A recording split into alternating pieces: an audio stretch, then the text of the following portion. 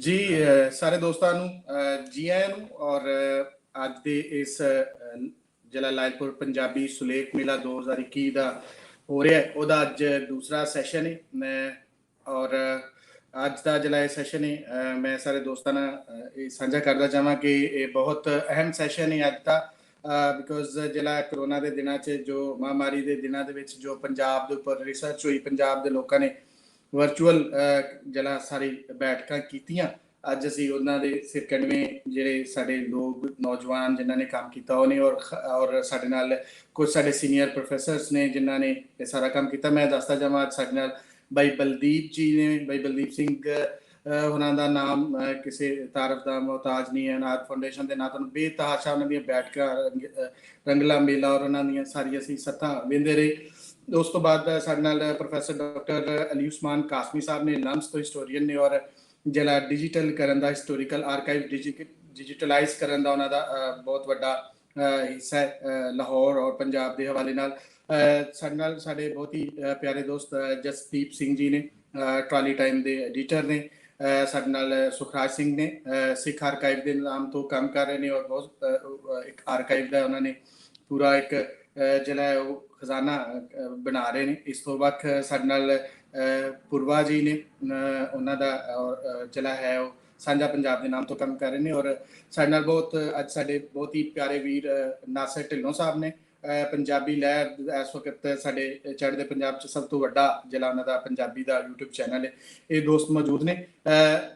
ਅਸੀਂ ਅੱਜ ਦੀ ਜਿਹੜੀ ਗੱਲਬਾਤ ਹੈ ਉਹ ਅਸੀਂ ਪ੍ਰੋਫੈਸਰ ਡਾਕਟਰ ਅਲੀ ਉਸਮਾਨ ਕਾਸਮੀ ਜੀ ਤੋਂ ਜਿਹੜਾ ਉਹਦਾ ਮੁੱਢ ਬੰਨ੍ਹੇ ਹਾਂ, ਅਤੇ ਅਸੀਂ ਸਰ ਨੂੰ ਰਿਕੁਐਸਟ ਕਰਦੇ ਹਾਂ ਕਿ ਸਰ ਅੱਜ ਆਉਣ ਸਾਡੇ ਨਾਲ ਅਤੇ ਆਪਣੀ ਵਿਚਾਰ ਜਿਹੜੇ ਨੇ ਉਹ ਸਾਂਝੇ ਕਰਨ। ਜੀ ਸਰ, ਜੀ ਆਇਆਂ ਨੂੰ ਅੱਜ ਦੇ ਇਸ ਲਿਟਰੇਰੀ ਫੈਸਟੀਵਲ 'ਚ। ਜਦੋਂ ਵੀ ਸਾਡਾ ਮੇਲਾ ਪੰਜਾਬੀ ਸੁਲੇਖ ਮੇਲਾ ਹੁੰਦਾ ਤੇ ਸਰ ਸਾਡੇ ਪ੍ਰਾਹੁਣੇ ਹੁੰਦੇ ਨੇ ਲਾਇਲਪੁਰ, ਤੇ ਕਰੋਨਾ ਦੇ ਦਿਨਾਂ ਦੇ ਵਿੱਚ ਅੱਜ ਅਸੀਂ ਜਿਹੜਾ ਵਰਚੁਅਲੀ ਕਰ ਰਹੇ। ਸਰ ਜੀ ਆਇਆਂ ਨੂੰ ਸਰ, ਬਹੁਤ ਮਿਹਰਬਾਨੀ, ਤੁਸੀਂ ਟਾਈਮ ਦਿੱਤਾ ਸਰ। ਬਹੁਤ ਬਹੁਤ ਸ਼ੁਕਰੀਆ, ਬਹੁਤ ਸ਼ੁਕਰੀਆ ਜੱਟਾ ਸਾਹਿਬ, ਤੁਸੀਂ ਬੜਾ ਜ਼ਬਰਦਸਤ ਕੰਮ ਕਰ ਰਹੇ ਹੋ। ਬਲਕਿ ਮੈਂ ਮੈਂ ਮਿਸ ਕਰ ਰਿਹਾ ਸਾਂ ਕਿ ਹਰ ਸਾਲ ਲਾਇਲਪੁਰ ਤੁਹਾਡੇ ਨਾਲ ਮੁਲਾਕਾਤ ਹੁੰਦੀ ਹੈ ਦੋਸਤਾਂ ਨਾਲ, ਤੇ ਜਿਹੜਾ ਮੈਂ ਚਾਹ ਵੀ ਫਿਰ ਮੈਂ ਉਹੀ ਕੱਪ ਜਿਹੜਾ ਪੰਜਾਬੀ ਸੁਲੇਖ ਮੇਲੇ ਦਾ ਜਿਹੜਾ ਪਿਛਲੇ ਸਾਲ ਮੈਨੂੰ ਮਿਲਿਆ ਸੀ, ਤੇ ਮੈਂ ਉਹਦੇ 'ਚ ਚਾਹ ਵੀ ਪੀ ਰਿਹਾ।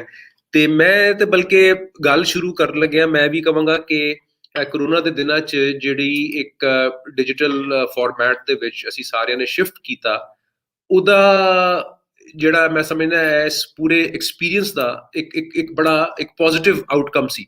ਔਰ ਖਾਸ ਤੌਰ ਤੇ ਮੈਂ ਤੁਹਾਨੂੰ, ਫੌਲਾ ਚੀਮਾ ਨੂੰ ਔਰ ਬਾਕੀ ਸਾਥੀ ਜਿਹੜੇ ਲਾਇਲਪੁਰ 'ਚ ਹੈ ਨੇ, ਜਿਨ੍ਹਾਂ ਨੇ ਜਿਸ ਤਰ੍ਹਾਂ ਲਾਇਲਪੁਰ ਹਿਸਟੋਰੀਅਨਸ ਕਲੱਬ ਚਲਾਇਆ ਹੈ, ਮੇਰੇ ਖਿਆਲ ਹੈ ਤੁਸੀਂ ਇੱਕ ਮਿਸਾਲ ਕਾਇਮ ਕੀਤੀ ਹੈ। ਔਰ ਉਹਦੀ ਦੋ ਚਾਰ ਮੋਟੀਆਂ ਗੱਲਾਂ ਨੇ, ਔਰ ਉਹ ਮੈਂ ਆਪਣੀ ਵੀ ਗੱਲਬਾਤ ਦੇ ਵਿੱਚ ਉਹਦਾ ਜ਼ਿਕਰ ਅੱਗੇ ਇਸ ਤਰ੍ਹਾਂ ਵੀ ਜੁੜਦਾ ਹੈ ਕਿ ਤੁਸੀਂ ਜਿਹੜੀ ਇੱਕ ਸਾਂਝ ਸੀ, ਜਿਹੜੀ ਜੁੜਤ ਸੀ ਜ਼ੁਬਾਨ ਦੀ ਸੀ, ਉਹ ਅਕ੍ਰੋਸ ਦਾ ਬਾਰਡਰ ਸੀ, ਉਹ ਜਿਹੜਾ ਨਾ ਉਹਦੇ ਵਾਸਤੇ ਤੁਸੀਂ ਕੰਮ ਕੀਤਾ ਹੈ। ਤੇ ਔਰ ਦੂਸਰੀ ਗੱਲ ਹੈ ਕਿ ਇੰਨੇ ਸਾਰੇ ਸਾਨੂੰ ਇਸ ਤੋਂ ਲਾਇਲਪੁਰ ਹਿਸਟੋਰੀਅਨਸ ਕਲੱਬ ਤੋਂ ਇਹ ਪਤਾ ਲੱਗਾ ਕਿ ਇੰਨੇ ਸਾਰੇ ਦੋਸਤ ਐਸੇ ਮੁਖਤਲਿਫ ਜਿਹੜੇ ਔਰ ਇੰਪੋਰਟੈਂਟ ਟੌਪਿਕਸ ਦੇ ਉੱਤੇ ਕੰਮ ਕਰਦੇ ਪਏ ਸਨ, ਤੇ ਇੱਕ ਪੂਰੀ ਵੱਡੀ ਇੱਕ ਇੰਟਰਨੈਸ਼ਨਲ ਰਿਸਰਚ ਕਮਿਊਨਿਟੀ ਪੰਜਾਬੀ ਜ਼ਬਾਨ ਦੇ ਹਵਾਲੇ ਨਾਲ ਜਿਹੜੀ ਕੰਮ ਕਰ ਰਹੀ ਹੈ, ਹਿਸਟਰੀ ਦੇ ਹਵਾਲੇ ਨਾਲ ਜਿਹੜੀ ਕੰਮ ਕਰ ਰਹੀ ਹੈ, ਉਹਦੇ ਨਾਲ ਅਸੀਂ ਕਨੈਕਟ ਹੋ ਗਏ।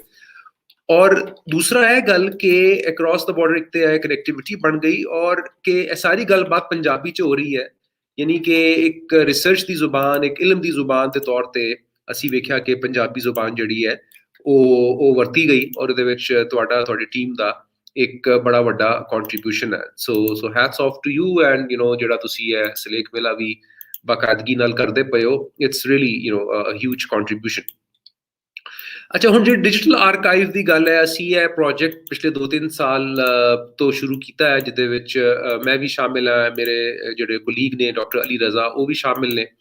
ਔਰ ਵੈਸੇ ਤੇ ਡਿਜੀਟਾਈਜੇਸ਼ਨ ਜਿਹੜੀ ਹੈ, digital humanities, it's a big thing, it's a new thing in a way, but idea ਸਿਰਫ ਇਹ ਨਹੀਂ ਹੈਗਾ ਕਿ ਅਸੀਂ ਕੋਈ ਪੁਰਾਣੀਆਂ ਸ਼ੈਵਾਂ ਫੜ ਕੇ ਤੇ ਡਾਕੂਮੈਂਟਸ ਫੜ ਕੇ ਤੇ ਜਿਹੜੇ ਕੋਈ ਰਸਾਇਲ ਨੇ ਜਾਂ ਕੋਈ ਆਰਕਾਈਵਲ ਮਟੀਰੀਅਲ ਨੂੰ ਫੜ ਕੇ ਸਕੈਨ ਕਰਕੇ ਤੇ ਬਸ ਉੱਤੇ ਚਾੜਤਾ। that's only one part of it। ਹਰ ਜਿਹੜੀ ਆਰਕਾਈਵ ਹੈ, ਭਾਵੇਂ ਉਹ ਪੇਪਰ ਆਰਕਾਈਵ ਹੈ, ਫਿਜ਼ੀਕਲ ਆਰਕਾਈਵ ਹੈ ਜਾਂ ਡਿਜੀਟਲ ਆਰਕਾਈਵ ਹੈ, ਉਹਦੀ ਆਪਣੀ ਕੋਈ ਨਾ ਕੋਈ ਇੱਕ ਫਿਲਾਸਫੀ ਹੈ, ਕੋਈ ਨਾ ਕੋਈ ਇੱਕ ਪੋਲਿਟਿਕਸ ਹੈ। ਤੇ ਜਿਹੜੀ ਸਾਡੀ ਇੱਕ ਆਰਕਾਈਵਲ ਇੱਕ ਵਾਰ ਕਹਿ ਲਓ ਜਾਂ ਆਰਕਾਈਵਲ ਪੋਲਿਟਿਕਸ ਕਹਿ ਲਓ, ਉਹ ਇਹੀ ਹੈ ਕਿ ਜੀ ਜਿਹੜੇ ਮਾੜਿਆਂ ਦੀ ਤਾਰੀਖ ਜਿਹੜੀ ਹੈ ਉਹ ਬਿਆਨ ਕਰਨੀ, ਜਿਹੜੇ ਸਬੋਲਟਨਸ ਦੀ ਹਿਸਟਰੀ ਹੈ ਉਸਨੂੰ ਬਿਆਨ ਕਰਨਾ। ਤੇ ਜਿਹੜਾ ਆਰਕਾਈਵ ਦਾ ਪ੍ਰੋਜੈਕਟ ਅਸੀਂ ਸ਼ੁਰੂ ਵੀ ਕੀਤਾ ਹੈ, ਜਿਹੜਾ ਪ੍ਰੋਜੈਕਟ ਸਾਡੀ ਵੈਬਸਾਈਟ ਦੇ ਉੱਤੇ ਮੌਜੂਦ ਨੇ archive.lums.edu.pk। ਤੋ ਉਹਨੂੰ ਤੁਸੀਂ ਅਗਰ ਵੇਖੋ, ਤੁਹਾਨੂੰ ਇੱਕ ਜਿਹੜਾ ਮੇਜਰ ਪ੍ਰੋਜੈਕਟ ਹੈ ਜਿਹਦੇ ਤੇ ਕੰਮ ਹੋਇਆ ਹੈ, ਉਹ ਪ੍ਰੋਫੈਸਰ ਇਸ਼ਤਿਆਕ ਅਹਿਮਦ ਨੇ ਜਿਹੜੀ ਪੰਜਾਬ ਦੇ ਬਟਵਾਰੇ ਤੇ ਕਿਤਾਬ ਲਿਖੀ ਸੀ, ਔਰ ਜਿਹਦੇ ਵਿੱਚ ਉਹਨਾਂ ਨੇ 400-500 ਲੋਕਾਂ ਦੇ ਇੰਟਰਵਿਊਜ਼ ਕੀਤੇ ਸਨ। ਔਰ ਮੇਰੇ ਖਿਆਲ ਹੈ ਇੰਨੀ ਵੱਡੀ ਜਿਹੜੀ ਐਕਸਰਸਾਈਜ਼ ਹੈ ਇੱਕ ਇੰਡੀਵਿਜੂਅਲ ਲੈਵਲ ਤੇ ਕਰਨਾ, ਉਹਦੇ ਵਾਸਤੇ ਉਹਨਾਂ ਨੇ ਇੰਗਲੈਂਡ ਵੀ ਤੇ ਸਿੰਗਾਪੁਰ, ਇੰਡੀਆ, ਪਾਕਿਸਤਾਨ ਹੋਰ ਬਥੇਰੀਆਂ ਜਗ੍ਹਾਵਾਂ ਤੇ ਜਾ ਕੇ ਲੋਕਾਂ ਨੂੰ ਇੰਟਰਵਿਊ ਕੀਤਾ। ਬਹੁਤ ਸਾਰੇ ਲੋਕ ਉਹਨਾਂ ਚੋਂ ਹੁਣ ਇਸ ਦੁਨੀਆ 'ਚ ਰਹੇ ਵੀ ਨਹੀਂ। ਉਸ ਸਾਰੇ ਦੇ ਸਾਰੇ ਇੰਟਰਵਿਊਜ਼ ਉਹਨਾਂ ਨੇ ਸਾਨੂੰ, he was being very kind and very very generous, ਉਹਨਾਂ ਨੇ ਉਹ ਹੈਂਡ ਓਵਰ ਕੀਤੇ ਸਾਨੂੰ। ਉਹਨਾਂ ਦੀ ਆਡੀਓ ਕਲੀਨਿੰਗ ਅਸੀਂ ਕਰਵਾਈ, ਉਹਨਾਂ ਨੂੰ ਅਸੀਂ ਫਿਰ ਇੱਕ ਮੈਟਾਡਾਟਾ ਉਹਦਾ ਇੱਕ ਬਣਵਾਇਆ ਗਿਆ, ਤਾਂ ਕਿ ਜਿਹੜਾ ਰਿਸਰਚਰ ਹੈ ਉਹਨੂੰ ਉਹਦੇ ਕੋਲ ਇੰਨਾ ਟਾਈਮ ਨਹੀਂ ਹੁੰਦਾ ਕਿ ਉਹ 500 ਦੇ 500 ਇੰਟਰਵਿਊ ਬਹਿ ਕੇ ਉਹ ਸੁਣੇਗਾ।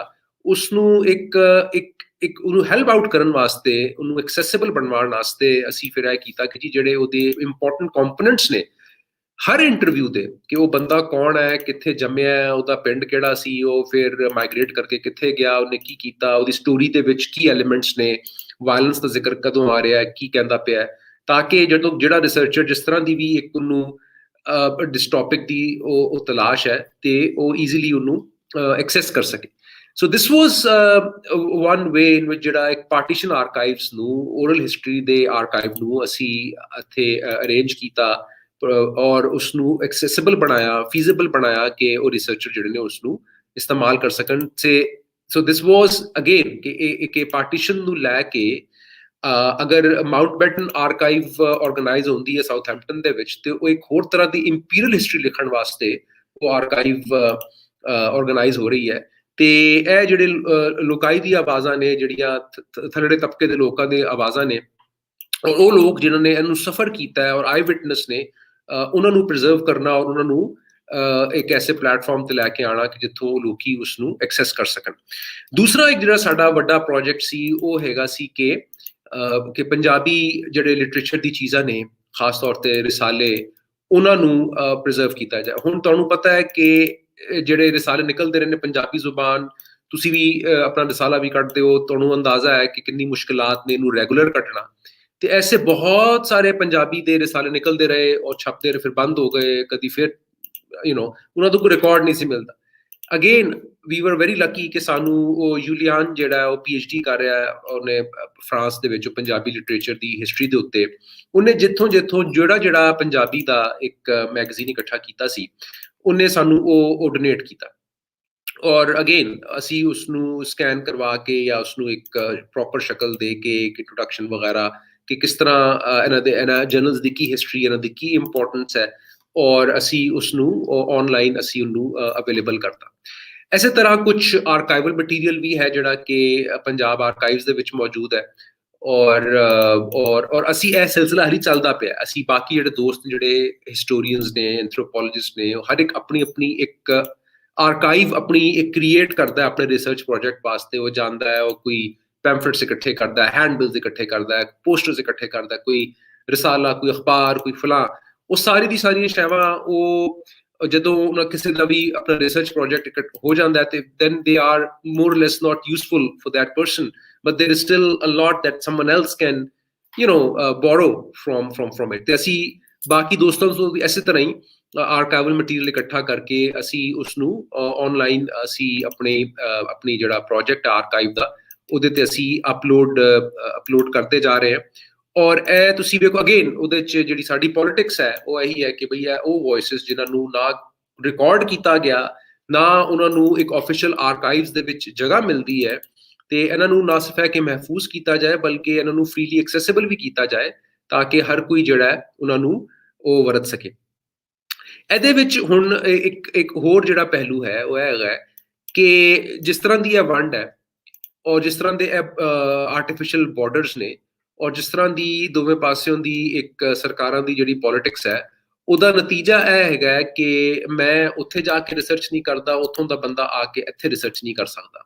ਲੇਕਿਨ ਜਿਹੜੇ ਲੋਕੀ ਇਸ ਵੰਡ ਦੇ ਜ਼ਿੰਮੇਦਾਰ ਨੇ ਔਰ ਨਫ਼ਰਤਾਂ ਦੇ ਜ਼ਿੰਮੇਦਾਰ ਨੇ, ਉਹਨਾਂ ਦੇ ਪਾਸਪੋਰਟ ਜਿਹੜੇ ਨੇ ਉਹ ਦੂਏ ਪਾਸੇ ਚੱਲਦੇ।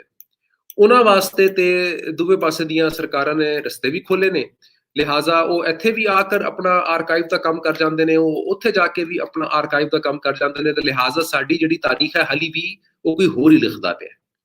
ਤੇ as a historian, as a student of history, as someone who really wants to sort of like so many other hundreds and thousands of people across the border who really want to have an understanding of the richness of this region, ਸਾਨੂੰ ਇੱਕ ਇੰਨਾ ਕੀ ਕਹਿਣਾ ਚਾਹੀਦਾ ਹੈ ਕਿ ਇੱਕ ਮਾਇਓਪਿਕ vision ਦੇ ਦਿੱਤਾ ਗਿਆ ਕਿ ਅਸੀਂ ਹੁਣ ਆਪਣੇ ਜਿਹੜਾ ਸਾਡਾ ਹਿੱਸਾ ਹੈ ਉਸ ਤੋਂ ਬਾਹਰ ਅਸੀਂ ਪੰਜਾਬ ਇਮੈਜਿਨ ਹੀ ਨਹੀਂ ਕਰ ਸਕਦੇ।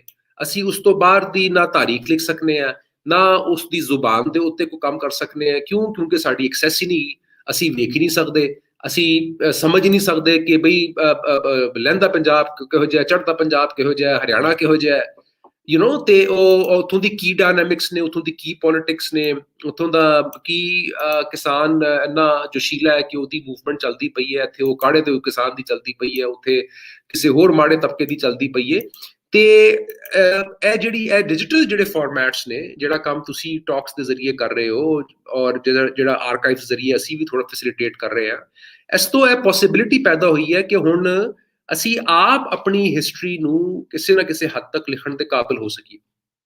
ਇਹ ਉਹ ਕਨੈਕਸ਼ਨਸ ਬਣਦੇ ਪਏ ਨੇ ਕਿ ਜਿਹਨੂੰ ਲੈ ਕੇ ਅਸੀਂ ਅਗਰ ਅੱਗੇ ਟੁਰੀਏ ਤੇ ਕੱਲ ਨੂੰ, ਆਉਣ ਵਾਲੇ ਕੱਲ ਨੂੰ ਜਿਹੜੀ ਹਿਸਟਰੀ ਲਿਖੀ ਜਾਏ ਜਾਂ ਜਿਹੜੀ ਵੀ ਗੱਲਬਾਤ ਹੋਏ, ਜਿਹੜੀ ਵੀ ਕੋਈ ਪੰਜਾਬ ਦੇ ਹਵਾਲੇ ਨਾਲ ਗੱਲ ਹੋਏ, ਉਹਦੇ ਵਿੱਚ ਅਸੀਂ ਇੱਕ ਬ੍ਰੌਡਰ ਵਿਊ ਆਫ ਪੰਜਾਬ ਲਈਏ ਔਰ ਉਸ ਬ੍ਰੌਡਰ ਵਿਊ ਆਫ ਪੰਜਾਬ ਦੇ ਵਿੱਚ ਉਹਦੀ ਜਿਹੜੀ ਹਿਸਟਰੀ ਹੈ ਉਹਦੇ ਬਾਰੇ 'ਚ ਅਸੀਂ ਗੱਲ ਕਰ ਸਕੀਏ। ਹਾਲੀ ਤੇ ਸਾਡੇ ਕੋਲ ਉਹ ਮਵਾਦ ਹੀ ਨਹੀਂ ਹੈਗਾ, ਸਾਡੇ ਕੋਲ ਉਹ ਐਕਸੈਸ ਹੀ ਨਹੀਂ ਹੈਗੀ, ਸਾਡੇ ਕੋਲ ਉਹ ਨੌਲੇਜ ਔਰ ਇਨਫੋਰਮੇਸ਼ਨ ਹੀ ਨਹੀਂ ਹੈਗੀ ਕਿ ਜਿਹਦੇ ਨਾਲ ਅਸੀਂ ਅੱਗੇ ਚੱਲ ਸਕੀਏ। ਔਰ ਲਾਸਟਲੀ ਮੈਂ ਇਹ ਸਿਰਫ ਕਹਿਣਾ ਚਾਹ ਰਿਹਾ ਸਾਂ ਕਿ ਇਹ ਕੋਈ ਇਹ ਕੋਈ ਇਹਨਾਂ ਨੂੰ ਸਿਰਫ ਕੋਈ ਇਹ ਨਾ ਸਮਝੇ ਕਿ ਇਹ ਕੋਈ ਮਾਮੂਲੀ ਨੌਈਅਤ ਦੇ ਕੰਮ ਨੇ ਜਾਂ ਇਹਦੇ ਵਿੱਚ ਕੋਈ ਇੰਟੈਲੈਕਚੁਅਲ ਉਹਦੇ 'ਚ ਉਸ ਤਰ੍ਹਾਂ ਦੀ ਕੋਈ ਡੈਪਥ ਨਹੀਂ ਹੈਗੀ। ਨਹੀਂ, ਇਹਨਾਂ ਦੇ ਬਹੁਤ ਲੌਂਗ ਟਰਮ ਇੰਪੈਕਟਸ ਨੇ ਕਿ ਕਿਸ ਤਰ੍ਹਾਂ ਅਗਰ ਜਦੋਂ ਅਸੀਂ ਇੱਕ digital archive with this kind of a political leaning ਜਾਂ ਇੰਟੈਲੈਕਚੁਅਲ ਏਜੰਡਾ ਜਦੋਂ ਅਸੀਂ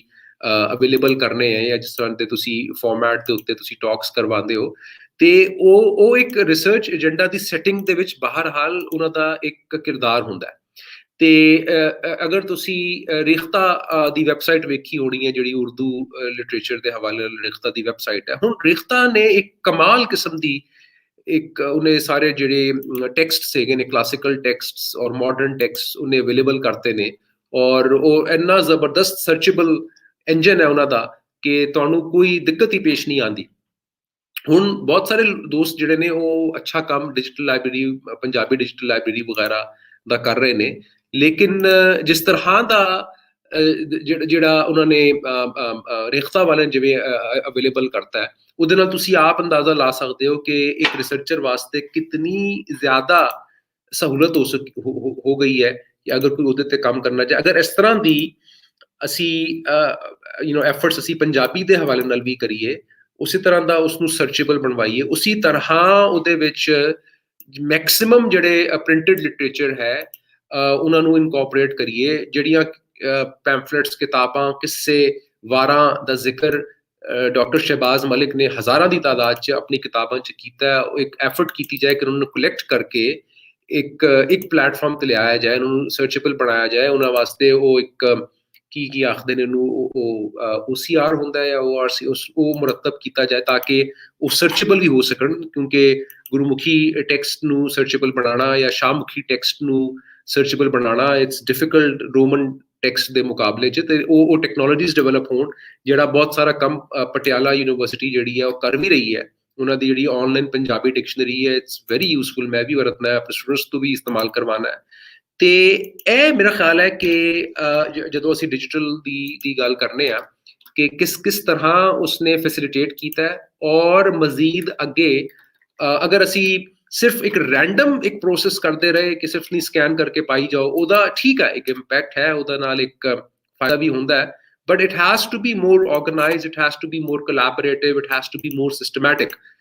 Only then we will be able to set a broader intellectual and research agenda ਜਿਹੜਾ ਕਿ ਫਿਰ across the border or ਜਿਹੜਾ diasporic ਜਿਹੜੀ communities ਨੇ ਉਸ ਨੂੰ ਅੱਗੇ ਲੈ ਕੇ ਚੱਲ ਸਕਦਾ, ਔਰ ਮਜ਼ੀਦ ਰਿਸਰਚ ਜਿਹੜੀ ਹੈ ਉਹ ਹੋ ਸਕਦੀ ਹੈ, ਔਰ ਐਸੀ ਰਿਸਰਚ ਜਿਹੜੀ ਕਿ ਇੱਕ ਦੋਵੇਂ ਪਾਸਿਆਂ ਦੇ ਜਿਹੜੇ ਪੰਜਾਬ ਹੈ ਨੇ ਉਸ ਨੂੰ ਇਨਕਲੂਡ ਕਰਕੇ ਉਹ ਰਿਸਰਚ ਜਿਹੜੀ ਹੈ ਉਹ ਪੋਸੀਬਲ ਹੋ ਸਕੇਗੀ। ਸੋ ਇਹ ਮੈਂ ਬਸ ਥੋੜੀ ਜਿਹੀ ਗੱਲਬਾਤ ਕਰਨਾ ਚਾਹੁੰਦਾ ਸਾਂ, ਬਾਕੀ ਹੁਣ ਦੂਸਰੇ ਦੋਸਤ ਵੀ ਜਿਸ ਤਰ੍ਹਾਂ। ਜੀ ਸਰ, ਬਹੁਤ ਬਹੁਤ ਸ਼ੁਕਰੀਆ ਸਰ। ਸਾਡਾ ਸੈਸ਼ਨ ਚੱਲ ਰਿਹਾ, ਮੈਂ ਤੁਹਾਡੇ ਨਾਲ ਜਾਂਦਿਆਂ ਇੱਕ ਗੱਲ ਕਰਨੀ ਸੀ ਕਿ ਕੁਝ ਦਿਨ ਪਹਿਲੇ ਸੁਣਨ ਚ ਆਇਆ ਕਿ ਜਿਹੜੇ ਪਹਿਲੋਂ ਬਾਹਰ ਜਿਹੜੀਆਂ ਯੂਨੀਵਰਸਿਟੀਜ਼ ਨੇ ਉਹ ਡੀਕਲੋਨਾਈਜ਼ ਕਰ ਰਹੀਆਂ ਨੇ ਡਿਪਾਰਟਮੈਂਟਸ ਨੂੰ, ਔਰ ਬਹੁਤ ਸਾਰੇ ਡਿਪਾਰਟਮੈਂਟਸ ਬੰਦ ਕਰਨ ਜਾ ਰਹੀਆਂ, ਖਾਸ ਕਰ social studies, south Asian studies ਔਰ ਸੰਸਕ੍ਰਿਤ ਔਰ ਮੁਖਤਲਿਫ ਡਿਪਾਰਟਮੈਂਟ ਬੰਦ ਕਰਨ ਜਾ ਰਹੀਆਂ। ਤੇ ਕੀ ਅਸੀਂ ਇਹਨਾਂ ਦਿਨਾਂ ਦੇ ਵਿੱਚ ਇਹ ਵੀ ਤੇ ਤਿਆਰੀ ਕਰ ਸਕਦੇ ਹਾਂ ਕਿ ਬਿਕੋਜ਼ ਅਸੀਂ ਜਿਹੜੇ ਵਾਧੇ ਘਾਟੇ ਤਰੀਕ ਦੇ ਬਹੁਤ ਵਾਰਾਂ ਖਾਪਦੇ ਹਾਂ, ਤੇ ਜੇ ਹੁਣ ਉੱਥੋਂ ਕੰਮ ਚੱਲੇ ਤੇ ਇੱਧਰ ਵੀ ਇੱਕ ਤਿਆਰੀ ਹੋਵੇ ਕਿ ਆਪਣੀ ਤਾਰੀਖ ਖੁਦ ਵੀ ਤੇ ਲਿਖਣ ਦਾ ਕੋਈ ਆਰ ਹੋਣਾ ਚਾਹੀਦਾ।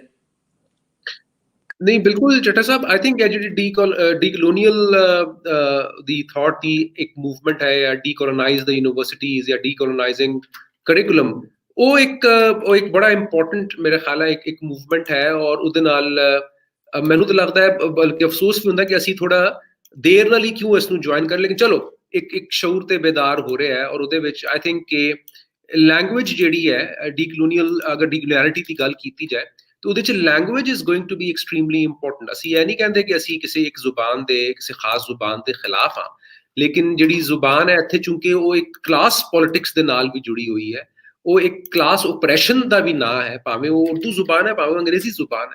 ਲਿਹਾਜ਼ਾ ਇਸ ਡੀਕਲੋਨੀਅਲਿਟੀ ਨੂੰ ਅਗਰ ਅੱਗੇ ਲੈ ਕੇ ਵਧਣਾ ਹੈ ਤੇ ਉਹ ਇਸ ਕਲਾਸ ਮੂਵਮੈਂਟ ਦੇ ਨਾਲ ਜੁੜ ਕੇ ਹੀ ਇਸ ਕਾਬਿਲ ਹੋ ਸਕਦੀ ਹੈ ਕਿ ਉਹ ਇੱਥੋਂ ਦੇ ਲੋਕਾਂ ਦੀ, ਇੱਥੋਂ ਦੇ ਰਹਿਣ ਵਾਲਿਆਂ ਦੀ, ਉਹਨਾਂ ਦੀ ਸੋਚ, ਉਹਨਾਂ ਦੀ ਤਹਿਜ਼ੀਬ, ਉਹਨਾਂ ਦਾ ਰਹਿਣ ਸਹਿਣ, ਉਸਨੂੰ ਉਹ ਅਕੋਮੋਡੇਟ ਕਰਦੇ, ਰਿਕਗਨਾਈਜ਼ ਕਰਦੇ ਹੈ, ਉਹ ਅੱਗੇ ਵਧੇ। ਔਰ ਜਿਹੜੇ ਅਸੀਂ ਆਪਣੇ ਜ਼ੇਨ 'ਚ ਜਿਹੜੇ ਸਾਂਚੇ ਬਣਾਏ ਨੇ, ਜਿਹੜੇ ਕਿ ਗੁਲਾਮੀ ਦੇ ਨੇ, ਜਿਹੜੇ ਕਿ ਕਲੋਨੀਅਲ ਨੇ, ਜਿਹੜੇ ਕਿ ਬਾਹਰ ਉਸ ਤਰ੍ਹਾਂ ਦੀ ਫਿਕਰ ਦੇ ਨੇ, ਉਸਨੂੰ ਤੋੜਨ ਵਾਸਤੇ ਬਹਰਹਾਲ ਇਸ ਕੰਟੈਕਸਟ ਦੇ ਵਿੱਚ ਜਿਹੜੀ ਲੈਂਗੁਏਜ ਹੈ, ਜਿਹੜੀ ਭਾਸ਼ਾ ਹੈ, ਜਿਹੜੀ ਜ਼ਬਾਨ ਹੈ, ਉਹਦਾ ਇੱਕ ਬੜਾ ਇੰਪੋਰਟੈਂਟ ਕਿਰਦਾਰ ਹੈ। Thank you so much sir, ਤੁਸੀਂ ਸਾਡੇ ਨਾਲ ਰਹਿਣਾ। ਅਸੀਂ ਆਪਣਾ ਗੱਲਬਾਤ ਨੂੰ ਅੱਗੇ ਵਧਾਉਂਦੇ ਹੋਇਆ ਚੱਲਦੇ ਆਪਣੇ ਨੈਕਸਟ ਸਾਡੇ ਜਿਹੜੇ ਸਕੋਲਰ ਨੇ ਸਾਡੇ ਨਾਲ ਅੱਜ ਭਾਈ ਬਲਦੀਪ ਸਿੰਘ ਜੀ ਨੇ, ਔਰ ਤੁਸੀਂ ਉਹਨਾਂ ਦੀ ਜਿਹੜੀ ਮੁਖਤਲਿਫ ਜਿਹੜੀ ਉਹਨਾਂ ਦੇ ਯਾਰ ਨਾਤ ਦੇ ਨਾਂ ਤੋਂ ਉਹਨਾਂ ਦੀ ਆਨਲਾਈਨ ਸਾਥ ਵੀ ਅਸੀਂ ਵੇਖਦੇ ਰਹੇ ਜੀ। ਬਾਈ ਜੀ ਆਇਆਂ ਨੂੰ।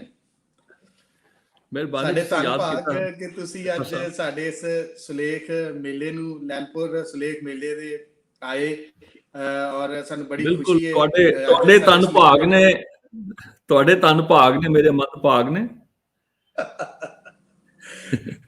ਤੇ ਜਿਵੇਂ ਯਾਦ ਕੀਤਾ ਮੈਂ ਬੜਾ ਸ਼ੁਕਰਗੁਜ਼ਾਰ ਹਾਂ। ਕਰੋਨਾ ਦੇ ਦਿਨਾਂ 'ਚ ਜਿਹੜਾ ਮਿਊਜ਼ਿਕ ਦੇ ਉੱਪਰ ਔਰ ਸਾਰਾ ਮਿਊਜ਼ਿਕ ਹੈਰੀਟੇਜ ਨੂੰ ਲੈ ਕੇ ਜਿੰਨਾ ਖੂਬਸੂਰਤ ਔਰ ਵਧੀਆ ਕੰਮ ਅਸੀਂ ਵੇਖਿਆ, ਉਹ ਜਿਹੜਾ ਅਸੀਂ ਕਦੀ ਪਹਿਲੇ ਨਹੀਂ ਵੇਖਿਆ ਸੀ, ਤੇ ਅੱਜ ਅਸੀਂ ਤੁਹਾਡਾ ਇਹਨਾਂ ਦਿਨਾਂ ਦਾ ਜਿਹੜਾ ਐਕਸਪੀਰੀਅੰਸ ਹੈ ਉਹ ਸੁਣਨਾ ਚਾਹਾਂਗੇ, ਤੇ ਨਾਲ ਦੀ ਨਾਲ ਅਸੀਂ ਜਿਹੜਾ ਤੁਹਾਡੀ ਜਿਹੜੀ ਨਵੀਂ ਸ਼ਾਇਰੀ ਹੈ ਉਹ ਵੀ ਸੁਣਾਂਗੇ ਨਾਲ, ਤੇ ਸਕਰੀਨ ਅਨੁਸਾਰ ਤੁਹਾਡੇ ਕੋਲ। ਬਹੁਤ ਮਿਹਰਬਾਨੀ, ਤੁਹਾਡੇ ਸਾਰਿਆਂ ਨੂੰ ਮੇਰੇ ਵੱਲੋਂ ਨਮਸਕਾਰ, ਅਰਜ਼ੇ ਸਤਿ ਕਰਤਾਰ ਤੇ ਅਸਲਾਮ ਅਲੈਕੁਮ। Very good evening to everyone. ਜਿਨ੍ਹਾਂ ਦੀ ਪੰਜਾਬੀ ਤੰਗ ਹੈ ਉਹਨਾਂ ਨੂੰ ਵੀ ਨਿੱਘਾ ਪਿਆਰ ਮੈਂ ਆਪਣੇ ਗੁਰਭਾਈ ਹਜ਼ਰਤ ਨਿਜ਼ਾਮੁਦੀਨ ਹੋਣਾ ਦੇ ਪਿੰਡੋਂ ਭੇਜ ਰਿਹਾ ਤੁਹਾਡੇ ਸਾਰਿਆਂ ਨੂੰ।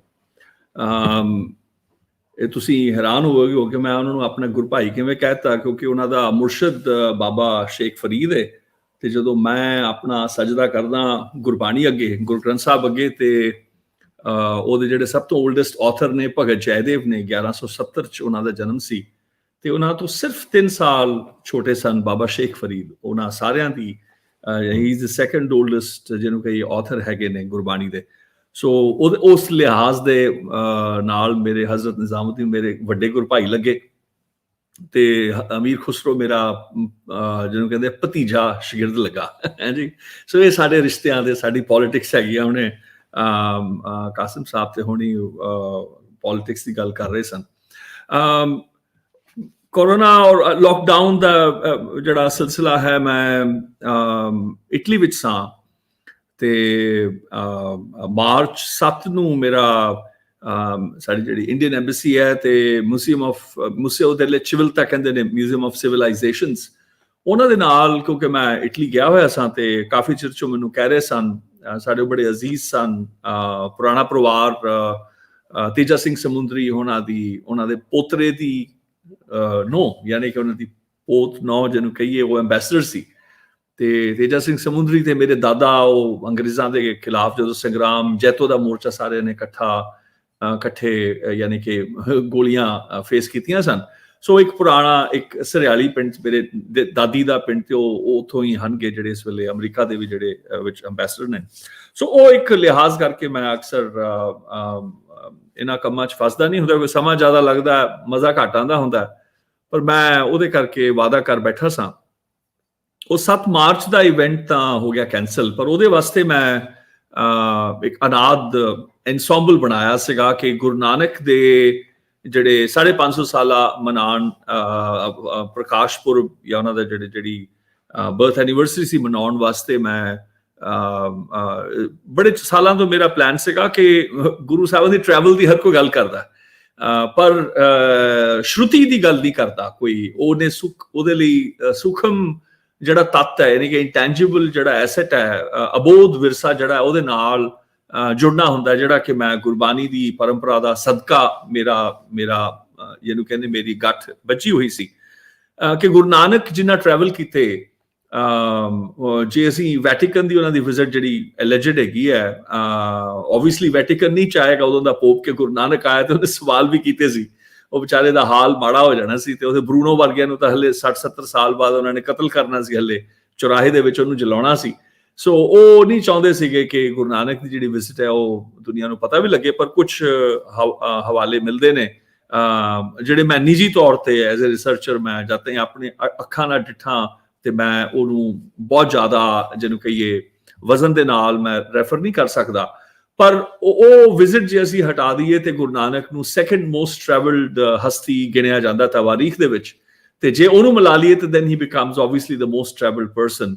ਤੇ ਜੇ ਉਹ ਇੰਨਾ ਟਰੈਵਲ ਕੀਤੇ ਤੇ ਉਹ ਸੁਣਿਆ ਕਿ ਉਹਨਾਂ ਨੇ ਸੰਗੀਤ ਸੁਣਿਆ, ਉਹਨਾਂ ਨੇ ਸਾਜ਼ ਦੇਖੇ, ਉਹਨਾਂ ਨੇ ਬੰਦੇ ਦੇਖੇ, ਉਹਨਾਂ ਨੇ ਵਸਤਰ ਦੇਖੇ, ਯਾਨੀ ਕਿ ਲੀੜੇ ਦੇਖੇ ਲੋਕਾਂ ਦੇ ਪਾਏ ਹੋਏ, ਚੰਮ ਦੇਖੀ ਅਨੇਕ ਤਰੀਕੇ ਦੀ। ਉਹ ਅਸੀਂ ਜਿਹੜੀ ਟਰੈਵਲ ਦਾ ਜਿਹੜਾ ਇੱਕ ਸਿਲਸਿਲਾ ਸੀ, ਉਹ ਮੇਰਾ ਇੰਟਰਸਟ ਸੀਗਾ। ਤੇ ਅਨਾਦ ਐਨਸੈਂਬਲ ਜਿਹੜਾ ਬਣਾਇਆ ਉਹ ਮੈਂ ਫਿਰ ਇਟਲੀ ਦੇ ਜਾਂ ਵੈਸਟਰਨ ਯੂਰਪ ਦੇ ਜਿਹੜੇ ਗੁਰੂ ਨਾਨਕ ਦੇ ਟਰੈਵਲਸ ਦੇ ਵੇਲੇ ਦੇ ਜਿਹੜੇ ਸਾਜ਼ ਸੀ 1520 ਤੱਕ ਦੇ, ਉਹਨਾਂ ਦਾ ਇੱਕ ਮੈਂ ਅਨਾਦ ਐਨਸੈਂਬਲ ਬਣਾਇਆ ਸੀ। ਤੇ 7 ਮਾਰਚ ਦਾ ਤਾਂ ਖੈਰ ਕੈਂਸਲ ਹੋ ਗਿਆ ਜਾਂ ਪੋਸਟਪੋਨ ਕਹਿ ਲਓ ਇੰਡੈਫੀਨਿਟਲੀ, ਤੇ ਹੁਣ ਖੈਰ 550 ਨਿਕਲ ਗਿਆ ਤੇ obviously that stands post cancelled। ਪਰ 6 ਮਾਰਚ ਨੂੰ ਰਾਈਡ ਰੇਡੀਓ 3 ਵਾਸਤੇ ਅਸੀਂ ਫਿਰ ਗਾਇਆ, ਉਹਦੀ 2 ਮਿਲੀਅਨ ਦੇ ਕਰੀਬ ਉਹਨਾਂ ਦੀ ਵਿਊਅਰਸ਼ਿਪ ਹੁੰਦੀ ਹੈ। ਤੇ ਉਹ ਬੜੇ ਹੈਰਾਨ ਹੋਏ ਕਿ ਕਿੱਥੇ ਲੰਬੀ ਜੀ ਦਾੜੀ ਵਾਲਾ ਠੱਠੀ ਜੀ ਪੱਗ ਵਾਲਾ ਸਰਦਾਰ ਖੜਾ ਹੋ ਕੇ ਗਾ ਰਿਹਾ ਹੈ ਤੇ ਰਾਗ ਵੀ ਗਾ ਰਿਹਾ ਹੈ। ਤੇ ਮਾਰੀਆ ਗ੍ਰਾਸੀਆ ਕਲੰਦਰੋਨੇ ਜਿਹੜੀ ਇਟਲੀ ਦੀ ਬੜੀ ਵੱਡੀ, ਰੋਮ ਦੀ ਬੜੀ ਵੱਡੀ ਸ਼ਾਇਰ ਹੈ, ਉਹਨੇ 5 ਜਾਂ 6 ਗੁਰੂ ਸਾਹਿਬ ਦੇ ਜਿਹੜੇ ਪਦੇ ਹਨਗੇ, ਕੌਲ ਹਨਗੇ ਜਾਂ ਜਿਹੜੇ ਪਦੇ ਨੇ, ਉਹ ਟ੍ਰਾਂਸਲੇਟ ਵੀ ਕੀਤੇ ਇਟਾਲੀਅਨ ਚ ਅੰਗਰੇਜ਼ੀ ਤੋਂ। ਅੰਗਰੇਜ਼ੀ ਦੇ ਤਰਜਮਾ ਉਹਨੂੰ ਮੈਂ ਦਿੱਤਾ ਥੋੜਾ ਬਹੁਤਾ ਸੋਧ ਕੇ, ਪੁਰਾਣਾ ਜਿਹੜਾ ਅਵੇਲੇਬਲ ਸੀ। ਸੋ ਉਹ ਪੜ੍ਹੇ ਗਏ ਰੇਡੀਓ ਦੇ ਵਿੱਚ, ਵਿਚ ਇਜ਼ ਅ ਲਾਈਵ ਇਵੈਂਟ ਉਹਨਾਂ ਦਾ ਹੁੰਦਾ ਹੈ ਤੇ ਉਹਦੀ ਟੈਲੀਕਾਸਟ ਵੀ ਹੁੰਦਾ। ਉਦੋਂ ਮੈਂ ਉਹ ਸੋਲੇ ਮੀਓ ਜਿਹੜੀ ਬੜੀ ਮਸ਼ਹੂਰ ਕਵਿਤਾ ਹੈ, ਉਹ ਸਟੈਫਾਨੋ ਰੋਫੀ ਜਿਹੜੇ ਡਾਇਰੈਕਟਰ ਹਨਗੇ, ਉਹ ਰੇਡੀਓ ਰਾਇਤਰੇ ਦੇ ਪ੍ਰੋਡਿਊਸਰ ਹਨਗੇ, ਉਹਨਾਂ ਨੇ ਮੈਨੂੰ ਸ਼ੁਗਲ ਚ ਕਿਹਾ ਕਿ ਤੁਸੀਂ ਗਾਓ, ਤੇ ਮੈਂ ਉਹ ਗਾਇਆ ਵੀ। ਤੇ that was the first poetry which I actually translated during the lockdown। ਤੇ ਫਿਰ ਕੋਵਿਡ ਦਾ ਜਿਹੜਾ ਯੱਬ ਜਿਹੜਾ ਅੱਖਾਂ ਦੇ ਸਾਹਮਣੇ ਡਿੱਠਿਆ, ਰੂਮ ਚ ਫਸਿਆ, ਤੇ ਮੈਂ ਪਹਿਲਾ ਮੋਨੋਲੋਗ ਮਾਰਚ ਦੇ ਵਿੱਚ ਹੀ ਮੈਨੂੰ ਹੁਣ ਤਾਰੀਖ ਨਹੀਂ ਯਾਦ ਮੈਂ ਕੀਤਾ, ਜਿਹਦੇ ਚ ਮੈਂ ਪੰਜਾਬੀ ਦੇ ਵਿੱਚ ਗੱਲ ਕੀਤੀ, ਜਿਹੜੀ 10 ਮਿਲੀਅਨ ਵਿਊਜ਼ ਤਕਰੀਬਨ ਐਕਿਊਮੂਲੇਟਿਵ ਰੋਜ਼ਾਨਾ ਸਪੋਕਸਮੈਨ ਦੇ ਪਤਾ ਨਹੀਂ 1.67 ਪੌਣੇ 2 ਮਿਲੀਅਨ ਉਹਨਾਂ ਦਾ ਹੀ ਸੀ। ਮੇਰੇ ਆਪਣੇ ਛੋਟੀ ਜਿਹੜੀ ਮੇਰੇ ਫੇਸਬੁੱਕ ਹੈ ਉਹਦੇ ਤੇ ਤਕਰੀਬਨ 7 ਲੱਖ ਦੇ ਕਰੀਬ ਉਹਦੇ ਤੇ ਗਿਆ, ਤੇ ਹੋਰ ਕਈ ਸਾਈਟਸ ਨੇ ਵਰਤਿਆ, ਜਿਹੜਾ ਮੈਨੂੰ ਦੱਸਿਆ ਗਿਆ ਕਿ ਉਹ ਬੜਾ ਵਾਇਰਲ ਹੋਇਆ ਸੀ। ਤੇ ਉਹ ਮੈਂ ਤਕਰੀਬਨ 50 ਦੇ ਕਰੀਬ ਮੋਨੋਲੋਗਸ ਕੀਤੇ ਕੋਵਿਡ ਦੇ ਉੱਤੇ। ਬੜਾ ਮੈਂ ਸਟੱਡੀ ਕੀਤਾ, ਉਹ ਬਹੁਤ ਰਿਸਰਚ ਕਰਕੇ ਮੈਂ ਕਰਦਾ ਸਾਂ। ਕਈ ਪੱਤਰਕਾਰਾਂ ਦੀ ਦੁਨੀਆ ਚੋਂ ਆਣੇ ਕਿ ਅਸੀਂ ਤੁਹਾਡਾ ਇੱਕ ਜਿਹੜਾ ਮੋਨੋਲੋਗ ਹੈ ਉਹਦਾ ਤੁਸੀਂ 5 ਪ੍ਰੋਗਰਾਮ ਬਣਾ ਲਏ। ਸੋ ਬੜਾ ਮੈਨੂੰ ਅੱਛਾ ਲੱਗਾ ਕਿ it was inspiring many journalists to look at how I was looking at the information. ਫਿਰ ਸੱਦੇ ਆਣੇ ਸ਼ੁਰੂ ਹੋਏ ਜੀ, ਕਨਸਰਟ ਕਰੋ ਜੀ ਤੁਸੀਂ ਲਾਈਵ ਆਨਲਾਈਨ, ਸਾਡੇ ਵੀ ਆ ਜਾਓ। ਮੈਂ ਹੈਗਾ ਥੋੜਾ ਆਪਣੇ ਨਕਸੜਿਆ ਬੜਾ, ਤੇ ਮੈਂ ਕਿਹਾ ਯਾਰ ਇਹ ਗੱਲ ਤਾਂ ਬਣੀ ਨਹੀਂ। ਉਹ 4-5 ਕੀਤੇ, ਮੇਰਾ ਦਿਲ ਲੱਗ ਗਿਆ। ਤੇ ਖੌਰੇ ਮੈਂ ਇਹਨਾਂ ਡੈਸਪਰੇਟ ਨਹੀਂ ਸੀ ਸਕਰੀਨ ਟਾਈਮ ਲਈ, ਅੱਗੇ ਤੰਗ ਹੁੰਨਾ ਮੈਂ। ਤੇ ਫਿਰ 17 ਅਪ੍ਰੈਲ ਦੀ ਗੱਲ ਹੈ, ਮੈਂ ਧਾਂਗੜਦਾ ਇਹ ਪਖਾਵਜ ਵਗੈਰਾ ਗਾ ਕੇ ਹਟਿਆ ਹੀ ਸਾਂ, ਤੇ ਅਚਾਨਕ ਖਿਆਲ ਆਇਆ ਕਿ ਯਾਰ ਨਾਲ ਦਰਸ਼ਲ ਬੈਠਕ ਸੀਰੀਜ਼ ਦਾ, ਤੇ ਮੈਂ 19 ਅਪ੍ਰੈਲ ਨੂੰ ਫਿਰ 2 ਦਿਨਾਂ ਬਾਅਦ ਮੈਂ ਉਹ ਸ਼ੁਰੂ ਕੀਤੀ ਕਨਵਰਸੇਸ਼ਨਸ ਦਾ ਇੱਕ ਅਨਪਲੱਗਡ ਤਰੀਕੇ ਨਾਲ ਗੱਪਸ਼ਪ ਕਰਨੀ, ਹੱਸਦਿਆਂ ਖੇਡਦਿਆਂ। ਇੱਕ ਵਿਦਵਾਨ, ਇੱਕ ਆਲਮ ਹੁੰਦਾ ਕੌਣ ਹੈ, ਉਹ ਇਲਮ ਹਾਸਲ ਕਿਵੇਂ ਕਰੀਦਾ ਹੈ, ਵਿਦਿਆ ਕਿਵੇਂ ਮਿਲਦੀ ਹੈ, ਵਿਦਵਾਨਾਂ ਕੋਲੋਂ ਮਿਲਦੀ ਹੈ। ਵਿਦਵਾਨ ਜਿਵੇਂ ਬਕੌਲ ਮੇਰੇ ਦਾਦਾ ਭਾਈ ਅਰਜਨ ਸਿੰਘ ਤਰੰਗੜ, ਮੇਰੇ ਪਖਾਵਜ ਦੇ ਉਸਤਾਦ ਵੀ, ਉਹ ਕਹਿੰਦੇ ਕਿ ਬਰਖੁਰਦਾਰ ਜ਼ਿੰਦਾ ਕਿਤਾਬਾਂ ਪੜ੍ਹਨੀਆਂ ਸਿੱਖੋ, ਜੇ ਪੜ੍ਹਨ ਦਾ ਸ਼ੌਂਕ ਹੈ, ਤੇ ਜੇ ਲਿਖਣ ਦਾ ਸ਼ੌਂਕ ਹੈ ਤਾਂ ਕਹਿੰਦੇ ਜ਼ਿੰਦਾ ਕਿਤਾਬਾਂ ਲਿਖਣੀਆਂ ਸਿੱਖੋ। ਮੈਂ ਕਿਹਾ ਆਇਆ ਕਿਆ ਬਾਤ ਹੈ। ਸਰਿਆਲੀ ਬੈਠੇ ਤਰਨਤਾਰਨ ਅੰਮ੍ਰਿਤਸਰ ਜ਼ਿਲ੍ਹੇ ਉਦੋਂ, ਤੇ 1993 ਦੇ ਵਿੱਚ 92-93 ਨੂੰ ਸਬਕ ਮਿਲੇ ਹੋਏ। ਸੋ ਲਿਹਾਜ਼ਾ ਮੈਂ ਜਿਹਨੂੰ ਕਹੀਏ ਪ੍ਰੋਸੈਸ ਕੀ ਹੁੰਦਾ ਹੈ ਕਿ what does it take to create, to produce a ਵਿਦਵਾਨ, and what does it take to sustain ਵਿਦਵਤਾ, ਯਾਨੀ ਕਿ ਇਲਮ ਨੂੰ ਸਸਟੇਨ ਕਰਨਾ ਬੜਾ ਵੱਡਾ ਕੰਮ ਹੁੰਦਾ ਹੈ। ਤੇ ਉਹ ਮੈਂ ਫਿਰ ਲੂਈਜੀ ਪੋਲਸੀਨੀ ਨਾਲ ਮੈਂ ਫੋਨ ਤੇ ਗੱਲ ਕੀਤੀ ਉਸੇ ਵੇਲੇ, ਮਤਲਬ ਹਲੇ ਖਿਆਲ ਬਣਦਾ ਹੀ ਪਿਆ ਸੀ ਕਿ ਵੀ ਤੂੰ ਐਤਵਾਰ ਨੂੰ ਕੀ ਕਰ ਰਿਹਾ। ਕਹਿੰਦਾ ਮੈਂ ਵਿਹਲਾ, ਮੈਂ ਫਸਿਆ ਹੋਇਆ ਆਪਣੇ ਫਾਰਮ 'ਚ, ਬੜਾ ਖਰਾਬ ਸੀ ਸਿਗਨਲ। ਮੈਂ ਕਿਹਾ ਕੋਈ ਨਹੀਂ, ਇਹ ਕੋਵਿਡ ਦਾ ਜ਼ਮਾਨਾ ਹੈ ਤੇ ਕੋਈ ਨਹੀਂ। ਉੱਥੋਂ ਸ਼ੁਰੂ ਹੋਈ ਮੈਂ ਹੁਣ 179 ਦੇ ਕਰੀਬ, 180ਵਾਂ ਕੱਲ ਹੈਗਾ ਤੇ 181ਵੀਂ ਬੈਠਕ ਮੇਲਾ ਜਿਹੜਾ ਉਹ ਐਤਵਾਰ ਨੂੰ ਹੈਗਾ। ਨਿਕੋਲਾ ਮੁਸਕੇਤੀਏਲੋ ਜਿਹੜਾ ਬੜਾ ਵੱਡਾ ਕਵੀ ਹੈਗਾ ਇਟਾਲੀਅਨ, ਉਹ ਅੰਗਰੇਜ਼ੀ ਵੀ ਨਹੀਂ ਬੋਲਦਾ, ਉਹਦੇ ਨਾਲ ਐਤਵਾਰ ਨੂੰ ਵੀ ਮੁਲਾਕਾਤ ਹੈ। ਸੋ ਇਸ ਦੌਰਾਨ ਮੈਂ ਕਵਿਤਾਵਾਂ ਵੀ ਲਿਖੀਆਂ। ਸਭ ਤੋਂ ਪਹਿਲਾਂ ਮੈਂ ਤੁਹਾਡਾ ਲਿਟਰੇਚਰ ਫੈਸਟੀਵਲ ਹੈਗਾ, ਤੇ ਮੈਂ ਤੁਹਾਨੂੰ ਕੁਝ ਕਵਿਤਾਵਾਂ ਸੁਣਾਉਣਾ। ਗੱਪਾਂ ਛੱਪਾਂ ਤਾਂ ਹੁੰਦੀਆਂ ਰਹਿੰਦੀਆਂ ਕਿ ਮੇਰਾ ਯਬ ਖਾਨਾ ਤੁਸੀਂ ਸੁਣਦੇ ਰਹਿੰਦੇ ਹੋ। ਤੇ ਇੱਕ ਮੈਂ ਲਿਖੀ ਸੀ, ਬੜਾ ਚਿਰ ਹੋਇਆ, ਮੈਂ ਪਹਿਲਾਂ ਸੁਣਾਉਣ ਲੱਗਿਆ ਕਿ 2010 ਦੀ ਹੈਗੀ ਹੈ ਇਹ, ਗੱਲ ਮੁੱਕਦੀ ਬਣੀ।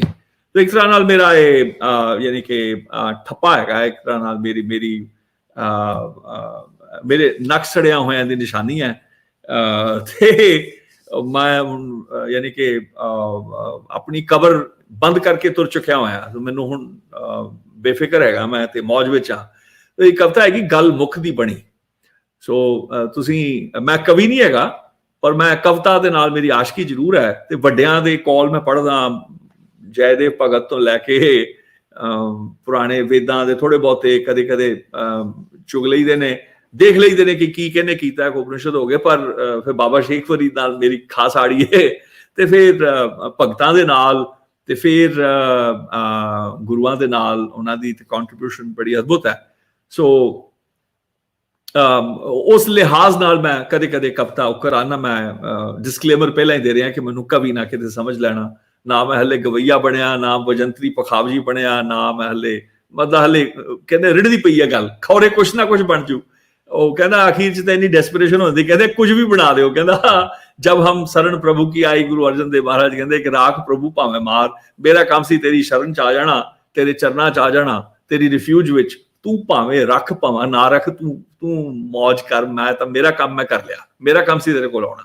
ਸੋ ਇੱਕ ਕਵਿਤਾ ਦਾ ਲੇਖ ਹੈਗਾ ਗੱਲ ਮੁੱਕਦੀ ਬਣੀ, ਕਦੋਂ ਕੋਈ ਤੇ ਫਿਰ ਕੋਈ ਗਿਣਤੀ ਮੁੱਕਦੀ ਹੀ ਨਹੀਂ, ਹੁਣ ਬਸ ਲੋਕਾਂ ਨੂੰ ਜਾਣਨ ਦੀ ਸਿਆਣਨ ਦੀ ਰੁਚੀ ਮੁੱਕਦੀ ਬਣੀ। ਮੈਂ ਕੌਣ ਹਾਂ, ਕਿੱਥੋਂ ਹਾਂ, ਕਿਉਂ ਹਾਂ ਤੇ ਕਿਸ ਅੰਜਾਮ ਲਈ ਹਾਂ, ਆਪਣੇ ਆਪ ਨੂੰ ਜਾਣਨ ਦੀ ਸਿਆਣਨ ਦੀ ਰੁਚੀ ਮੁੱਕਦੀ ਬਣੀ। ਉਹ ਤੂੰ ਹੈ ਕੀ ਨਾਮ ਹੈ, ਕਿਵੇਂ ਦਾ ਹੈ, ਤੇਰਾ ਸਰਨਾਮਾ ਕੀ ਹੈ? ਉਹ ਚੱਲ ਜਾ ਰੱਬਾ, ਤੁਰਦਾ ਬਣ, ਤੈਨੂੰ ਵੀ ਜਾਣਨ ਦੀ ਸਿਆਣਨ ਦੀ ਰੁਚੀ ਮੁੱਕਦੀ ਬਣੀ, ਤੇਰੀਆਂ ਤਾਂ ਬਸ ਤੂੰ ਹੀ ਹੋ ਜਾਣੇ। ਇੰਜ ਨਹੀਂ ਕਿ ਅਸੀਂ ਹੁਣ ਆਸ਼ਕ ਨਾ ਰਹੇ, ਤੇਰੇ ਜਿਗਿਆਸੂ ਨਾ ਰਹੇ, ਰਾਗ ਨਾਦ ਸਬਦੀ ਚਿੰਤਕ ਨਾ ਰਹੇ, ਖੰਡ ਅਖੰਡ ਬ੍ਰਹਮੰਡ ਆਕਾਸ਼ ਪਾਤਾਲ ਰਚਨਹਾਰ ਕਰਤਾਰ ਤੂੰ ਏ। ਹੱਦ ਤੱਕ ਕਰਨ ਦੀ ਤੇਰੀ, ਹੱਦ ਤੱਕ ਕਰਨ ਦੀ ਤੇਰੀ, ਕੀਤੇ ਦੀ ਹੱਦ ਮੇਰੀ ਹੀ ਹੈ। ਜਿਵੇਂ ਵੀ ਤੂੰ ਚਾਹੇ ਰੱਖੇ, ਸੁਖ ਵਿੱਚ ਦੁੱਖ ਵਿੱਚ, ਰੋਗ ਸੋਗ ਵਿੱਚ, ਭੋਗ ਜੋਗ ਵਿੱਚ, ਭਾਵੇਂ ਬੰਜਰ ਜਾਂ ਆਬਾਦਪੁਰ, ਠਾਨੀ ਹੈ ਬਸ ਹੋਣ ਦੀ ਰੱਬ ਦੀਆਂ, ਬਸ ਰੱਬ ਹੀ ਜਾਣੇ, ਮੈਂ ਅਣਜਾਣ ਹੀ ਖੂਬ ਸਹੀ। ਸੋ ਇਹ ਤਾਂ ਮੈਂ ਪਹਿਲੀ ਜਿਹਨੂੰ ਕਹੀਏ ਤੁਹਾਡੇ ਨਾਲ ਪੁਰਾਣੀ ਸਾਂਝੀ ਕਰਦਾ। ਪਰ ਇਹ ਲੋਕਡਾਊਨ ਦੇ ਦੌਰਾਨ ਕਵਿਤਾਵਾਂ ਤਾਂ ਖੈਰ ਸੰਗੀਤ ਮੈਂ ਕਾਫੀ ਲਿਖਿਆ, ਕਿਤਾਬ ਜਿਹੜੀ ਹੁਣ ਛਪਣ ਜਾ ਰਹੀ 80 ਰਾਗਾਂ ਦੇ ਵਿੱਚ ਮੈਂ ਮੇਰੇ 40 ਸਾਲਾਂ ਦੇ ਸਫ਼ਰ ਦੀ ਮੈਪਿੰਗ ਹੈਗੀ ਹੈ। 300 ਬੰਦਿਸ਼ਾਂ ਹੋਰ ਨੇ ਪਰ 333 ਕੰਪੋਜੀਸ਼ਨਸ ਮੈਂ ਜਿਹੜੀਆਂ ਨੇ ਉਹ about to publish Guru Nanak Dev university ਨੂੰ ਮੈਂ ਕਿਹਾ ਸੀਗਾ ਕਿ ਮੈਂ ਤੁਹਾਨੂੰ ਇੱਕ ਕਿਤਾਬ ਦੇਵਾਂਗਾ, ਤੇ ਉਹ advance copy release doctor Manmohan Singh ਉਹਨਾਂ ਨੇ ਕਰ ਦਿੱਤੀ ਸੀ ਕੈਪਟਨ ਅਮਰਿੰਦਰ ਹੋਣਾ ਨਾਲ, ਜਦੋਂ ਮੈਂ ਕਿਊਰੇਟ ਕੀਤਾ ਸੀ ਬੜਾ ਵੱਡਾ ਇਵੈਂਟ।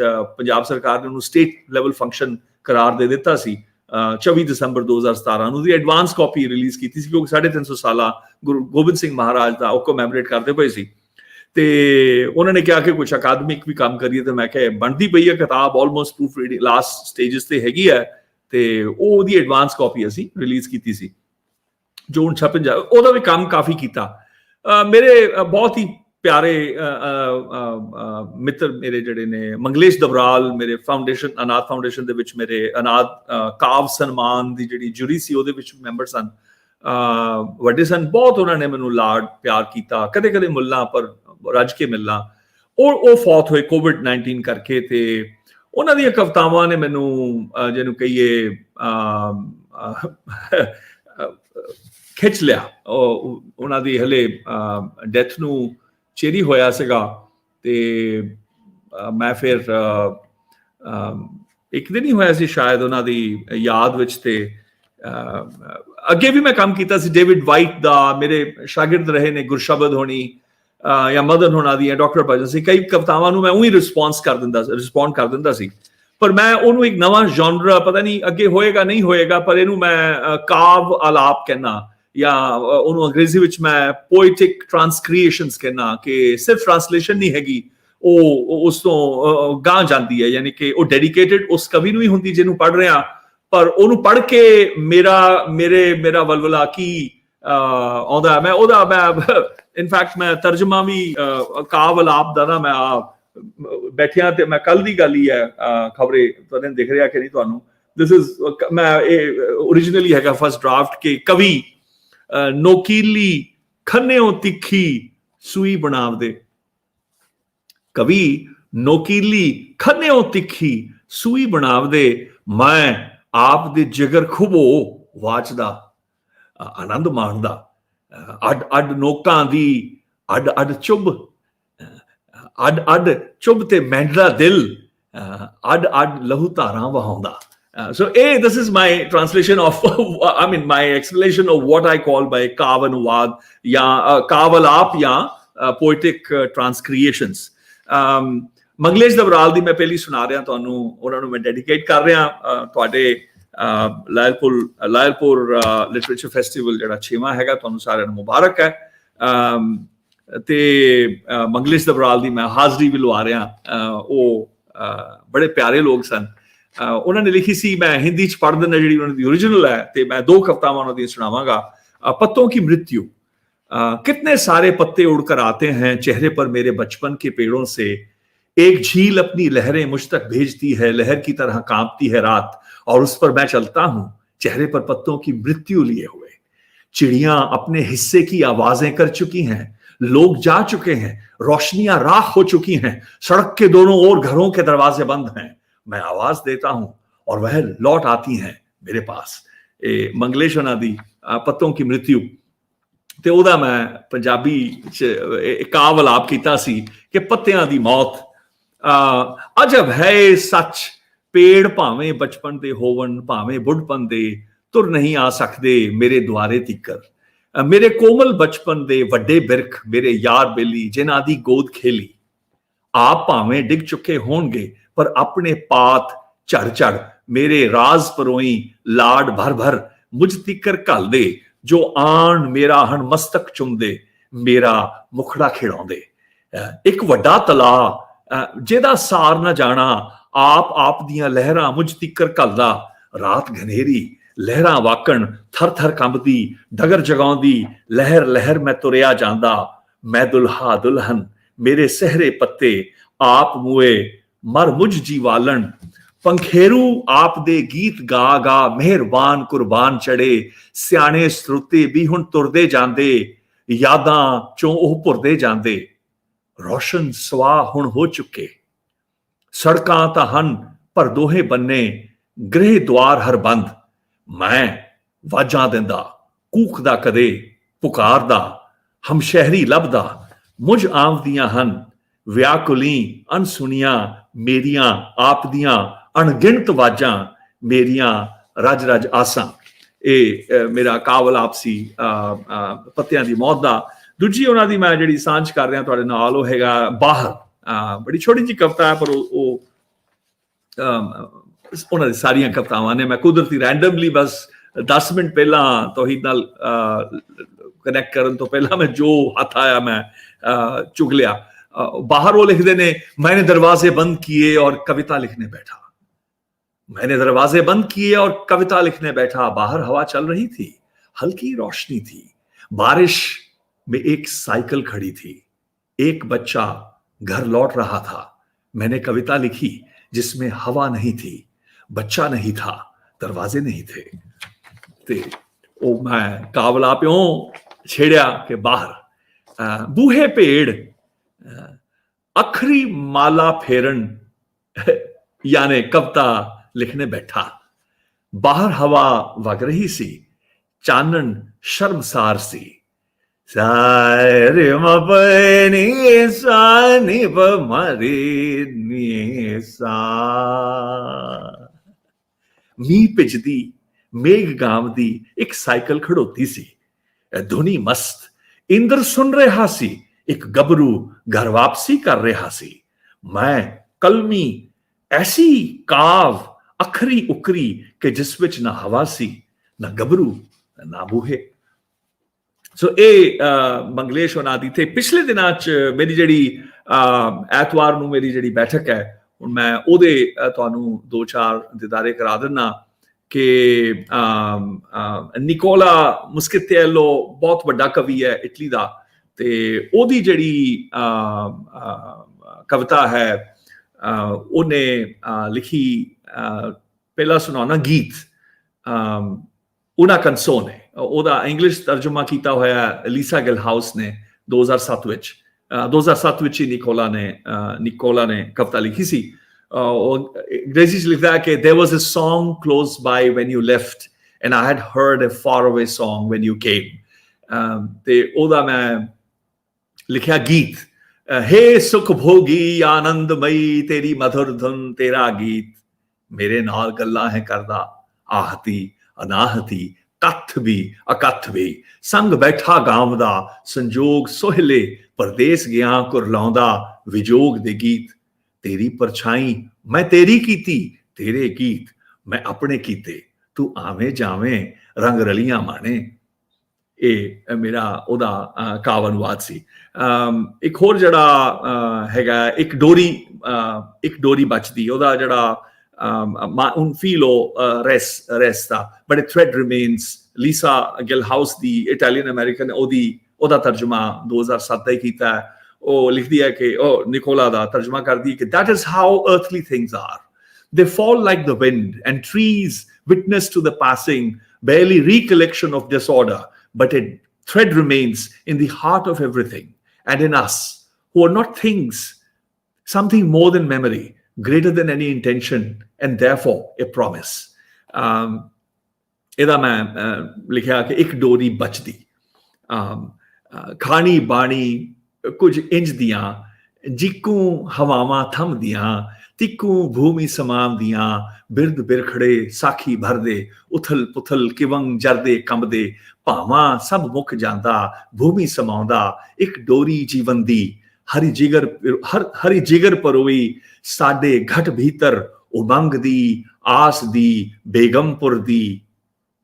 निकोला नूं मैं अपनी टिप्पणी की कि निकोला डोरी आप, गुडी आप, आकाश आप, पवन अपवन आप, खिडारी आप, खेड आप, करंता आप, आदि अनंत सब आपे आप, परम जोगी ना आस धरे ना निराश धरे। और अखीर विच मैं निकोला दी उस तो बाद मैं शायद एक जे समा होया एक मिनट ते मैं वो सुना देंगा जिहड़ी मैं फार्मर्स प्रोटेस्ट दे रिलेटेड लिखी है। मैनूं खुशी है कि जसदीप होनी अज हैगे ने ਉਹਦੇ ਬਾਰੇ ਟਰਾਲੀ ਟਾਈਮਸ ਦੇ ਬਾਰੇ ਵੀ ਗੱਲ ਕਰਨਗੇ ਜਿਹੜਾ ਸਾਨੂੰ ਸਾਰਿਆਂ ਨੂੰ ਉਸ ਟਰਾਲੀ ਦੇ ਨਾਲ ਬੜਾ ਲਾਡ ਹੈ। ਸੰਤ ਵੈਲੈਂਟੀ ਮੈਂ ਨਾ ਪਤਾ ਨਹੀਂ ਸ਼ਾਇਦ ਸੈਨ ਵੈਲੈਂਟੀਨੋ ਅੱਜ ਕੱਲ੍ਹ ਚ ਹੈਗਾ ਤੇ ਮੈਂ ਕਦੇ ਨਾ ਇੱਕ ਕਵਿਤਾ ਮੈਂ ਨਫ਼ਰਤ ਕਰਦਾ ਇਹ ਦਿਨ ਇਹੋ ਜਿਹੇ ਦਿਨ ਟੋਕਨਿਜ਼ਮ ਦੇ ਨਾਲ ਤੇ ਉਹਨੇ ਮੈਨੂੰ ਭੇਜਤੀ ਕਵਿਤਾ ਕੱਲ ਤੇ ਮੈਂ ਉਹ ਵੀ ਲਿਖ ਮਾਰੀ ਉਹਦਾ ਵੀ ਅਲਾਪ ਕਰ ਛੱਡਿਆ ਤੇ ਮੈਂ ਉਹਦਾ ਨਾਂ ਪਾਇਆ ਸੰਤ ਵੈਲੈਂਟੀਨ ਹੈ ਜੀ। ਉਹਨੂੰ ਸੰਤ ਬਣਾਤਾ ਹੀ ਆਪਾਂ ਪੰਜਾਬੀ। ਉਹਦਾ ਜਿਹੜਾ ਇੰਗਲਿਸ਼ ਚ ਜਿਹੜਾ ਤਰਜਮਾ ਲੀਸਾ ਨੇ ਕੀਤਾ ਹੈ ਉਹ ਵੀ ਆਈ ਥਿੰਕ ਪਰਸੋਂ ਹੀ ਕੀਤਾ ਹੈ। Valentine's day every lover receives the gift that will be destroyed the following year just to preserve the frailty of recurrence that celebrates love as if it were the end of a far off war. But to you I would bestow the promise of a reunion that repeats each time our thoughts coincide. And so often do they meet that the reunion will always have been yesterday. So मैं थोड़ी जी इश्क भोरिया थोड़ा जा के हर आशिक पावे संत Valentine हर आशिक पावे सालों साली तोहफा जो भुलदा जावे ओ भुलदा जावे। भरम है एह नहीं इश्क एह यारो जंग मुकने दा जिंज ऐलान कोई इश्क नहीं मैं दांगा तोहफा संग वादा अनोखा भोगदा संभोगदा संजोगदा तोहफा जो नितपल जीवे प्रेम ख्याली खोवे प्रेम प्याला पीवे रज रज जीवे पलक झपके बीती कल होवे मुड़ मुड़ आसी रज रज प्यासी। ये होई निकोला दी कहानी ते मैं जड़ी कविता तौहीद मैं एक पढ़दिया होर के जे समा मुक गया ते मैं भी अपने दाने झट मुका दिना। नहीं तुसी सुना लो एक सुना दे 2-3 मिनट है जी जी जी जी। तो ये ਜਿਹੜੀ ਮੇਰੀ ਟਿੱਪਣੀ ਸੀ ਬੜੀ ਸਖਤ ਫਾਰਮਰਸ ਦੇ ਐਜੀਟੇਸ਼ਨ ਦੇ ਵਿੱਚ ਸੀਗਾ ਕਿ ਇਹ ਬਹੁਤ ਨਾ ਜੱਟ ਹੋ ਰਿਹਾ ਸੀ ਇੱਕ ਐਜ਼ ਇਫ ਕਿ ਜੱਟ ਪ੍ਰੋਟੈਸਟ ਸੀ ਜੱਟਵਾਦ ਦਾ ਪ੍ਰੋਟੈਸਟ ਸੀਗਾ। तो मैं वो बड़ा शरेआम मैनू कहना ਅਸੀਂ ਵੀ ਜਿਵੇਂ ਸਾਡੀ ਘਰ ਚ ਜ਼ਿਮੀਦਾਰੀ ਪਤਾ ਨਹੀਂ ਅਰਬਾਂ ਖਰਬਾਂ ਸਾਲਾਂ ਤੋਂ ਰਹੀ ਹੈ ਰੱਬ ਨੇ ਸ਼ਾਇਦ ਖੇਤ ਬਾਅਦ ਚ ਬਣਾਏ ਸੀ ਪਹਿਲਾਂ ਦੀ ਵਾਹੀ ਕਰਦੇ ਆ ਤੇ ਉਹ ਮੈਂ ਟਿੱਪਣੀ ਉਹਦਾ ਅਸਰ ਹੋਇਆ ਮੈਨੂੰ। ਜਿਹੜੇ ਵੱਡੇ ਸੰਗੀਤਕਾਰ ਨੇ ਹੋਰ ਜਿਹੜੇ ਜਿਨ੍ਹਾਂ ਦੇ ਕੋਲ ਵੱਡੇ ਮਾਈਕ ਨੇ ਉਹਨਾਂ ਨੇ ਫਿਰ ਇਤਰਾਜ਼ ਮਤਲਬ ਉਹਨਾਂ ਨੇ ਮਤਲਬ ਐਕਸੈਪਟ ਵੀ ਕੀਤਾ ਕਿ ਗੜਬੜ ਹੋ ਰਹੀ ਹੈ ਕਿ ਕਿਸਾਨੀ ਦਾ ਪ੍ਰੋਟੈਸਟ ਹੋਵੇ ਨਾ ਕਿ ਕਿਸੇ ਜਾਤ ਦਾ ਕੋਈ ਪ੍ਰੋਟੈਸਟ ਹੋਵੇ ਕਿਉਂਕਿ ਸਰਕਾਰ ਲਈ ਬੜਾ ਸੌਖਾ ਹੋ ਜਾਂਦਾ ਜਦੋਂ ਉਹਨੂੰ ਇੱਕ ਸੈਕਸ਼ਨਲਾਈਜ਼ ਕਰ ਦਿਓ ਕੰਪਾਰਟਮੈਂਟਲਾਈਜ਼ ਕਰ ਦਿਓ। ਕਿਸਾਨੀ ਵੱਡੀ ਹੈ ਪੰਜਾਬ ਦੇ ਵਿੱਚ ਖੱਤਰੀਆਂ ਕੋਲ ਜ਼ਮੀਨਾਂ ਤਰਖਾਣਾ ਕੋਲ ਜ਼ਮੀਨਾਂ ਜੱਟਾਂ ਕੋਲ ਕੰਬੋ ਬਰਾਦਰੀ ਅਨੇਕ ਬਰਾਦਰੀਆਂ ਕੋਲ ਜ਼ਮੀਨਾਂ ਨੇ। ਕੋਈ ਇਹ ਨਹੀਂ ਕਿ ਸਿਰਫ ਜਾਟੀ ਚੰਗੇ ਖੇਤ ਪਾਉਂਦੇ ਨੇ ਜ਼ਮੀਂਦਾਰ ਤਾਂ ਬੜੇ ਵੱਡੇ ਚੰਗੇ ਨੇ ਸਾਰੇ ਚੰਗੇ ਨੇ। तो ये मैं स्टीरियोटाइप बनन ਲਈ ਜਿਹੜਾ ਇੱਕ ਕਿ ਲਿਖਿਆ ਗਿਆ ਮੈਂ ਗੱਭਰੂ ਜੱਟ ਜਾਂ ਮੈਂ ਜੱਟ ਹੈਗਾ ਤੇ ਜੱਟ ਦਾ ਪੁੱਤ ਹੈ ਤੇ ਉਹਦੇ ਚ ਇੱਕ ਦਲਿਤ ਜਿਹੜਾ ਬੜਾ ਵੱਡਾ ਫਨਕਾਰ ਬੜਾ ਨਾਮਵਰ ਹੋਇਆ ਉਹਨੇ ਕਿਹਾ ਕਿ ਉਹ ਪੁੱਤ ਜੱਟਾਂ ਦੇ ਦੀ ਥਾਂ ਤੇ ਪੁੱਤ ਚਮਾਰਾਂ ਦੇ ਉਹਨੇ ਲਿਖੀ ਉਹ ਬੜੀ ਉਹ ਉਸ ਜਿਹੜੀ ਦਲਿਤ ਬਰਾਦਰੀ ਦੇ ਵਿੱਚ ਬੜੀ ਮਸ਼ਹੂਰ ਹੋਇਆ ਉਹ ਬੜਾ ਵੱਡਾ ਹਿੱਟ ਹੋਇਆ। ਪਰ ਮੈਂ ਸਟੀਰੀਓਟਾਈਪ ਨਹੀਂ ਤੋੜਨਾ ਚਾਹਿਆ। ਗੁਰੂ ਨਾਨਕ ਅਹਿਰਣ ਦੀ ਗੱਲ ਕਰਦੇ ਨੇ ਜਪਜੀ ਦੇ ਵਿੱਚ ਕਿ ਅਹਿਰਣ ਮਤ ਵੇਦ ਹਥਿਆਰ ਭਾਓ ਖਲ ਆਗਨ ਤਪਤਾਓ ਭਾਂਡਾ ਪਾਓ ਅੰਮ੍ਰਿਤ ਤਿਤ ਢਾਲ। ਮੈਂ ਗੁਰੂ ਨਾਨਕ ਦੀ ਐਰਨ ਲਈ ਭਗਤ ਨਾਮਦੇਵ ਹੁਣਾਂ ਨੇ ਰੱਬ ਨੂੰ ਤਰਖਾਣ ਆਖਿਆ ਤੇ ਉਹ ਉਹਨਾਂ ਦੀ ਗੁਆਂਢਣ ਕਹਿੰਦੀ ਹੈ ਕਿ ਇਹ ਤੇਰੀ ਛਾਪੜੀ ਬੜੀ ਸੈਨੀ ਕਿ ਤੇਰਾ ਤੇਜ ਬੜਾ ਵੱਡਾ ਹੈ ਕਿ ਤੂੰ ਮੈਨੂੰ ਦੇ ਨਾ ਕਿ ਮੈਂ ਆਪਣੀ ਛਾਪਰੀ ਮੈਂ ਵੀ ਇਦਾਂ ਦੀ ਬਣਾਵਾਂ ਤੇ ਮੈਂ ਦੁੱਗਣਾ ਦਾਮ ਦਵਾਂਗੀ ਤੇਰੇ ਤਰਖਾਣ ਨੂੰ। ਉਹ ਬੇਡੀ ਵੱਡੀ ਕਹਿੰਦੇ ਨੇ ਜਾਂ ਬੇਡੀ ਵੀ ਕਹਿੰਦੇ ਨੇ ਮਰਾਠੀ ਦੇ ਵਿੱਚ। ਉਹਨਾਂ ਨੇ ਕਹਿੰਦੇ ਰੀ ਬਾਈ ਬੇਡੀ ਦੇਣ ਨਾ ਜਾਈ। ਕਹਿੰਦਾ ਇਹ ਜਿਹੜਾ ਤਰਖਾਣ ਹੈ ਨਾ ਜਿਹਨੇ ਮੇਰਾ ਸ਼ਿੰਗਾਰ ਬਣਾਇਆ, ਜਿਹਨੇ ਮੇਰਾ ਕੋਠੜਾ ਬਣਾਇਆ, ਕਹਿੰਦੇ ਦਿੱਤਾ ਨਹੀਂ ਜਾਂਦਾ। ਕਹਿੰਦੇ ਜੇ ਪ੍ਰੇਮ ਕਰੋਗੇ ਨਾ, ਜੇ ਪ੍ਰੇਮ ਕਰੋਗੇ ਤੇ ਉਹ ਮੁਫਤ ਆ ਕੇ ਕੰਮ ਕਰਦਾ। ਸੋ ਬੇਡੀ ਉਹ ਮੈਂ ਭਗਤ ਨਾਮਦੇਵ ਤੋਂ ਮੈਂ ਤਰਖਾਣ ਲਿਆ, ਗੁਰੂ ਨਾਨਕ ਤੋਂ ਮਹਿਰਣ ਲਈ ਤੇ ਮੈਂ ਫਿਰ ਲਿਖਿਆ ਗਾਣਾ ਕਿ ਸਟੀਰੀਓਟਾਈਪ ਜਿਹੜਾ ਹੈ ਸਾਨੂੰ ਗੁਰੂਆਂ ਨੇ ਅਣਖ ਦਿੱਤੀ ਹੈ। ਸਾਡੇ ਹੱਥ ਵਿੱਚ ਖੰਡਾ ਫੜਾਇਆ, ਕਿਰਪਾਨ ਫੜਾਈ, ਤਲਵਾਰ ਦਾ ਮੁਕਾਬਲਾ ਕਰਵਾਇਆ। ਅਸੀਂ ਸਾਡੇ ਹੱਥਾਂ ਸਾਡੀ ਭਾਖਾ ਦਿੱਤੀ, ਸਾਡੀ ਆਪਣੀ ਲਿਪੀ ਦਿੱਤੀ, ਜਿਹਨੂੰ ਗੁਰਮੁਖੀ ਕਹਿੰਦੇ ਐਂਸ਼ੀਐਂਟ ਲਿਪੀ ਚੋਂ ਰਿਸੋਰਸ ਸਰਚ। ਗੁਰੂ ਨਾਨਕ ਦੀ ਰਿਸਰਚ ਹੈ, ਲੋਕਾਂ ਨੇ ਹਲੇ ਸਮਝਣਾ ਪੜ੍ਹਨਾ ਹੈ। ਉਹ ਕੋਲੋਨਾਈਜ਼ਡ ਜਿਹੜਾ ਪੰਜਾਬੀ ਹੈ ਉਹਨੂੰ ਬੜਾ ਨਹੀਂ ਪਤਾ। ਜਿਹੜਾ ਆਈ ਰਿਪਰੈਜ਼ੈਂਟ ਦੀ ਅਨਕੋਲੋਨਾਈਜ਼ਡ ਸਿੱਖਸ, ਜਿਹੜਾ ਕਦੇ ਅੰਗਰੇਜ਼ਾਂ ਨਾਲ ਹੱਥ ਨਹੀਂ ਮਿਲਾਇਆ ਤੇ ਜਿਨ੍ਹਾਂ ਦੇ ਗਲੀਆਂ 'ਚ ਅੰਗਰੇਜ਼ ਆਉਣ ਤੋਂ ਥਰ-ਥਰ ਕੰਬਦੇ ਸੀ, ਉਹਨਾਂ ਦੇ ਕਹਿੰਦੇ ਲੀੜੇ ਵੀ ਗਿੱਲੇ ਹੁੰਦੇ ਸੀ। ਸੋ ਇਹ ਮੈਂ ਸਟੀਰੀਓਟਾਈਪ ਜਿਹੜਾ ਕਿ ਗੁਰੂ ਦਾ ਦਿੱਤਾ ਮਾਨ ਹੈ। ਸੋ ਲਿਹਾਜ਼ਾ just to give you the context. ਤੇ ਉਹ ਕਹਿੰਦਾ ਵੇ ਹਰਣ ਕਹਿੰਦੀ ਕੀ ਇਹ ਕਿ ਮੈਂ ਗੱਭਰੂ, ਤੇ ਥੋੜੀ ਲੰਬੀ ਹੈ, 2-3 ਮਿੰਟ ਲੱਗਣਗੇ, ਤੁਸੀਂ ਕਾਬਿਲੇ ਗੌਰ ਹੈ ਕਿ ਮੈਂ ਸਟੀਰੀਓਟਾਈਪਸ ਭੰਨੇ ਨੇ ਜਾਤਾਂ ਪਾਤਾਂ ਦੇ। ਮੈਂ ਗੱਭਰੂ ਤਰਖਾਣ ਅੱਡ ਹੀ ਆਣ ਬਾਣ ਮੇਰੀ ਸ਼ਾਨ, ਗੁਰੂ ਵਰਸਾਇਆ ਮੈਂ ਜੜਾ ਮਾਣ। ਉਹ ਬਾਈ ਮੇਰੇ ਆਵੇ ਅਹਰਣ ਕਹਿੰਦੀ ਕੀ, ਗੁਰਾਂ ਦੀ ਮਤੀ ਅੰਮ੍ਰਿਤ ਨਿਤ ਨਿਤ ਢਾਲਦੀ ਜੀ। ਮੈਂ ਗੱਭਰੂ ਤਰਖਾਣ ਮੈਂਡਾ ਜਿਹਾ ਨਾ ਹੋਰ ਕਿਰਸਾਨ, ਮੇਰੇ ਵਟਾਂ ਦੀ ਧਾਰ ਕਮਾਨ ਕਰਿਆ ਪਧਰਾ ਸਾਰਾ ਜਹਾਨ, ਮੇਰੇ ਬੌਲਦ ਕਰਨ ਹੈਰਾਨ ਜਿਨ੍ਹਾਂ ਦੀ ਵੱਖਰੀ ਬਾਂਕੀ ਚਾਨ। ਉਹ ਬਾਈ ਮੇਰੇ ਆਵੇ ਅਹਰਣ ਕਹਿੰਦੀ ਕੀ, ਗੁਰਾਂ ਦੀ ਮਤੀ ਅੰਮ੍ਰਿਤ ਨਿਤ ਨਿਤ ਢਾਲਦੀ ਜੀ। ਮੈਂ ਗੱਭਰੂ ਤਰਖਾਣ ਮੇਰਾ ਖੂੰਡਾ ਕਰੇ ਸਿੰਗਾਰ, ਸਿਰ ਫੌਲਾਦ ਤੇ ਪੈਰੀ ਧਾਰ, ਸਿਰ ਕੱਢਦਾ ਰਵਿਸਸ ਚੁੰਮਦਾ ਕਿਰਨਾ ਸੰਗ ਝੂਬ ਝੂਮ ਨ੍ਰਿਤ ਕਰਦਾ ਹਵਾਵਾਂ ਭਿਉਂ ਭਿਉਂ, ਜਦ ਖਿੜਦਾ ਦੁਸ਼ਮਣ ਕੰਬਦਾ ਮੈਦਾਨੋਂ ਭੱਜਦਾ। ਉਹ ਭਾਈ ਮੇਰੇ ਆਵੇ ਅਹਰਣ ਕਹਿੰਦੀ ਕੀ, ਗੁਰਾਂ ਦੀ ਮਤੀ ਅੰਮ੍ਰਿਤ ਨਿਤ ਨਿਤ ਢਲਦੀ ਜੀ। ਮੈਂ ਗੱਭਰੂ ਤਰਖਾਣ ਮੈਂ ਹੀ ਕਰਤੇ ਦੀ ਸੰਤਾਨ, ਕਰਮੇ ਦੀ ਕੁੱਖੋਂ ਹਾਂ ਮੈਂ ਜਣਿਆ, ਅਕਾਲ ਕੀਤਾ ਹੁਕਮੀ ਰਜਾਇਆ। ब्रह्मा बिसन महे ईस वीर, मोहम्मद यार जैदेओ अली फकीर, मुर्शद फरीद गुरु नानक पीर, आद जुगाद अनंती स्वतंत्र, एक अनेक फिर एक सहाया। ओ भाई मेरे आवे अहरण कहंदी की, गुरां दी मती अमृत नित नित ढलदी जी। ओ मैं गबरू तरखान मेरे अणगिणत अवतार, मुझ बिन होवे ना करतार, सत करतार धन धन धन निरंकार धन निरंकार। भाई मेरे आवे अहरण कहंदी की, गुरां दी मती अमृत नित नित ढलदी जी। मैं गबरू तरखान अल्लाह पहलों मुझी बनाया, घूंगर बजे तांडव रचाया, छन छन छन छन छन नकड़ान धम। ओ भाई मेरे आवे अहरण कहंदी की, गुरां दी मती अमृत नित नित ढलदी जी। मैं गबरू तरखान चट ले 5 तत्त बना, सबना पहलों बनाई सान, अहरण हथ यार कमान, खंडा खड़ग कटारी कृपान, गड़वा भांडा देगा तेगा, खानी बाणी अखर जुबा, शब्द घड़ा लिख लिख लिख पढ़ा। ओ भाई मेरे आवे अहरण कहंदी की, गुरां दी मती अमृत नित नित ढलदी जी। मैं गबरू तरखान हरी इच्छा काल चक्र बनाया, पवन वगाई चिर चलाया, सिफर गुलाया कर्म गणनाया, खंड मंडल ब्रह्मंडे पिंडे आकाशी, धरती कमल खिड़ाया, स्वासी ना भी कमल जीवाया, कुंडल बजिया रतन गुप्ताया। ओ भाई मेरे आवे अहरण कहंदी की, गुरां दी मती अमृत नित नित ढलदी जी। मैं गबरू तरखान चमड़ी दे बहु बहु रंग वटाए, मैं गबरू तरखान चमड़ी दे बहु बहु रंग वटाए, उच्चों ऊंच नीच कहवाए, अपने पितर मातर दुलारे, कुछ दूर कीते बना पराए, अपने धन मान पराए अपमान, लैवन खोवन छलल वधाए, हरि भुलाए वरना पाए। भाई मेरे आवे अहरण कहंदी की, गुरां दी मती अमृत नित नित ढलदी जी। काबिले गौर ने आखिरी 2 फिक्रे।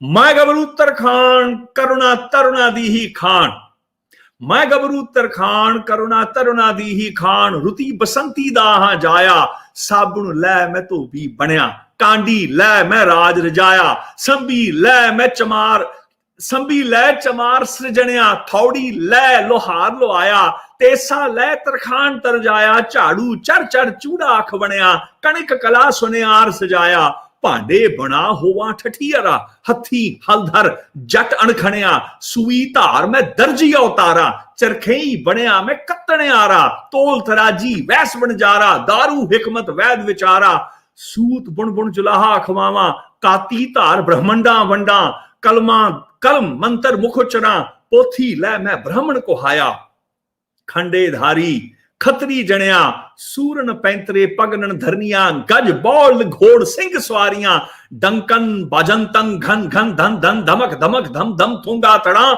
घड़ घड़ ननन घड़ंती घड़ियां, लालंग गुलालंग तिलकंग तुमक तड़ाकंग, सजनंग श्रृंगारंग रणनंग चढ़नंग लड़ंती, मेघंग रानंग तीरंग, बरस बरस रित चेदंग, वैरी विष पगनन चुम चुम चाकरंग, झंडे बुगे जुगो जुग निशानंग, कोठे किले ते बुर्ज जहानंग, आपे राजा प्रजा राजंग, दिंदा लैंदा शाहंग फकीरंग। ओ भाई मेरे आवे हरण कहंदी की, गुरां दी मती अमृत नित नित ढलदी जी। आखिरी फिकरा तुहाडे सारिਆਂ ਦੀ नजर है कि मैं गबरू तरखान मेरे अंतर अल्लाह बाहर अल्लाह, अल्लाहु अल्लाहु अल्लाहु अल्लाहु आदि अनंती जुगा जुग अंतरी, अल्लाहु राम गोबिंदे गोपाले दयाले, बोलो राम बोलो राम हरि राम अजोनी अमृता, एको है पाई रमैया राम, समिया हरि हरि आपे करता आपे भुगता, कर्मी धर्मी भरमी भ्रमता, आपे आप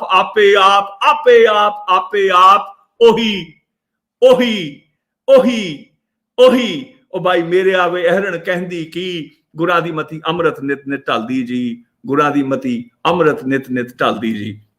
ਇਹਦੇ ਚ ਜਿਹੜਾ ਰਾਮ ਹੈ ਉਹ ਰਮਿਆ, ਯਾਨੀ ਕਿ ਰਮਈਆ ਜਿਹੜਾ ਓਮਨੀਸੀਐਂਟ ਹੈ, ਉਹਦਾ ਅਪਰਭੰਸ਼ ਰਾਮ ਹੈ। ਹਰੀਆ ਦਾ ਅਪਰਭੰਸ਼ ਯਾਨੀ ਕਿ ਉਹਦਾ ਨਿਕਨੇਮ ਕਹਿ ਲੋ ਹਰੀ ਹੈ। ਸਮੀਆ ਜਾਂਕਾ ਜਾਂਕਾ ਮੀਦ ਸਾਜਨ ਸਮੀ, ਜਾਂਕਾ ਮੀਦ ਸਾਜਨ ਸਮੀਆ, ਗੁਰੂ ਅਰਜਨ। ਸਮੀਆ ਦਾ ਅਪਰਭੰਸ਼ ਸ਼ਾਮ ਹੈ। ਇਹ ਐਡੈਪਟੇਸ਼ਨ ਹੋ ਗਈ ਕਿ ਸ਼ਾਮ ਕ੍ਰਿਸ਼ਨ ਨੂੰ ਕਹਿਤਾ ਬਾਅਦ ਚ ਵੈਸ਼ਨਵ ਜਿਹੜੀ ਸੰਪਰਦਾ ਚ ਹੈ, ਜਾਂ ਦਸ਼ਰਥ ਪੁੱਤਰ ਰਾਮ, ਉਹਦਾ ਨਾਮ ਰਾਮ ਸੀ ਤੇ ਉਹ ਖਬਰੇ ਰੱਬ ਦੇ ਵਾਲੇ ਰਾਮ ਨਾਲ ਹੀ ਜਿਹੜਾ ਰਮਈਆ ਰਾਮ ਹੈ। ਇਸ ਕਰਕੇ ਬਾਣੀ ਚ ਬੜਾ ਸਪਸ਼ਟੀਕਰਨ ਹੈ ਕਿ ਇੱਕ ਰਾਮ ਦਸ਼ਰਥ का बेटा, एक राम घट घट में रहता। और गुरु अर्जन दी हैगी है कि नाम हिंदू ना मुसलमान, अल्लाह राम के जिंद भराव। अल्लाह राम कॉन्स्ट्रक्ट मैनू बड़ा भाया ते ਉਹ ਮੈਂ ਮਹਾਰਾਜ ਨੂੰ ਯਾਦ ਕਰਦਿਆਂ ਜ਼ਿਕਰ ਕੀਤਾ। ਮੈਂ ਸੋਚਿਆ ਸੀ ਟਰਾਲੀ ਵਾਲਿਆਂ ਨੂੰ, ਟਾਈਮਸ ਵਾਲਿਆਂ ਨੂੰ ਭੇਜਾਂਗਾ, ਪਰ ਮੈਂ ਉਹ ਭੇਜ ਪੂਜ ਨਹੀਂ ਸਕਿਆ। ਅੱਜ ਮੈਂ ਸੁਣਾਈ ਦਿੱਤੀ ਤੁਹਾਡੇ ਸਾਰਿਆਂ ਨੂੰ। ਲਓ ਜੀ ਮੇਰੀ ਟਾਈਮਸ, ਤੇ ਮੇਰਾ ਵੀ ਆਈ ਥਿੰਕ ਟਾਈਮਸ ਹੋ ਗਿਆ ਜੀ, 2-4 ਮਿੰਟ ਵਾਧੂ ਲੈ ਗਿਆ। ਮੈਂ ਤੁਹਾਡੇ ਸਾਰਿਆਂ ਦਾ ਸ਼ੁਕਰਗੁਜ਼ਾਰ ਹਾਂ। ਤੇ ਤੋਹੀਦ, you can have the microphone back. Thank you, बहुत बहुत मेहरबानी जनाब भाई साहब, ਤੁਹਾਡਾ ਬਹੁਤ ਬਹੁਤ ਸ਼ੁਕਰੀਆ। ਔਰ ਬੜੀ ਸਾਡੇ ਨਾਲ ਤੁਸੀਂ ਗੱਲਬਾਤ ਅੱਜ ਜਿਹੜੀ ਸਾਂਝੀ ਕੀਤੀ। ਅਸੀਂ ਹੁਣ ਆਪਣੇ ਪ੍ਰੋਗਰਾਮ ਨੂੰ ਅੱਗੇ ਵਧਾਉਂਦੇ ਹੋਇਆ ਗੱਲ ਕਰਾਂਗੇ। ਅੱਜ ਸਾਡੇ ਨਾਲ ਪਾਕਿਸਤਾਨ ਸਾਈਡ ਦਾ ਜਿਹੜਾ ਸਾਡਾ ਲਹਿੰਦਾ ਪੰਜਾਬ ਅਸੀਂ ਜਿਹਨੂੰ ਕਹਿੰਦੇ ਆ, ਉਹਦੇ ਵਿੱਚ ਪੰਜਾਬੀ ਨੂੰ ਪ੍ਰਮੋਟ ਕਰਨ ਦਾ ਜਿਹੜਾ ਕੰਮ ਕਾਰ ਹੈ, ਬਹੁਤ ਸਾਰੇ ਸੱਜਣ ਮਿੱਤਰ ਕਰ ਰਹੇ ਨੇ। ਕੁਛ ਅਦਬ ਦੇ ਪੱਖੋਂ ਕਰ ਰਹੇ ਨੇ, ਕੁਛ ਜਿਹੜਾ ਹੈ ਪੋਲੀਟੀਕਲ ਵੇ ਨਾਲ ਕਰ ਰਹੇ ਨੇ।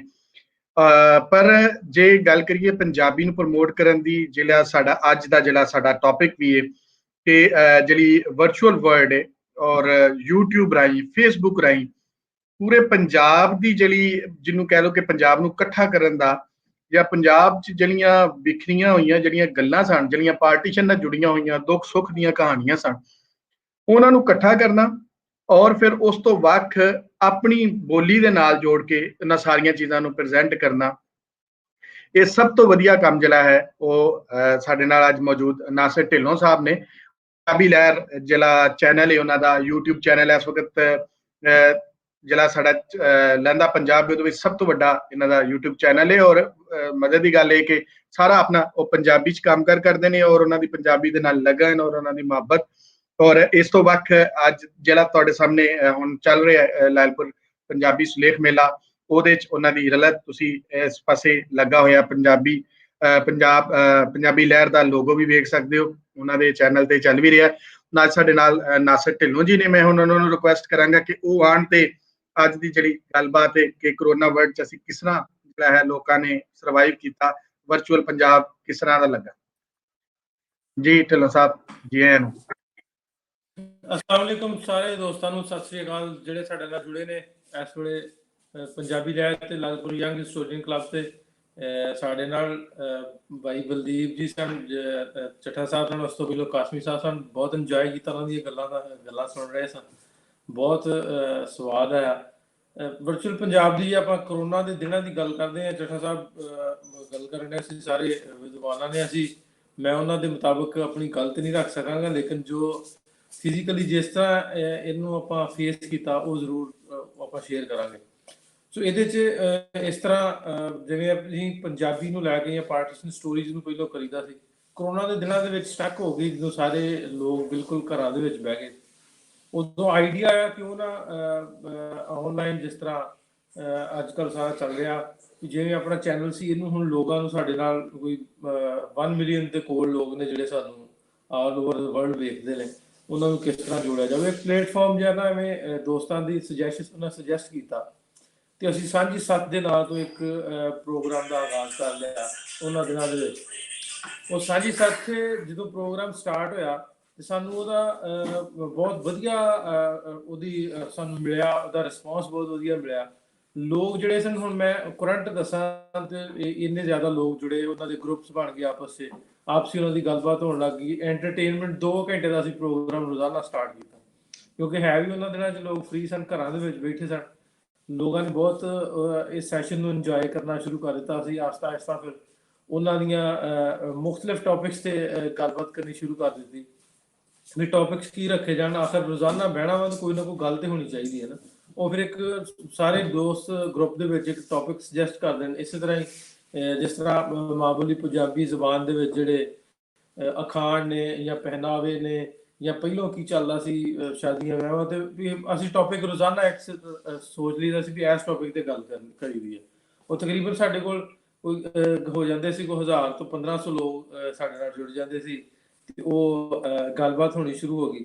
ਉਹਦੇ ਵਿੱਚ ਇਸ ਤਰ੍ਹਾਂ ਹੋਇਆ ਕਿ ਉਧਰ ਦੇ ਪੰਜਾਬ ਦੇ ਲੋਕ ਜਾਂ ਇੱਧਰ ਦੇ ਪੰਜਾਬ ਦੇ ਲੋਕ ਜਦੋਂ ਆਪਸ 'ਚ ਮਿਲੇ ਤੇ ਉਹ ਬਹੁਤ ਸਾਰੀਆਂ ਚੀਜ਼ਾਂ ਦਾ ਖੁਲਾਸੇ ਹੋਏ। ਉਹਨਾਂ ਦੀਆਂ ਜਿਹੜੇ ਲੋਕ ਬਿਲਕੁਲ ਹੀ ਇੱਕ ਦੂਜੇ ਤੋਂ ਜਾਣਦੇ ਨਹੀਂ ਸਨ, ਉਹ ਇੱਕ ਦੂਜੇ ਦੇ ਨਾਲ ਜਦੋਂ ਜੁੜੇ ਆ, ਉਹ ਆਪਸ ਦੀਆਂ ਹੁਣ ਪ੍ਰੀਤ ਭੈਣ ਜੀ ਵੀ ਮੇਰੇ ਨਾਲ ਨੇ, ਇਹ ਸਾਰੇ ਗਰੁੱਪ ਦੀ ਸ਼ਕਲ ਬਣ ਗਈ, ਇੱਕ ਫੈਮਿਲੀ ਦੀ ਸ਼ਕਲ ਬਣ ਗਈ। ਹੁਣ ਦੀ ਮੈਂ ਗੱਲ ਦੱਸਾਂ ਤੇ ਜਰਮਨੀ ਤੋਂ ਸਾਡੇ ਦੋਸਤ ਨੇ ਪਲਵਿੰਦਰ ਭਾਜੀ, ਉਹ ਆਏ ਹੋਏ ਨੇ ਇੰਡੀਆ ਦੇ ਵਿੱਚ। ਸਾਂਝੀ ਸੱਤ ਪ੍ਰੋਗਰਾਮ ਦੇ ਰਾਹੀਂ ਜਿਹੜੇ ਦੋਸਤ ਉਹਨਾਂ ਦੇ ਬਣੇ, ਉਹਨਾਂ ਦੀ ਗੈਦਰਿੰਗਸ ਚੱਲ ਰਹੀਆਂ ਨੇ ਚੰਡੀਗੜ੍ਹ, ਕਦੀ ਅੰਮ੍ਰਿਤਸਰ ਸਾਹਿਬ, ਹੁਣ ਇਸ ਤੋਂ ਬਾਅਦ ਪਾਕਿਸਤਾਨ ਆ ਰਹੇ ਨੇ। ਇੱਥੋਂ ਦੇ ਜਿਹੜੇ ਦੋਸਤ ਨੇ ਉਹਨਾਂ ਨੂੰ ਮਿਲਣਗੇ। ਸੋ ਇਸ ਤਰ੍ਹਾਂ ਦੀ ਐਕਟੀਵਿਟੀਜ਼ ਚੱਠਾ ਸਾਹਿਬ ਜਿਹੜੀਆਂ ਸਾਡੀਆਂ ਅਸੀਂ ਪੰਜਾਬੀ ਲਾਈਵ ਦੇ ਪਲੇਟਫਾਰਮ ਤੋਂ ਜਿਹੜੀ ਕੀਤੀ, ਉਹ ਇਹ ਸਾਡੀ ਚੱਲਦੀ ਰਹੀ।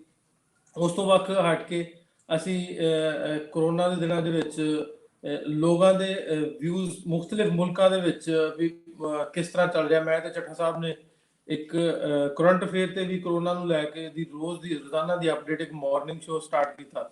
ਇਸ ਤਰ੍ਹਾਂ ਕਰਕੇ ਅਸੀਂ ਇਹ ਪ੍ਰੋਗਰਾਮ ਜਿਹੜੇ ਆਪਣੇ ਆਪ ਨੂੰ ਇੱਧਰ ਲੈ ਕੇ ਆਏ ਵੀ ਕਿਸ ਤਰ੍ਹਾਂ ਅਸੀਂ ਕਰੋਨਾ ਦੇ ਦਿਨਾਂ 'ਚ ਆਪਣੇ ਆਪ ਨੂੰ ਐਂਟਰਟੇਨ ਕਿਸ ਤਰ੍ਹਾਂ ਕਰ ਸਕਦੇ ਹਾਂ। ਜਿਸ ਤਰ੍ਹਾਂ ਸਾਡਾ ਪ੍ਰੋਗਰਾਮ ਦਾ ਸਾਡੇ ਦਾ ਥੀਮ ਸੀ ਵੀ ਲੋਕਾਂ ਨੂੰ ਜੋੜਨ ਦੀ ਗੱਲਬਾਤ ਕਿਸ ਤਰ੍ਹਾਂ ਕੀਤੀ ਜਾ ਸਕਦੀ ਸੀ।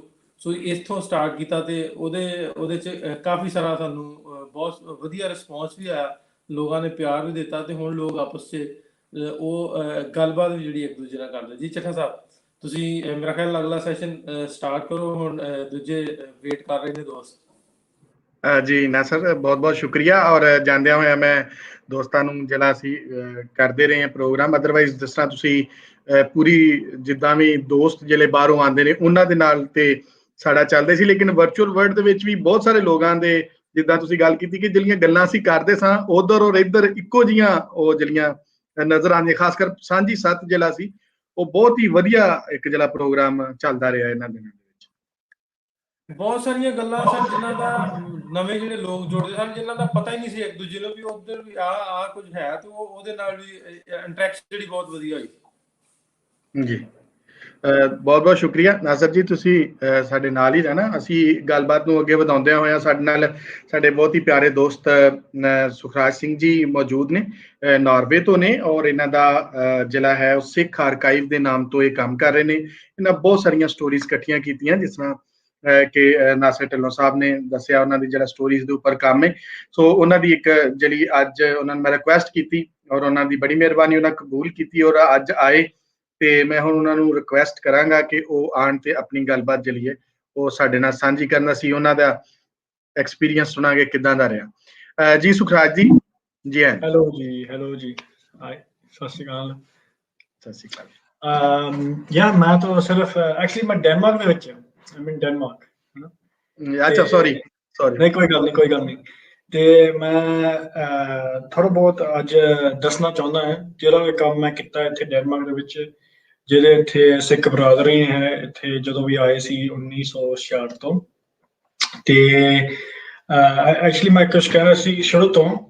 ਮੈਂ ਸਭ ਤੋਂ ਪਹਿਲਾਂ ਮੈਂ ਇਹ ਕਹਿਣਾ ਚਾਹੁੰਦਾ ਸੀ, ਮੈਂ ਕੋਈ ਹਿਸਟੋਰੀਅਨ ਨਹੀਂ ਹਨਾ, ਤੇ ਮੈਂ ਉਸਤਾਦ ਨਹੀਂ ਇਸ ਵਿਸ਼ਤਾ ਤੇ।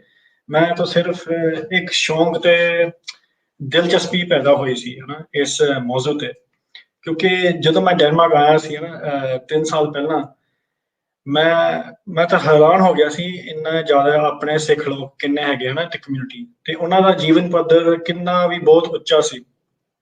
ਸੋ ਮੈਨੂੰ ਜਿੱਦਾਂ ਹੁਣ ਸ਼ੌਂਕ ਪੈ ਗਿਆ ਸੀ ਉਹਨਾਂ ਦਾ ਹਿਸਟਰੀ, ਉਹਨਾਂ ਦਾ ਰਿਕਾਰਡ ਲਿਖਣਾ ਜਾਵੇ ਹਨਾ। ਤੇ ਫਿਰ ਜਦੋਂ ਵੀ ਪਹਿਲਾਂ ਮੈਂ ਆਇਆ ਸੀ ਇੱਥੇ ਡੈਨਮਾਰਕ ਦੇ ਵਿੱਚ, ਕੁਦਰਤੀ ਜਦੋਂ ਮੈਂ ਪਹਿਲੀ ਵਾਰੀ ਆਇਆ ਤੇ ਮੈਂ ਗੁਰਦੁਆਰੇ ਗਿਆ, ਕਿਉਂਕਿ ਉਹ ਤਾਂ ਨੈਚੁਰਲੀ ਪਹਿਲੀ ਡਿਊਟੀ ਹੁੰਦੀ ਹੈ ਸੰਗਤ ਕਿੱਥੇ, ਸੰਗਤ ਕੌਣ ਆ, ਮੈਂ ਕਿਹਦੇ ਨਾਲ ਰਲ ਕੇ ਮਿਲ ਸਕਦਾ ਹਾਂ। ਤੇ ਜਿਹੜੇ ਵੀ ਸੰਗਤ ਸੀ ਇੱਥੇ, ਮੈਨੂੰ ਮੋਟੀਵੇਸ਼ਨ ਸੀ ਉਹਨਾਂ ਦਾ ਮਿਲਣ ਜੁਲਾ ਦਾ, ਜਾਣ ਪਛਾਣ ਕਰਨ ਦੀ ਲੋੜ ਸੀ। ਤੇ ਉੱਥੇ ਇੰਨੇ ਜ਼ਿਆਦਾ ਲੋਕ ਸੀ, ਬਹੁਤ ਜ਼ਿਆਦਾ ਲੋਕ ਸੀ, ਮੈਂ ਹੈਰਾਨ ਹੋ ਗਿਆ। ਤੇ ਮੈਂ ਸਾਰਿਆਂ ਨੂੰ ਪੁੱਛਿਆ, ਨੌਜਵਾਨਾਂ ਨੂੰ ਪੁੱਛਿਆ ਕੌਣ ਸੀ ਤੁਸੀਂ, ਕੌਣ ਹੈ, ਕਦੋਂ ਆਏ ਸੀ ਪੰਜਾਬ ਤੋਂ, ਇਸ ਕਮਿਊਨਿਟੀ ਸ਼ੁਰੂ ਕਦੋਂ ਹੋਈ ਸੀ ਡੈਨਮਾਰਕ ਦੇ ਵਿੱਚ। ਮੈਨੂੰ ਕੋਈ ਭੁਲੇਖਾ ਪੈ ਗਿਆ ਸੀ, ਮੈਨੂੰ ਕੋਈ ਪਤਾ ਨਹੀਂ ਸੀ ਇਸ ਕਮਿਊਨਿਟੀ ਇੱਥੇ ਡੈਨਮਾਰਕ ਦੇ ਵਿੱਚ ਹੈਗੇ ਸੀ। ਤੇ ਫਿਰ ਮੈਂ ਉੱਥੇ ਜਾਣਕਾਰੀ ਸ਼ੁਰੂ ਕੀਤੀ। ਉਹਨਾਂ ਨੇ ਮੈਂ ਇਸ ਤਰ੍ਹਾਂ ਦੇ ਸਵਾਲ, ਕਿੱਥੇ ਤੁਸੀਂ ਕਦੋਂ ਆਏ ਸੀ ਹਨਾ, ਤੁਸੀਂ ਕਦੋਂ ਆਏ ਸੀ ਪੰਜਾਬ ਤੋਂ ਕਿਉਂ ਬਾਹਰ ਗਏ ਸੀ ਲੋਕ ਹਨਾ। ਤੇ ਇਸ ਜੀਆਂ ਨੇ ਮੈਂ ਸਵਾਲ ਪੁੱਛੇ ਸੀ, ਪਰ ਅਸਲ ਵਿੱਚ ਜਿਸ ਦੇ ਜਵਾਬ ਉਹ ਨੌਜਵਾਨਾਂ ਨੇ ਤੇ ਮੈਨੂੰ ਦਿੱਤੇ ਨੇ, ਉਹ ਮੈਨੂੰ ਲੱਗੇ ਕਿ ਉਹਨਾਂ ਦੇ ਜਵਾਬ ਦੇ ਵਿੱਚ ਕੋਈ ਖਾਸ ਵਜ਼ਨ ਨਹੀਂ ਸੀ। ਤੇ ਮੈਨੂੰ ਅਹਿਸਾਸ ਹੋਇਆ ਕਿ ਹਾਲੇ ਤੱਕ ਕੋਈ ਵੀ ਖਾਸ ਲਿਖਾਈ ਇਸ ਬਾਰੇ ਵਿੱਚ ਹੋਇਆ ਨਹੀਂ ਸੀ। ਇਹ ਖਾਸ ਕਰਕੇ ਤਫਸੀਲ ਨਾਲ, ਬਲਕਿ ਮੈਨੂੰ ਇਸ ਗੱਲ ਦੀ ਵੀ ਹੋਇਆ ਕਿ ਉਹ 50 ਸਾਲ ਤੋਂ ਜਿੰਨਾ ਵੀ ਅਸੀਂ ਇੱਥੇ ਰਹਿੰਦੇ ਸਨ, ਉਹ ਹਾਲੇ ਤੱਕ ਕਿਸੇ ਨੇ ਕੋਈ ਵੀ ਸਰਕਾਰੀ ਰਿਕਾਰਡ ਨਹੀਂ ਰੱਖਿਆ ਹੈ। ਸੋ ਕੋਈ ਤਰੀਕੇ ਕੰਮ ਨਹੀਂ ਹੋਏ ਸੀ। ਤੇ ਫਿਰ ਮੈਨੂੰ ਇਹ ਜ਼ਿੰਮੇਵਾਰੀ ਅਪਣਾ ਲਈ ਕਿ ਮੈਂ ਇਹਨੂੰ ਸਾਰੀਆਂ ਗੱਲਾਂ ਬਾਤਾਂ ਨੂੰ ਇਸ ਗੱਲਾਂ ਕਿੰਜ ਆਏ, ਕਿਉਂ ਆਏ, ਇਹ ਸਭ ਕੁਝ ਮੈਂ ਲਿਖ ਕੇ ਤੇ ਡਿਜੀਟਲੀ ਇਹਨੂੰ ਮੈਂ ਉਤਾਰ ਲਵਾਂ ਕਿਸੇ ਤਰੀਕੇ ਨਾਲ ਹਨਾ, ਤੇ ਕਿ ਉਹਨਾਂ ਦੀ ਤਰੀਕ ਜਿਹੜੀ ਹੈ ਉਹ ਰਿਕਾਰਡ ਹੋ ਜਾਵੇ। ਤੇ ਮੈਂ ਆਪਣੇ ਆਪ ਨੂੰ ਬਹੁਤ ਫਿਰ ਖੁਸ਼ਕਿਸਮਤ ਸਮਝ ਰਿਹਾ, ਕਿਉਂਕਿ ਜਿਹੜੇ ਸਭ ਤੋਂ ਪਹਿਲਾਂ ਮੁਹਾਜਰ ਪੰਜਾਬ ਤੋਂ ਆਏ ਸਨ ਉਹ ਹਾਲੇ ਤੱਕ ਜ਼ਿੰਦਾ ਨੇ। ਉਸ ਕਰਕੇ ਮੈਨੂੰ ਮੌਕਾ ਮਿਲਿਆ ਹਨਾ। ਇਹ ਜਿਹੜੀ ਪਹਿਲਾਂ ਬਰਾਦਰੀ ਆਈ ਸੀ ਤਕਰੀਬਨ 1966 ਜਾਂ 1969 ਵਿੱਚ, ਉਹ ਹਲੇ ਵੀ ਮੇਰੇ ਨਾਲ ਸੀ। So this is became a unique project ਹਨਾ। ਮਤਲਬ ਅਸੀਂ ਪੂਰੀ ਅਸਲੀਅਤ ਰਿਕਾਰਡ ਬਣਾ ਸਕਦੇ ਸੀ ਕਿ ਕੌਣ ਹੈ ਕਮਿਊਨਿਟੀ, ਕਦੋਂ ਆਈ ਸੀ, ਕਿਉਂ ਪੰਜਾਬ ਤੋਂ ਬਾਹਰ ਗਏ, ਕਿਸ ਤਰੀਕੇ ਨਾਲ ਆਏ, ਉਹਨਾਂ ਦਾ ਮੁਸ਼ਕਿਲਾਂ ਕੀ ਸਾਹਮਣਾ ਸੀ। ਤੇ ਉਹ ਜਿਹੜੇ ਆਪਣੇ ਕਹਾਣੀਆਂ ਤੇ ਆਪਣੇ ਕਿਸਿਆਂ ਸ਼ਕਲ ਦੇ ਵਿੱਚ ਉਹ ਦੇ ਸਕਦੇ ਹਨ। ਉਹ ਕਿਸੇ ਕਿਤਾਬ, ਇਸ ਗੱਲਾਂ ਹਨਾ ਉਹ ਕਿਸੇ ਕਿਤਾਬ ਤੇ ਪੁਰਾਣੇ ਰਸਾਲੇ ਵਿੱਚ ਨਹੀਂ ਲੱਭ ਰਹੇ ਸੀ। ਸੋ ਕੋਈ ਕਿਤਾਬ ਦੇ ਵਿੱਚ ਨਹੀਂ ਹਾਸਿਲ ਹੋਣਾ ਸੀ। ਇਹ ਇਹਨਾਂ ਦੀ ਇਤਿਹਾਸ ਤੇ ਇਹਨਾਂ ਦੀ ਕਹਾਣੀਆਂ, ਇਹਨਾਂ ਦੀ ਜ਼ੁਬਾਨੀ, ਇਹ ਫਿਰ ਪ੍ਰਾਇਮਰੀ ਸੋਰਸ ਬਣ ਜਾਂਦਾ ਹੈ। ਫਿਰ ਮੈਨੂੰ ਇਹ ਬਹੁਤ ਜ਼ਰੂਰੀ ਕੰਮ ਸੀ ਤੇ ਅਰਜੈਂਟ ਵੀ ਕੰਮ ਸੀ, ਕਿਉਂਕਿ ਬਜ਼ੁਰਗ ਨੇ ਹਨਾ, ਤੇ ਉਹਨਾਂ ਦੀਆਂ ਇਹ ਗੱਲਾਂ, ਉਹਨਾਂ ਦੀ ਯਾਦਾਂ ਸਿਰਫ ਬਜ਼ੁਰਗਾਂ ਦੇ ਜ਼ਿਹਨ 'ਚ ਜਾਂ ਦਿਮਾਗ ਵਿੱਚ ਲੱਭਦੇ ਨੇ, ਉਹ ਕਿਧਰੇ ਹੋਰ ਨਹੀਂ ਪਾਏ ਜਾ ਸਕਦੇ। ਸੋ ਇਸ ਲਈ ਮੇਰੇ ਵਾਸਤੇ ਬਹੁਤ ਅਹਿਮ ਸੀ ਕਿ ਇਹਨੂੰ ਖਿੱਚਿਆ ਜਾਏ, ਉਤਾਰਿਆ ਜਾਏ ਕਿਧਰੇ। ਉਹਨਾਂ ਦੀਆਂ ਗੱਲਬਾਤ ਨੂੰ ਰਿਕਾਰਡ ਕਰਕੇ, ਉਹਨਾਂ ਦੀਆਂ ਆਵਾਜ਼ਾਂ ਸੁਣ ਕੇ ਤੇ ਇਹਨੂੰ ਲਿਖਾ ਕੇ ਉਸੇ ਸ਼ਕਲ ਦੇ ਵਿੱਚ, ਕਿਉਂਕਿ ਇਹ ਸੋਚਣ ਵਾਲੀ ਗੱਲ ਹੈ ਕਿ ਜਦੋਂ ਲੋਕ ਇਸ ਦੁਨੀਆ ਤੋਂ ਤੁਰ ਜਾਂਦੇ ਨੇ, ਉਹ ਆਪਣੀਆਂ ਯਾਦ ਵੀ ਨਾਲ ਲੈ ਜਾਂਦੇ ਨੇ। ਤੇ ਫਿਰ ਇਸ ਲਈ ਇਹ ਜਿਹੜਾ ਮੈਂ ਕੰਮ ਤੇ ਜ਼ਿੰਮੇਵਾਰੀ ਅਪਣਾਈ, ਇਹ ਮੇਰਾ ਮਕਸਦ ਇਹੀ ਸੀ ਕਿ ਇਹਨੂੰ ਇੱਕ ਡਿਜੀਟਲ ਦੇ ਸ਼ਕਲ ਦੇ ਵਿੱਚ ਉਤਾਰਿਆ ਜਾਏ, ਕਿਉਂਕਿ ਆਉਣ ਵਾਲੀਆਂ ਨਸਲਾਂ ਵਾਸਤੇ ਇਹ ਹਾਜ਼ਰ ਹੋਏ, ਉਹਨਾਂ ਨੂੰ ਵੀ ਪਤਾ ਹੋਇਆ ਕਿ ਇਹਨਾਂ ਲੋਕਾਂ ਦਾ ਕੀ ਕਹਾਣੀਆਂ ਸੀ, ਕੀ ਕਹਾਣੀਆਂ ਸਨ, ਤੇ ਉਹ ਕੀ ਦੱਸਣਾ ਚਾਹੁੰਦੇ ਸਨ, ਹਨਾ। ਜਿੱਥੇ ਤੱਕ ਡਿਜੀਟਲ ਤਰੀਕੇਕਾਰ ਦੇ ਸਵਾਲ ਨੇ, ਮੈਂ ਇਹ ਤਰੀਕੇ ਅਪਣਾਏ ਕਿ ਉਹਨਾਂ ਦੀਆਂ ਆਵਾਜ਼ਾਂ ਰਿਕਾਰਡ ਕੀਤੀਆਂ, ਇੱਕ ਆਡੀਓ ਰਿਕਾਰਡਰ ਲੈ ਕੇ, ਤੇ ਉਹਨਾਂ ਦੀਆਂ ਪੁਰਾਣੀਆਂ ਤਸਵੀਰਾਂ ਉਤਾਰੀਆਂ, ਉਹਨਾਂ ਦੀਆਂ ਖਾਨਦਾਨੀ ਫੋਟੋ ਐਲਬਮ ਤੋਂ, ਔਰ ਸਕੈਨਰ ਤੇ ਰਿਕਾਰਡਰ ਦਾ ਇਸਤੇਮਾਲ ਕਰਨਾ ਪਿਆ ਸੀ। ਤੇ ਫਿਰ ਮੈਂ ਤਾਂ ਬਲਕਿ ਪਿਛਲੇ ਫੋਟੋਗ੍ਰਾਫਰਾਂ ਨੂੰ ਵੀ ਰਾਬਤਾ ਕੀਤਾ ਜਿਨ੍ਹਾਂ ਨੇ ਤਸਵੀਰਾਂ ਖਿੱਚੀਆਂ ਗਈਆਂ ਸੀ ਬਰਾਦਰੀਆਂ ਦਾ, ਪੁਰਾਣੀ ਗੱਲ। ਤੇ ਮੈਂ ਹੋਰ ਵੀ ਤਸਵੀਰਾਂ ਤੇ ਕਹਾਣੀਆਂ ਅਖਬਾਰਾਂ ਤੇ 2-3 ਆਰਕਾਈਵਸ ਤੋਂ ਵੀ ਕੱਟਿਆ ਕੀਤੀਆਂ। ਤੇ ਇਹ ਤਸਵੀਰਾਂ ਇਕੱਠੀ ਕਰਨ ਦਾ ਮਕਸਦ ਇਹੀ ਸੀ ਕਿ ਮਾਜ਼ੀ ਨੂੰ ਸ਼ਕਲ ਦਿੱਤੀ ਜਾਵੇ, ਤੇ ਕਹਾਣੀਆਂ ਤੇ ਤਸਵੀਰਾਂ ਬਰਾਦਰੀਆਂ ਇੰਜ ਦੀਆਂ ਵੀ ਉਹ ਲੋਕ ਤੇ ਇੱਕ ਸ਼ਕਲ ਦੇ ਜਾਵੇ। ਤੇ ਉਸ ਤੋਂ ਬਾਅਦ ਦੂਜਾ ਕੰਮ ਇਹੀ ਸੀ, ਇਹਨਾਂ ਨੂੰ ਇੱਕ ਐਸੇ ਤਰੀਕੇ ਨਾਲ ਰੱਖਿਆ ਜਾਏ ਤੇ ਕਿ ਜਦੋਂ ਅਸੀਂ ਨਾ ਵੀ ਹੋ ਇੱਥੇ, ਜੇ ਅਸੀਂ ਨਾ ਹੋ, ਤੇ ਬਾਅਦ 'ਚ ਵੀ ਲੋਕ ਵੇਖ ਸਕਣ। ਫਿਰ ਇਹਨਾਂ ਇਹ ਕਹਾਣੀਆਂ ਨੂੰ ਅਸੀਂ ਇੱਕ ਡਿਜੀਟਲ ਆਡੀਓ ਦੇ ਰੂਪ ਵੀ ਦੇਣਾ ਚਾਹੁੰਦਾ ਹਾਂ। ਫਿਰ ਮੈਂ ਇੱਕ ਵਾਰੀ ਫਿਰ ਦੇਰ ਆਉਣਾ ਚਾਹੁੰਦਾ ਨਾ ਕਿ ਇਹ ਪੂਰਾ ਪ੍ਰੋਜੈਕਟ ਮਕਸਦ ਇਹ ਰੱਖਦਾ ਸੀ ਕਿ ਇਸ ਯਾਦ ਨੂੰ, ਇਸ ਬਰਾਦਰੀ ਦੇ ਯਾਦ ਨੂੰ ਇੱਕ ਡਿਜੀਟਲ ਤਰੀਕੇ ਨਾਲ ਮਹਿਫੂਜ਼ ਕਿਹਾ ਜਾਵੇ, ਮਹਿਫੂਜ਼ ਕੀਤਾ ਜਾਵੇ। ਇਸ ਕੰਮ ਦੀ, ਇਸ ਪ੍ਰੋਜੈਕਟ ਦੀ ਦੂਜੀ ਅਹਿਮ ਤੇ ਖਸੂਸੀ ਗੱਲ ਇਹੀ ਸੀ ਕਿ ਇਹ ਜਿਹੜੀ ਵੀ ਇਨਫੋਰਮੇਸ਼ਨ ਅਸੀਂ ਇਕੱਠੀ ਕੀਤੀ ਸੀ, ਅਸੀਂ ਖੁਦ ਹੀ ਕੀਤੀ ਸੀ ਤੇ ਆਪਣੇ ਲਈ ਕੀਤੀ। ਦੂਜੇ ਅਲਫਾਜ਼ ਵਿੱਚ ਤੁਸੀਂ ਕਹਿ ਸਕਦੇ ਹੋ, ਇਹ ਪ੍ਰੋਜੈਕਟ ਬਰਾਦਰੀ ਨੇ ਕੀਤੇ ਤੇ ਬਰਾਦਰੀ ਲਈ ਕੀਤਾ। ਤੇ ਇੱਕ ਆਖਰੀ ਅਹਿਮ ਗੱਲ ਮੈਂ ਪੇਸ਼ ਕਰਨਾ ਚਾਹੁੰਦਾ ਹਾਂ ਕਿ ਜਿਹੜੇ ਵੀ ਡਿਜੀਟਲ ਡੇਟਾ ਹੁੰਦਾ ਹੈ, ਇਹ ਜਿਹੜਾ ਡਿਜੀਟਲ ਡੇਟਾ ਹੈ ਉਹ ਵੀ ਪੂਰੀ ਤਰ੍ਹਾਂ ਮਹਿਫੂਜ਼ ਨਹੀਂ ਹੁੰਦਾ, ਉਹ ਵੀ ਗਵਾਚ ਸਕਦਾ, ਉਹ ਤਬਾਹ ਵੀ ਹੋ ਸਕਦਾ, ਤੇ ਉਹਦੇ ਵਿੱਚ ਮਿਲਾਵਟ ਵੀ ਹੋ ਜਾਂਦੀ ਨੇ। ਤੇ ਇਹ 3 ਚੀਜ਼ਾਂ ਤੇ ਹੋਰ ਵੀ ਬੜੇ ਨੁਕਸਾਨਾਤ ਹੈ ਤੇ ਜਿਹੜੇ ਹੋ ਸਕਦੇ ਨੇ। ਤੇ ਇਹਨਾਂ ਸਾਰੀਆਂ ਗੱਲਾਂ ਨੂੰ ਨਜ਼ਰ ਵਿੱਚ ਰੱਖ ਕੇ ਹੁਣ ਮੈਂ ਮਰਹਲੇ ਵਿੱਚ ਪਹੁੰਚ ਗਿਆ ਕਿ ਮੈਂ ਇੱਕ ਤਰੀਕੇਕਾਰ ਲੱਭ ਰਿਹਾ ਹਾਂ ਕਿ ਇਹ ਸਾਰੀਆਂ ਜਿੰਨੇ ਵੀ ਇਨਫੋਰਮੇਸ਼ਨ, ਜਾਣਕਾਰੀ ਅਸੀਂ ਇਕੱਠਾ ਕੀਤੇ, ਇਹਨੂੰ ਸਭ ਤੋਂ ਜ਼ਿਆਦਾ ਮਹਿਫੂਜ਼ ਤਰੀਕੇ ਨਾਲ ਕਿੰਝੇ ਰੱਖੀਏ ਜੀ। ਤੇ ਮੈਂ ਹੁਣ ਇਹ ਸਾਰੀਆਂ ਗੱਲਾਂ ਮੈਂ ਮਨ 'ਚ ਰੱਖੀਆਂ ਤੇ ਮੈਂ ਹਜੇ ਵੀ ਪ੍ਰੋਜੈਕਟ ਕੰਪਲੀਟ ਨਹੀਂ ਕੀਤਾ, ਫਿਨਿਸ਼ ਨਹੀਂ ਕੀਤਾ, ਪਰ ਮੈਂ ਕੋਸ਼ਿਸ਼ ਕਰ ਰਿਹਾ ਜਿੰਨੇ ਵੀ ਅਸੀਂ ਕਹਾਣੀਆਂ, ਜਿੰਨੇ ਵੀ ਅਸੀਂ ਗੱਲਾਂ, ਜਿੰਨੇ ਵੀ ਅਸੀਂ ਇਸ ਬਰਾਦਰੀ ਦਾ ਇਤਿਹਾਸ ਇਕੱਠਾ ਕਰ ਸਕਦੇ, ਅਸੀਂ ਅੱਗੇ ਕਿੱਦਾਂ ਵਧਾ ਸਕਦੇ ਹਾਂ। ਐਂਡ ਹੁਣ ਮੈਂ ਤੁਹਾਨੂੰ ਜੇ ਮੈਂ ਸਕਰੀਨ ਸ਼ੇਅਰ ਕਰ ਸਕਦਾ, ਤੁਹਾਨੂੰ ਤੁਹਾਡੇ ਲਈ ਕੁਝ ਆਪਣੇ ਪ੍ਰੋਜੈਕਟ ਦੀਆਂ ਤਸਵੀਰਾਂ ਪੇਸ਼ ਕਰਨਾ ਚਾਹਾਂਗਾ, ਜਿੱਥੇ ਮੈਂ ਤੁਹਾਨੂੰ ਥੋੜਾ ਬਹੁਤ ਵਿਖਾ ਸਕਦਾ ਮੇਰੇ ਪ੍ਰੋਜੈਕਟ ਦਾ ਮਕਸਦ ਕੀ ਸੀ। ਸੋ I just share my screen, ਇੱਕ ਸਕਿੰਡ।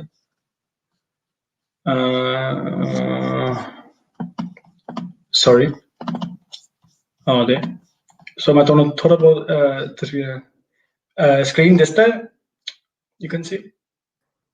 ਜੀ ਬਿਲਕੁਲ ਨਜ਼ਰ ਆ ਰਹੀ ਸੁਖਰਾਜ ਜੀ, ਤੁਸੀਂ ਖੋਲੋ ਆਪਣਾ ਜਿਹੜਾ ਪ੍ਰੋਜੈਕਟ? ਓਕੇ, ਜਿਹੜੇ ਮੈਂ ਤੁਹਾਨੂੰ ਪਹਿਲਾਂ ਤਸਵੀਰਾਂ ਦਿਖਾਉਂਗਾ, ਪਹਿਲਾਂ ਇਹ ਜਿਹੜੇ 2-3 ਨੇ, ਇਹ ਅਸੀਂ ਇਮੀਗ੍ਰੇਸ਼ਨ ਮਿਊਜ਼ੀਅਮ ਦੇ ਵਿੱਚ ਡੈਨਮਾਰਕ ਦੇ ਵਿੱਚ ਅਸੀਂ ਐਕਸੀਬਿਸ਼ਨ ਕਰਾਇਆ ਸੀ, ਜਿੱਥੇ ਵੀ ਅਸੀਂ ਸਾਰਾ ਸਮਾਨ ਜਿਹੜਾ ਸਾਰਾ ਜਾਣਕਾਰੀ ਇਕੱਠਾ ਕੀਤਾ ਸੀ, ਐਕਸੀਬਿਸ਼ਨ ਕਰਾਇਆ ਸੀ ਪਿਛਲੇ ਸਾਲ, ਹਨਾ, ਜਿੱਥੇ ਅਸੀਂ ਇੱਥੇ ਡੈਨਮਾਰਕ ਦੇ ਪੋਪੂਲੇਸ਼ਨ ਨੂੰ ਤੇ ਬਾਹਰਲੇ ਲੋਕ ਵੀ ਅਸੀਂ ਉਹਨਾਂ ਨੂੰ ਦਿਖਾ ਸਕਦੇ ਆ ਸਿੱਖ ਬਰਾਦਰੀ ਕੌਣ ਹੈ ਡੈਨਮਾਰਕ ਦੇ ਵਿੱਚ, ਹਨਾ, ਉਹਨਾਂ ਦਾ ਕਮਿਊਨਿਟੀ ਦਾ ਆਈਡੈਂਟੀਟੀ, ਉਹਨਾਂ ਦਾ ਕਮਿਊਨਿਟੀ ਦਾ ਇਤਿਹਾਸ। ਸੋ ਦਿਸ ਵਾਸ ਦ ਐਕਸੀਬਿਸ਼ਨ ਦਾ ਕਮਰਾ ਜਿਹੜਾ ਅਸੀਂ ਸ਼ੁਰੂ ਕੀਤਾ ਸੀ। This is in Denmark, Copenhagen.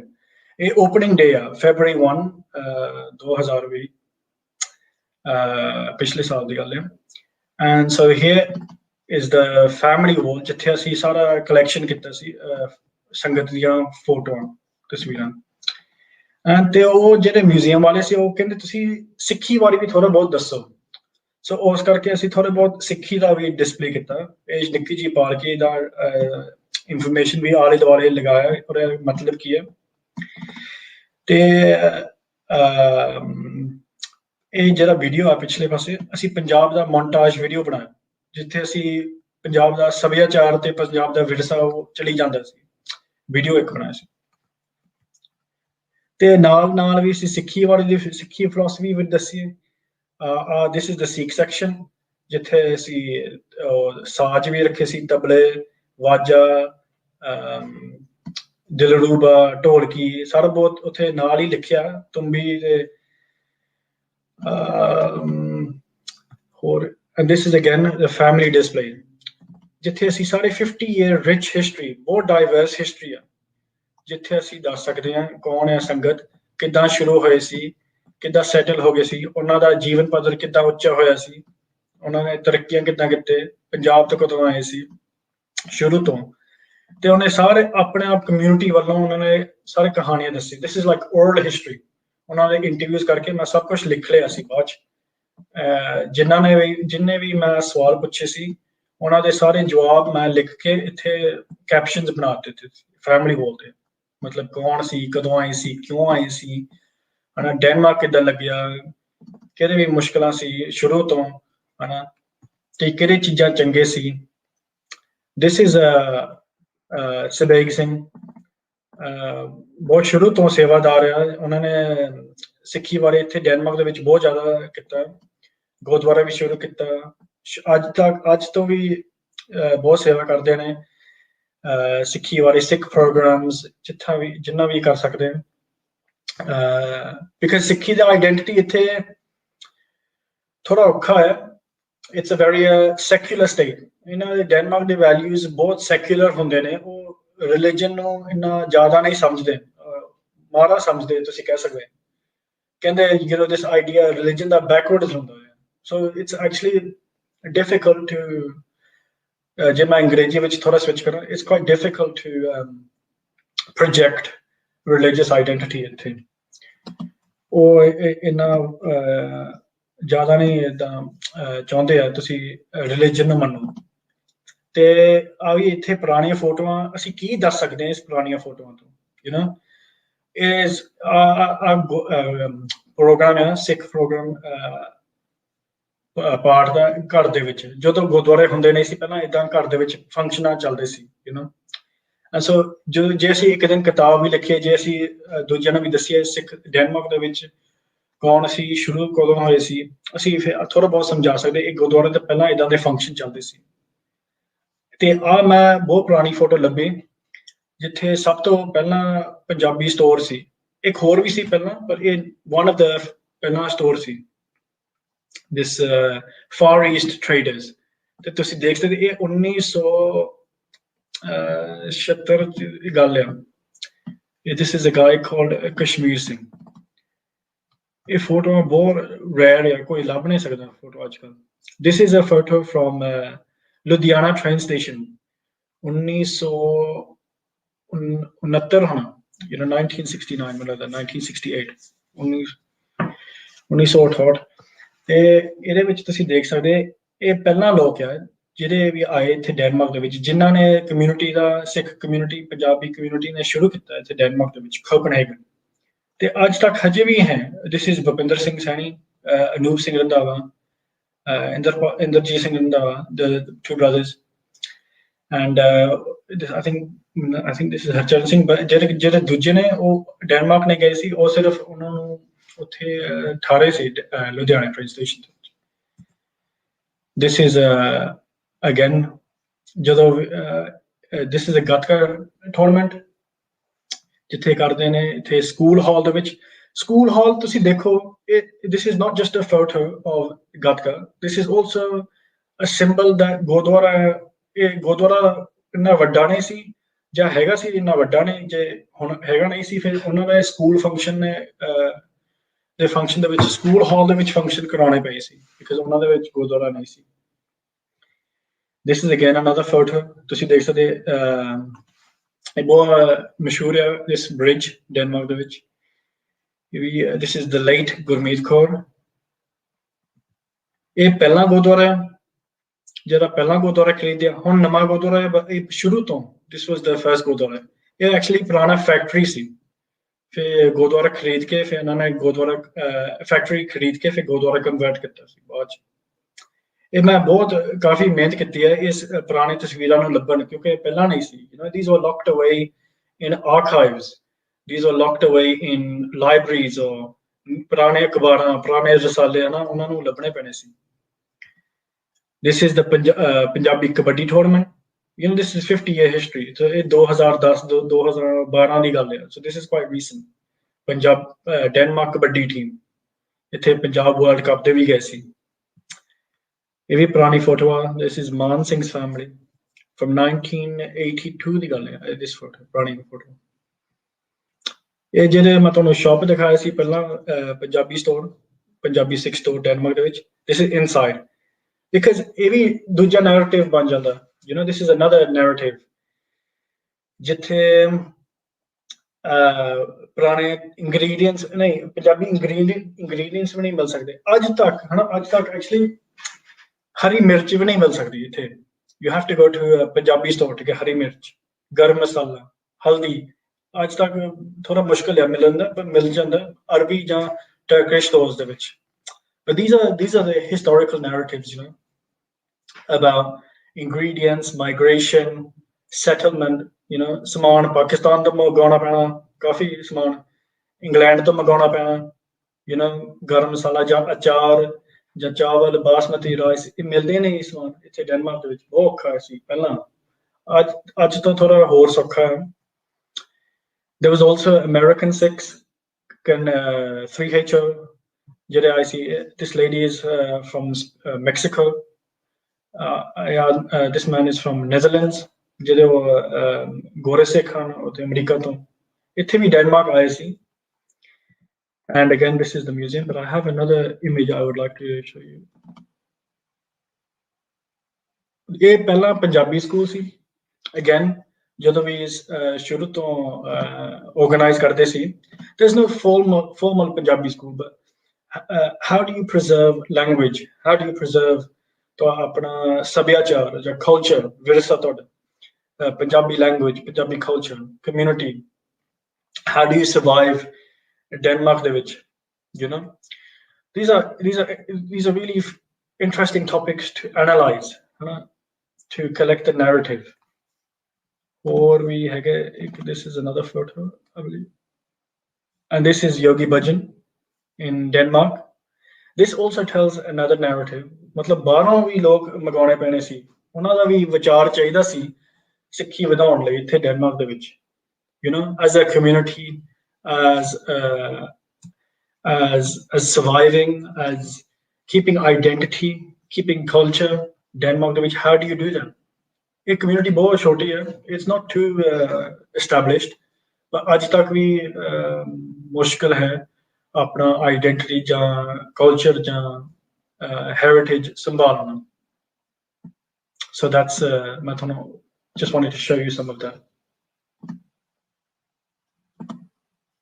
Yeah. ਤੇ ਕੋਈ ਸਵਾਲ ਨੇ ਜਾਂ ਮੈਂ ਤੁਹਾਨੂੰ I can answer some questions if you wish. Thank you Sukhraj, ਬਹੁਤ ਜ਼ਬਰਦਸਤ ਔਰ ਬਹੁਤ ਕਮਾਲ ਤੁਸੀਂ ਕੰਮ ਕੀਤਾ ਹੈ। ਔਰ ਮੈਂ ਪੁੱਛਣਾ ਚਾਹਾਂਗਾ ਕਿ ਇਸ ਵਕਤ ਡੈਨਮਾਰਕ ਦੇ ਵਿੱਚ ਸਾਡੀ ਪੰਜਾਬੀ ਕਮਿਊਨਿਟੀ ਕਿੰਨੀ ਕੁ, ਅਗਰ ਅਸੀਂ ਉਹਨੂੰ ਗਿਣ ਸਕੀਏ? ਸੋ ਜਿਹੜੇ ਪੰਜਾਬੀ ਸਿੱਖ ਨੇ, ਐਕਚੁਅਲੀ ਤੁਸੀਂ ਇੱਥੇ ਡੈਨਮਾਰਕ ਦੇ ਵਿੱਚ ਇੰਨਾ ਸੈਕੂਲਰ ਆ ਉਹਨਾਂ ਦਾ ਆਈਡੀਓਲੋਜੀ, ਤੁਸੀਂ ਗਿਣ ਵੀ ਨਹੀਂ ਸਕਦੇ ਉਹਨਾਂ ਦਾ। ਮੁਸਲਮਾਨ ਕਿੰਨੇ, ਸਿੱਖ ਬਰਾਦਰੀ ਕਿੰਨੇ, ਹਿੰਦੂ ਲੋਕ ਕਿੰਨੇ, ਯੂ ਕਾਂਟ ਕਾਊਂਟ। ਇਹਨਾਂ ਨੇ ਮਨਾ ਕੀਤਾ, ਪਰ there is one loophole, ਮਤਲਬ there's a name registry ਜਿੱਥੇ ਸਾਰਿਆਂ ਦੇ ਨਾਂ ਲਿਖੇ ਹੋਏ। ਤੇ ਫਿਰ ਮੈਂ ਸਿੰਘ ਦੱਬਿਆ, ਐਂਟਰ ਕੀਤਾ, ਤੇ ਖੋੜ, ਤੇ ਮੈਨੂੰ ਥੋੜਾ ਬਹੁਤ ਤਕਰੀਬਨ ਦੇਖ ਸਕਦੇ 1500 ਹੋਣੇ ਸਿੱਖ, but that's because of the name। but actually ਤੁਸੀਂ ਗਿਣ ਨਹੀਂ ਸਕਦੇ ਮੁਸਲਮਾਨ ਕਿੰਨੇ, ਕਿੰਨੇ ਸਿੱਖ ਨੇ, ਕਿਉਂਕਿ ਰਿਲੀਜੀਅਸ ਆਈਡੈਂਟੀਟੀ ਨੇ ਉਹਨਾਂ ਨੇ ਮਨਾ ਕੀਤਾ ਜੀ। ਪਾਕਿਸਤਾਨੀ ਲੋਕ is about maybe I think 60-70,000, ਹਨਾ। ਨਹੀਂ ਸੁਖਰਾਜ ਜੀ, ਅਗਰ ਅਸੀਂ ਸੈਂਸਸ ਚ ਤੁਸੀਂ ਅਗਰ ਵੇਖਿਆ ਹੋਏਗਾ ਤੇ ਉੱਥੇ ਉਹਨਾਂ ਨੇ ਕੋਈ ਭਾਸ਼ਾ ਦਾ, ਲੈਂਗੁਏਜ ਦਾ ਕੋਈ ਪੋਰਸ਼ਨ ਰੱਖਿਆ ਹੋਏਗਾ ਜਿੱਥੇ ਉਹ ਟਿਕ ਕਰਦੇ ਹੋਣਗੇ ਕਿ ਸਾਡੀ ਮਦਰ ਲੈਂਗੁਏਜ ਕੀ ਹੈ? Yeah, ਮੈਂ Punjabi, I didn't look at the Punjabi language। ਮੈਂ ਸੈਂਸਸ ਦੇ ਵਿੱਚ ਦੇਖਿਆ ਨਹੀਂ ਹੋਇਆ। I haven't checked the census। Okay, so ਬਹੁਤ ਅੱਛਾ ਲੱਗਿਆ, ਔਰ ਇੱਕ ਬਹੁਤ ਹੀ ਯੂਨੀਕ ਔਰ ਜ਼ਬਰਦਸਤ ਇਨਫੋਰਮੇਸ਼ਨ ਸਾਡੇ ਤੱਕ ਪਹੁੰਚੀ। ਔਰ ਮੈਂ ਜਿਸ ਤਰ੍ਹਾਂ ਪਿਛਲੇ ਦਿਨਾਂ ਸਾਡੀ ਓਪਨਿੰਗ ਸੈਸ਼ਨ ਤੇ ਡਾਕਟਰ ਰੁਪਿੰਦਰਜੀਤ ਤੱਖਰ ਵਾਲਵਰਹੈਂਪਟਨ ਯੂਨੀਵਰਸਿਟੀ ਤੋਂ ਸਨ, ਤੇ ਉਹਨਾਂ ਨੇ ਯੂਕੇ ਦੇ ਵਿੱਚ ਜਿਹੜਾ ਸੈਂਸਸ ਹੋ ਰਿਹਾ ਉਹਦੇ ਵਿੱਚ ਬੇਨਤੀ ਕੀਤੀ ਸੀ ਸਾਰਿਆਂ ਨੂੰ ਕਿ ਆਪਣਾ ਜਿਹੜਾ ਹੈ ਵੀ ਉਹ ਪੰਜਾਬੀ ਤੇ ਟਿਕ ਕਰੋ, ਜਿਹੜੇ ਪੰਜਾਬੀ ਨੇ ਆਪਣੀ ਮਾਂ ਬੋਲੀ ਪੰਜਾਬੀ ਤੇ, ਤਾਂ ਕਿ ਸਾਡਾ ਜਿਹੜਾ ਨੰਬਰ ਹੈ ਉਹ ਵਧੇ ਔਰ ਅਸੀਂ ਆਪਣੀ ਪਹਿਚਾਣ ਜਿਹੜੀ ਉਹ ਕਰਾ ਸਕੀਏ।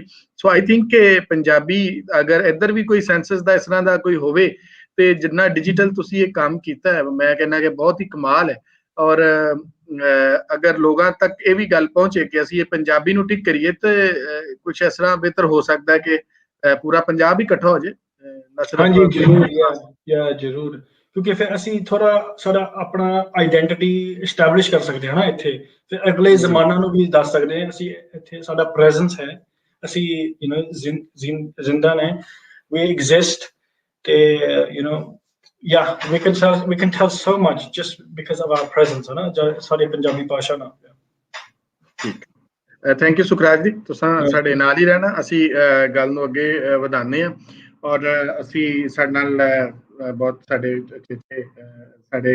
ਪ੍ਰਾਹੁਣੇ ਪੂਰਵਾ ਜੀ ਨੂੰ ਮੈਂ ਹੁਣ ਰਿਕੁਐਸਟ ਕਰਾਂਗਾ ਕਿ ਹੁਣ ਪੂਰਵਾ ਮਸੂਦ ਨੇ, ਸਾਡੇ ਛੋਟੀ ਭੈਣ ਹੈ ਸਾਡੀ, ਬਹੁਤ ਸੋਹਣਾ ਕੰਮ ਪੰਜਾਬੀ ਦੇ ਹਵਾਲੇ ਨਾਲ ਔਰ ਖਾਸ ਕਰਕੇ ਇਹਨਾਂ ਦਾ ਜੀਵੇ ਸਾਂਝਾ ਪੰਜਾਬ, ਇਹਨਾਂ ਨੇ ਆਪਣੇ YouTube ਚੈਨਲ ਦਾ ਨਾਮ ਰੱਖਿਆ ਔਰ ਬਹੁਤ ਹੀ ਜਿਹੜਾ ਖੂਬਸੂਰਤ ਇਹ ਕੰਮ ਕਰ ਰਹੇ ਨੇ।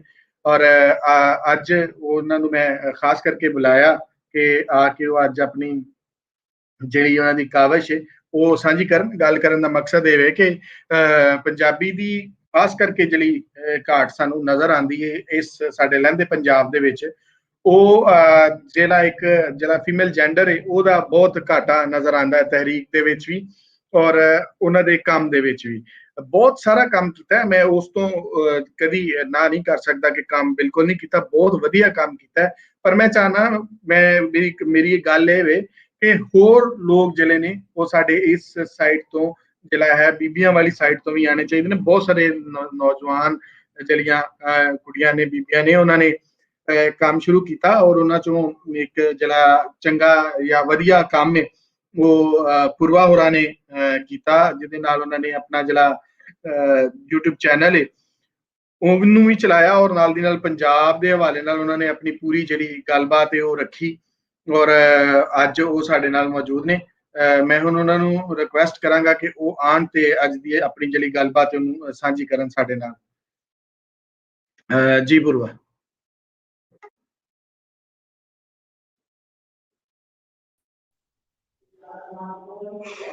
ਹਾਂਜੀ,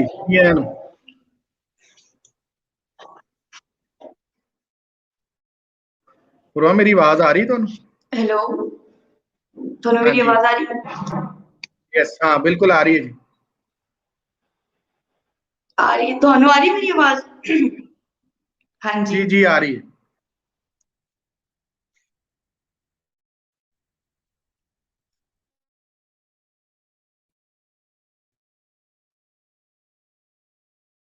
ਜੀ ਪੁਰਵਾ, ਤੁਸੀਂ ਆਪਣੀ ਗੱਲਬਾਤ ਸਾਂਝੀ ਕਰੋ। ਆਪਣੀ ਜਿਹੜਾ ਤੁਹਾਡਾ YouTube ਦੇ ਉੱਪਰ ਅਸੀਂ ਵੇਖਦੇ ਹਾਂ ਕਿ ਤੁਸੀਂ ਜਿਹੜੀ ਸਟੋਰੀਜ਼ ਕਰ ਰਹੇ ਹੋ, ਪਾਰਟੀਸ਼ਨ ਸਟੋਰੀਜ਼ ਔਰ ਮੁxtਲਿਫ ਹੋਰ ਵੀ ਤਾਰੀਖੀ ਚੀਜ਼ਾਂ ਨੂੰ ਇਕੱਠਿਆਂ ਕਰਨ ਦਾ, ਔਰ ਖਾਸ ਕਰਕੇ ਇਸ ਕਰੋਨਾ ਵਰਲਡ ਦੇ ਵਿੱਚ ਜਿਹੜਾ ਤੁਸੀਂ ਇਹ ਪੂਰਾ ਕੰਮ ਕੀਤਾ, ਉਸ ਹਵਾਲੇ ਨਾਲ ਅਸੀਂ ਚਾਹਾਂਗੇ ਕਿ ਤੁਸੀਂ ਅੱਜ ਆਪਣੀ ਗੱਲਬਾਤ ਜਿਹੜੀ ਹੈ ਉਹ ਸਾਡੇ ਨਾਲ ਸਾਂਝੀ ਕਰੋ। ਜੀ ਪੁਰਵਾ, ਸਕਰੀਨ ਤੁਹਾਡੇ ਕੋਲ, ਅਸੀਂ ਤੁਹਾਡੀ ਗੱਲਬਾਤ ਸੁਣੋ।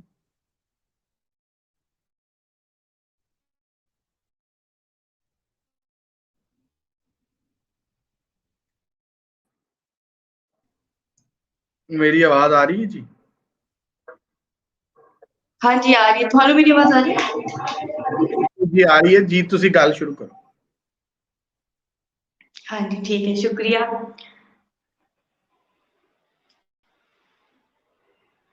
अस्सलाम वालेकुम सब ਨੂੰ। मैं पूर्वा मसूद, मेरा ताल्लुक पाकपतन तो है और ਜਿਵੇਂ ਕਿ ਸਾਡਾ ਟੌਪਿਕ ਹੈ ਕਰੋਨਾ ਵਾਇਰਸ ਦੇ ਟਾਈਮ ਪੀਰੀਅਡ ਵਿੱਚ ਕਿਵੇਂ ਪੰਜਾਬੀ ਦਾ ਕੰਮ ਹੁੰਦਾ ਰਿਹਾ, ਤੇ ਅਸੀਂ ਜੋ ਕਿ ਮੇਰੇ ਪੇਰੈਂਟਸ ਵੱਲੋਂ ਦੇਣ ਹੈ ਉਹ ਪੰਜਾਬੀ ਜ਼ੁਬਾਨ ਨਾਲ ਜੁੜੇ ਨੇ ਔਰ ਸ਼ੁਰੂ ਤੋਂ ਹੀ ਇੱਕ ਪ੍ਰੈਕਟਿਸ ਵਿੱਚ ਸੀ ਕਿ ਪੰਜਾਬੀ ਜ਼ੁਬਾਨ ਦੀ ਖਿਦਮਤ ਕਰਦੇ ਸਨ, ਤੇ ਅਸੀਂ ਬਹੁਤ ਜੋ ਹੈ ਆਪਣੇ ਵੱਡਿਆਂ ਤੋਂ ਖਾਸ ਤੌਰ ਤੇ 47 ਦੀ ਕਹਾਣੀਆਂ ਸੁਣਦੇ ਸਨ। ਤੇ ਜਦੋਂ ਕਰੋਨਾ ਦਾ ਟਾਈਮ ਆਇਆ, ਯੂਨੀਵਰਸਿਟੀ ਨੂੰ ਥੋੜੀ ਸਪੇਸ ਮਿਲੀ ਤੇ ਉਸ ਟਾਈਮ ਵਿੱਚ ਇੱਕ ਕੁਛ ਅੱਛਾ ਔਰ ਕੁਛ ਨਵਾਂ ਕਰਨ ਦਾ ਇੱਕ ਸ਼ੌਕ ਸੀ ਕਿ ਅਸੀਂ ਜੋ ਹੈ ਆਪਣੀ ਜੋ ਹੈ ਯੂਥ ਦੀ ਅਵੇਅਰਨੈਸ ਲਈ ਕੋਈ ਕੰਮ ਕਰੀਏ। ਤਾਂ ਮੈਨੂੰ ਜੋ ਹੈ ਉਸ ਵੇਲੇ YouTube ਚੈਨਲ ਬਣਾਉਣ ਦਾ ਜੋ ਹੈ ਇੱਕ ਆਈਡੀਆ ਹੈ ਕਿ ਅਸੀਂ ਜੋ ਹੈ ਆਪਣੀ ਜੋ ਇੱਕ ਤਾਰੀਖ ਹੈ ਪੰਜਾਬ ਦੀ ਉਹ ਸਭ ਨੂੰ ਦੱਸੀਏ, ਉਸਦੇ ਨਾਲ ਸਭ ਨੂੰ ਜੋੜੀਏ।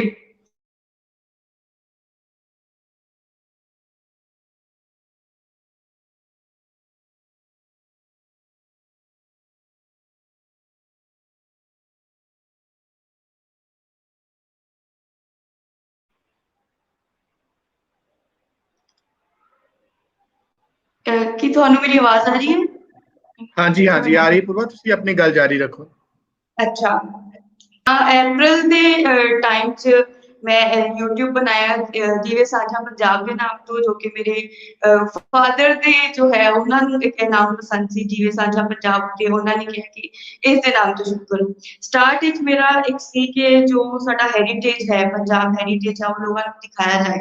ਤਾਂ ਜੋ ਮੇਰੇ ਹੀ ਪਾਕਪਤਨ ਦੀ ਸਰਾਊਂਡਿੰਗਸ 'ਚ ਮੈਨੂੰ ਲੱਗਦਾ ਸੀ ਕਿ ਛੋਟੇ ਇਲਾਕੇ ਤੋਂ ਸ਼ੁਰੂ ਹੋਣਾ ਚਾਹੀਦਾ ਹੈ ਕੰਮ, ਕਿਉਂਕਿ ਵੱਡੀਆਂ ਜਗ੍ਹਾ ਤੇ ਸਭ ਜਾਣਦੇ ਨੇ, ਛੋਟੇ ਇਲਾਕਿਆਂ 'ਚ ਘੱਟ ਲੋਕਾਂ ਨੂੰ ਪਤਾ ਹੁੰਦਾ, ਜਾਣਾ ਘੱਟ ਹੁੰਦਾ, ਖਾਸ ਕਰਕੇ ਪਿੰਡਾਂ ਥਾਵਾਂ 'ਚ। ਤੇ ਪਿੰਡਾਂ ਨਾਲ ਮੇਰਾ ਇੱਕ ਬੜਾ ਜੋ ਹੈ ਚਾਅ ਸੀ ਕਿ ਉੱਥੇ ਜਾਇਆ ਜਾਏ, ਉੱਥੇ ਸਟੋਰੀਜ਼ ਕੀਤੀਆਂ ਜਾਣ। ਤੇ 23 ਅਪ੍ਰੈਲ ਤੋਂ ਅਸੀਂ ਇਸ ਦਾ ਸਟਾਰਟ ਲਿਆ ਦੀਵੇ ਸਾਂਝਾ ਪੰਜਾਬ ਦਾ, ਔਰ ਉਸ ਤੇ ਪਾਕਪਤਨ ਦੀ ਸਰਾਊਂਡਿੰਗ ਸੀ ਜੋ ਸਾਡਾ ਹੈਰੀਟੇਜ ਪਿਆ, ਇੱਕ ਉਸਦੀ ਵੀਡੀਓਜ਼ ਬਣਾਉਣਾ ਸ਼ੁਰੂ ਕੀਤੀਆਂ। ਔਰ ਉਸਦੇ ਨਾਲ ਹੀ ਮੈਂ ਇੱਕ ਜੋ ਹੈ ਥ੍ਰੈਡ ਨੋਟ ਸੀਜ਼ਰ ਦੇ ਨਾਮ ਤੋਂ ਇੱਕ ਕਿਤਾਬ ਹੈਗੀ ਹੈ ਜਿਸਨੂੰ ਅਹਿਮਦ ਸਲੀਮ ਸਾਹਿਬ ਨੇ ਕੰਪਾਈਲ ਕੀਤਾ ਹੈ।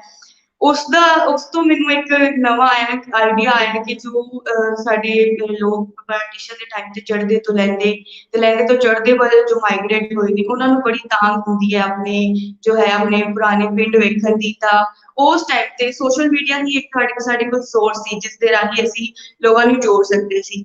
ਤੇ ਮੈਂ ਪਹਿਲੇ ਤੋਂ ਹੀ ਫੇਸਬੁੱਕ ਤੇ ਕੁਝ ਜਿਹੜੇ ਹੈਰੀਟੇਜ ਦੇ ਗਰੁੱਪ ਜੁਆਇਨ ਕੀਤੇ ਹੋਏ ਸੀ, ਔਰ ਬੜੀ ਤੇਜ਼ੀ ਨਾਲ ਜੋ ਹੈ ਚੜ੍ਹਦੇ ਲਹਿੰਦੇ ਪੰਜਾਬ ਦੇ ਲੋਕਾਂ 'ਚ ਇੱਕ ਬੌਂਡ ਵੇਖਦੇ ਸੀ ਉਹਨਾਂ ਦਾ ਆਪਸ ਵਿੱਚ। ਤੇ ਉਹਨਾਂ ਗਰੁੱਪਸ ਤੋਂ ਮੈਂ ਕਾਫੀ ਹੈਲਪ ਲਈ, ਮੈਂ ਥੋੜੇ ਕੌਂਟੈਕਟਸ ਬਣਾਏ ਔਰ ਪਾਕਪਤਨ ਦੇ ਹੀ ਜਿਹੜੇ ਮਾਈਗ੍ਰੇਟ ਹੋਏ ਲੋਕ ਸੀ ਉਹਨਾਂ ਨੂੰ ਅਪਰੋਚ ਕਰਨ ਦੀ ਕੋਸ਼ਿਸ਼ ਕੀਤੀ। ਤੇ ਸਭ ਤੋਂ ਪਹਿਲੇ ਜਿਵੇਂ ਕੋਟ ਹੀਰਾ ਸੀ ਇੱਕ ਪਿੰਡ ਸੀ, ਉੱਥੇ ਅਸੀਂ ਗਏ, ਉੱਥੇ ਦੀ ਡਾਕੂਮੈਂਟਰੀ ਕੀਤੀ। ਉਸ ਤੋਂ ਬਾਅਦ ਲੋਕ ਜਿਹੜੇ ਚੜ੍ਹਦੇ ਪੰਜਾਬ ਦੇ ਲੋਕ ਸੀ ਫੇਸਬੁੱਕ ਰਾਹੀਂ ਉਹਨਾਂ ਨੇ ਸਾਡੇ ਨਾਲ ਰਾਬਤਾ ਕੀਤਾ, ਔਰ ਫਿਰ ਇੱਕ ਸ਼ੁਰੂ ਹੋ ਗਿਆ ਪਿੰਡ ਵਿਖਾਉਣ ਦਾ ਇੱਕ ਸਿਲਸਿਲਾ ਸ਼ੁਰੂ ਹੋ ਗਿਆ, ਹੈਰੀਟੇਜ ਦੇ ਨਾਲ ਪਿੰਡ ਵਿਖਾਉਣ ਦਾ ਸਿਲਸਿਲਾ। ਉਹ ਇਸ ਤਰ੍ਹਾਂ ਸੀ ਕਿ ਥ੍ਰੈਡ ਨੋਟ ਸੀਜ਼ਰ ਮੈਂ ਆਪਣਾ ਇੱਕ ਥੀਮ ਰੱਖਿਆ ਸੀ। ਉਸਦੇ ਪਿੱਛੇ ਇਹ ਗੱਲ ਹੈ ਕਿ ਬਾਬਾ ਫਰੀਦ ਜੀ ਨੂੰ ਇੱਕ ਵਾਰੀ ਕਿਸੇ ਨੇ ਜੋ ਹੈ ਕੈਂਚੀਆਂ ਦਾ ਗੁੱਛਾ ਜੋ ਹੈ ਉਸਨੂੰ ਉਹਨਾਂ ਨੂੰ ਤੋਹਫੇ 'ਚ ਦਿੱਤਾ, ਤੇ ਬਾਬਾ ਜੀ ਨੇ ਕਿਹਾ ਕਿ ਮਤਲਬ ਮੈਨੂੰ ਕੈਂਚੀਆਂ ਨਾ ਦੇ, ਮੇਰੀ ਤਾਂ ਸੂਈ ਧਾਗਾ ਦੇ, ਮੈਂ ਤਾਂ ਪਰੋਣ ਲਈ ਆਇਆ, ਮਤਲਬ ਸਭ ਨੂੰ ਜੋੜਨ ਲਈ ਆਇਆ। ਤਾਂ ਉੱਥੋਂ ਇੱਕ ਮਤਲਬ ਆਈਡੀਆ ਆਇਆ ਜੋ ਹੈ ਆਇਆ क्यों ना ਅਸੀਂ मतलब अपने लोगों ਨੂੰ ਇਸ ਤਰ੍ਹਾਂ ਜੋੜੀਏ। ਸਾਂਝ ਬਹੁਤ ਜ਼ਰੂਰੀ ਹੈ, मतलब अपने लोगों 'ਚ ਸਾਂਝ ਬਣਾਈਏ, ਪਿਆਰ ਬਣਾਈਏ। ਤਾਂ ਫਿਰ ਚੜ੍ਹਦੇ ਔਰ ਲਹਿੰਦੇ ਪੰਜਾਬ ਦਾ ਖਾਸ ਫੋਕਸ ਰੱਖਾ ਔਰ ਪਿੰਡਾਂ ਦਾ ਕੰਮ ਸ਼ੁਰੂ ਕੀਤਾ। ਉਸ ਤੋਂ ਇਲਾਵਾ ਜੋ ਹੈ मतलब ਉਹ ਪਿੰਡਾਂ ਦਾ ਚੱਲਦਾ ਰਿਹਾ। ਫੇਸਬੁੱਕ ਤੋਂ ਲੋਕਾਂ ਨੂੰ ਕਾਫੀ ਲੋਕਾਂ ਨੇ ਸਾਡੇ ਨਾਲ ਕੀਤਾ, ਰਾਬਤਾ ਕੀਤਾ, ਮਿਲਦੇ ਰਹੇ ਔਰ ਕਾਫੀ ਨਵੇਂ ਤੋਂ ਨਵੇਂ ਪਿੰਡ ਅਸੀਂ ਕਰਦੇ ਰਹੇ, ਨਾਲ ਹੈਰੀਟੇਜ ਨਾਲ ਜੁੜਦੇ ਰਹੇ। ਔਰ ਉਸਦਾ ਅਸੀਂ ਫਿਰ ਇੱਕ ਨਾਮ ਰੱਖ ਦਿੱਤਾ ਤਾਂਗ ਪੁਰਾਣੇ ਪਿੰਡ ਦੀ, ਜਿਸ 'ਚ ਜ਼ਿਆਦਾ ਅਸੀਂ ਫੋਕਸ ਰੱਖਿਆ ਸਾਂਝ ਦਾ।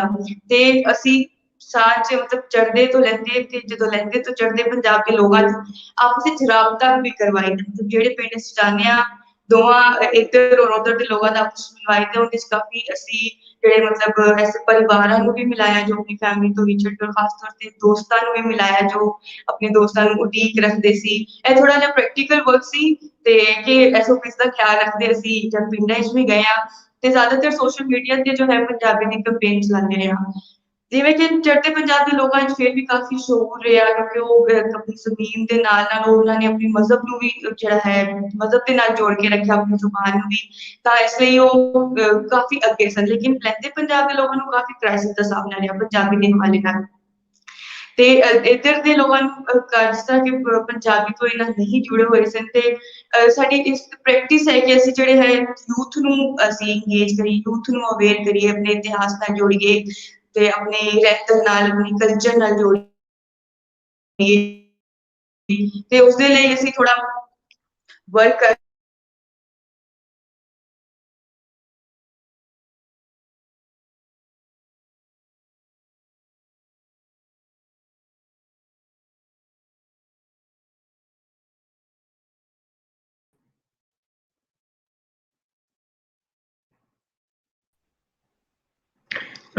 जी पूर्वा, हाँ जी जी, गल जारी रखो तुसी। मेरा थोड़ा नेटवर्क इशू है उसलिए सॉरी।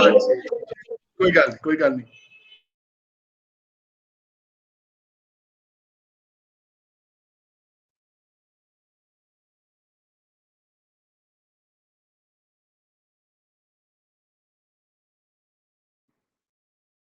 जी ਸਾਡੇ ਨਾਲ ਪੂਰਵਾ ਮੌਜੂਦ ਨੇ, ਬਸ ਉਹਨਾਂ ਦਾ ਥੋੜਾ ਨੈਟ ਦਾ ਇਸ਼ੂ ਹੈ। ਜਿਸ ਤਰ੍ਹਾਂ ਹੀ ਉਹ ਦੁਬਾਰਾ ਸਾਡੇ ਨਾਲ ਕਨੈਕਟ ਹੁੰਦੇ ਨੇ ਅਸੀਂ ਉਹਨਾਂ ਨੂੰ ਦੁਬਾਰਾ ਸਕਰੀਨ ਤੇ ਲੈ ਲੈਂਦੇ ਹਾਂ।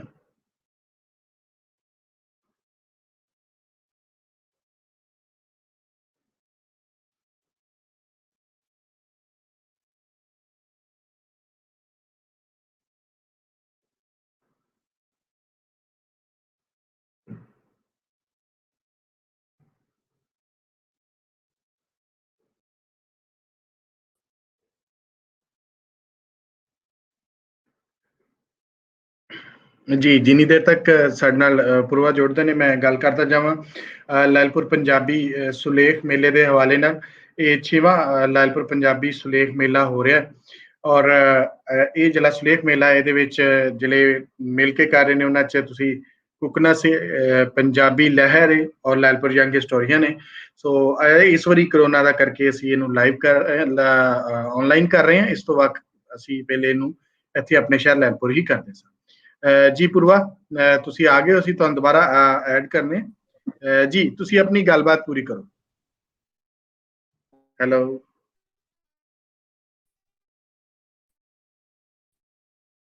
ਹੈਲੋ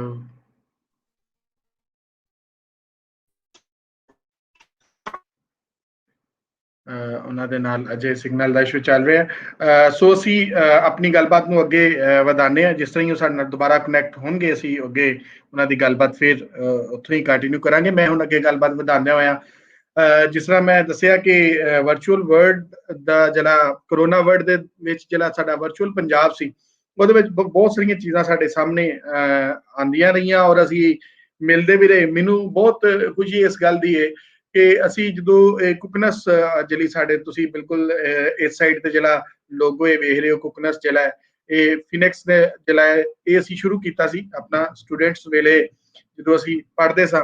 ਤੇ ਉਸ ਵੇਲੇ ਅਸੀਂ ਇਹ ਸ਼ੁਰੂ ਕੀਤਾ ਸੀ ਤੇ ਨੌਜਵਾਨਾਂ ਦੀ ਬਹੁਤ ਥੋੜੀ ਤਾਦਾਦ ਸੀ ਜਿਹੜੀ ਪੰਜਾਬੀ ਦੇ ਕਾਜ਼ ਦੇ ਨਾਲ ਜੁੜੀ ਹੋਈ ਸੀ ਔਰ ਆ ਕੇ ਸਾਡੇ ਨਾਲ ਗੱਲਬਾਤ ਕਰਦੀ ਸੀ। ਲੇਕਿਨ ਕਰੋਨਾ ਦੇ ਦਿਨਾਂ ਦਾ ਔਰ ਉਸ ਤੋਂ ਬਾਅਦ ਅਸੀਂ ਜਿੰਨੀ ਸਟਰਗਲ ਕੀਤੀ ਔਰ ਉਸ ਤੋਂ ਬਾਅਦ ਜਦੋਂ ਕਰੋਨਾ ਵਰਲਡ ਦੇ ਵਿੱਚ ਵੇਖਿਆ ਕਿ ਜਿਸ ਟਾਈਮ ਵਰਚੁਅਲ ਹੋਈਆਂ ਸਾਰੀਆਂ ਚੀਜ਼ਾਂ ਆਨਲਾਈਨ ਆਈਆਂ ਤੇ ਉਹਦੇ ਵਿੱਚ ਇੱਕ ਵੱਡੀ ਤਾਦਾਦ ਜਿਹੜੀ ਹੈ ਉਹ ਨੌਜਵਾਨਾਂ ਦੀ ਸੀ ਔਰ ਉਹਨਾਂ ਨੇ ਆ ਕੇ ਜਿਹੜਾ ਹੈ ਉਹ ਪੰਜਾਬ ਦੇ ਇਸ ਗੱਲਬਾਤ ਨੂੰ ਅੱਗੇ ਵਧਾਇਆ।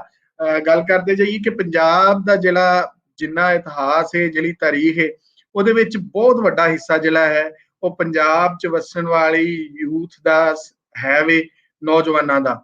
ਪਰ ਕੁਛ ਅਰਸਾ ਗੁਜ਼ਰਨ ਤੋਂ, ਮੈਂ ਅੱਜ ਤੋਂ ਪਿੱਛੇ ਦੀ ਗੱਲ ਕਰਨਾ, ਇਹ ਲਫ਼ਜ਼ ਇਸਤੇਮਾਲ ਕੀਤਾ ਜਾਂਦਾ ਸੀ, ਬਾਰ-ਬਾਰ ਬੋਲਿਆ ਜਾਂਦਾ ਸੀ, ਵਰਤਿਆ ਜਾਂਦਾ ਸੀ ਕਿ ਪੰਜਾਬ ਦੇ ਵਿੱਚ ਜਿਹੜੀ ਹੁਣ ਯੂਥ ਹੈ ਉਹ ਪੋਲੀਟੀਕਲ ਨਹੀਂ ਹੈ ਜਾਂ ਉਹ ਇਸ ਤਰ੍ਹਾਂ ਨਹੀਂ ਸੋਚ ਪਾਉਂਦੀ।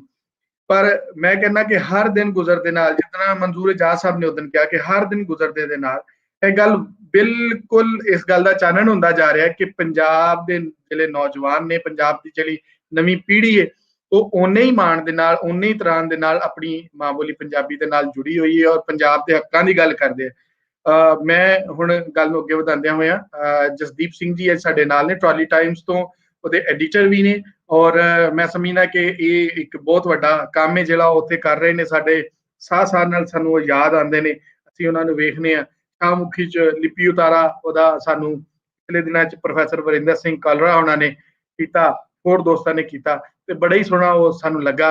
ਔਰ ਇਸ ਤੋਂ ਵੱਖ ਉਹਨਾਂ ਦੀ ਜਿਹੜੀ ਸੇਜ਼ ਹੁਸੈਨ ਦਾ ਜਿਹੜਾ ਗਰੁੱਪ ਹੈ, ਉਹਦੇ ਵਿੱਚ ਬਹੁਤ ਸੋਹਣੀ ਲਿਟਰੇਰੀ ਗੁਫ਼ਤਗੂ ਵੀ ਜਿਹੜੀ ਇਹ ਹੁੰਦੀ ਹੈ। ਸੋ ਮੈਂ ਉਹਨਾਂ ਨੂੰ ਰਿਕੁਐਸਟ ਕਰਾਂਗਾ ਕਿ ਉਹ ਆਉਣ ਸਕਰੀਨ ਤੇ ਆਪਣੀ ਗੱਲਬਾਤ ਜਿਹੜੀ ਸਾਡੇ ਨਾਲ ਸਾਂਝੀ ਕਰਨ। ਜੀ ਜਸਦੀਪ ਜੀ, ਜੀ ਸ਼ੁਕਰੀਆ। ਲਾਲਪੁਰ ਦੇ ਇਸ ਸੁਲੇਖ ਮੇਲੇ ਦੇ ਵਿੱਚ ਇਸ ਵਾਰੀ ਆਨਲਾਈਨ ਕਰਕੇ ਸਾਨੂੰ ਇਹ ਇੱਕ ਕਹਿੰਦੇ ਨੇ ਕਿ ਜਿਹੜਾ ਇੱਕ ਰਾਹ ਲੱਭ ਗਿਆ ਕਿ ਸਾਡੇ ਦੂਰ ਪਾਰ ਵਸਦੇ ਜਿਹੜੇ ਪੰਜਾਬੀ ਨੇ, ਜਿਨ੍ਹਾਂ ਦਾ ਕੰਮ ਹੈ ਖਾਸ ਕਰ ਨੌਜਵਾਨਾਂ ਦਾ, ਉਹ ਸਾਰੇ ਹੀ ਅਸੀਂ ਅੱਜ ਇਕੱਠੇ ਹੋਏ ਹਾਂ। ਤੇ ਤੁਸੀਂ ਜਿਸ ਤਰ੍ਹਾਂ ਇਸ ਪੂਰੇ ਜਿਹੜੇ ਮਹਾਂਮਾਰੀ ਦੇ ਦਿਨ ਸਨ, ਉਹਨਾਂ ਦੇ ਵਿੱਚ ਪੰਜਾਬ ਨੂੰ ਜਿਸ ਤਰ੍ਹਾਂ ਖਾਸ ਕਰ ਤੁਸੀਂ ਤੇ ਬਹੁਤ ਖੂਬਸੂਰਤ ਲਿਖਿਆ ਵੀ ਉਹਦੇ 'ਚ, ਔਰ ਆਪਣਾ ਗਰੁੱਪ ਵੀ ਚਲਾਇਆ, ਔਰ ਫਿਰ ਤੁਸੀਂ ਟਰਾਲੀ ਟਾਈਮਸ ਦੇ ਵਿੱਚ ਵੀ ਜਿਹੜੇ ਉਹ ਬੜੇ ਨਜ਼ਰ ਆਏ। ਸੋ ਅਸੀਂ ਤੁਹਾਡਾ ਸਾਰਾ ਜਿਹੜਾ ਐਕਸਪੀਰੀਅੰਸ ਜਿਹੜਾ ਨਾ ਉਹ ਸੁਣਨਾ ਚਾਹਾਂਗੇ। ਜੀ ਸਰ। ਜੀ ਸ਼ੁਕਰੀਆ ਬਹੁਤ ਬਹੁਤ ਤੋਹੀਦ, ਤੇ ਮੈਨੂੰ ਬੜੀ ਖੁਸ਼ੀ ਹੋਈ ਵੀ ਮੈਨੂੰ ਮੌਕਾ ਮਿਲਿਆ ਆਪਣੀ ਗੱਲ ਰੱਖਣ ਦਾ। ਤੇ ਇਹਦੇ ਵਿੱਚ ਜਿਹੜਾ ਇਹ ਸੈਸ਼ਨ ਸੀਗਾ, ਇਹਦੇ ਵਿੱਚ ਜਿੰਨੇ ਵੀ ਜਿਵੇਂ ਤੁਸੀਂ ਹੋ, ਮੈਂ ਤੁਹਾਡਾ ਕੰਮ ਬਹੁਤ ਚੰਗੀ ਤਰ੍ਹਾਂ ਵਾਚਦਾ ਰਿਹਾ ਕਰੋਨਾ ਦੇ ਦਿਨਾਂ ਵਿੱਚ। ਉਸ ਤੋਂ ਪਹਿਲਾਂ ਨਾਸਿਰ ਢਿੱਲੋਂ ਹੋਣਾ ਦਾ ਕੰਮ ਜਿਹੜਾ ਪੰਜਾਬੀ ਲਹਿਰ ਵਾਲਾ, ਉਹ ਤਾਂ ਮੇਰੇ ਖਿਆਲ 'ਚ ਪ੍ਰੀ ਕਰੋਨਾ ਦੌਰ ਵਿੱਚ ਹੀ ਕਾਫੀ ਐਕਟਿਵ ਸੀਗੇ, ਉਹ ਕਰਦੇ ਰਹੇ, ਉਹ ਜਿਸ ਤਰ੍ਹਾਂ ਦਾ ਵੀ ਕੰਮ ਕਰਦੇ ਸੀਗੇ। ਤੇ ਉਸੇ ਦੌਰਾਨ ਭਾਈ ਬਲਦੀਪ ਸਿੰਘ ਹੋਣਾ ਦਾ ਕੰਮ ਵੀ ਮੈਂ ਧਿਆਨ 'ਚ ਰਿਹਾ।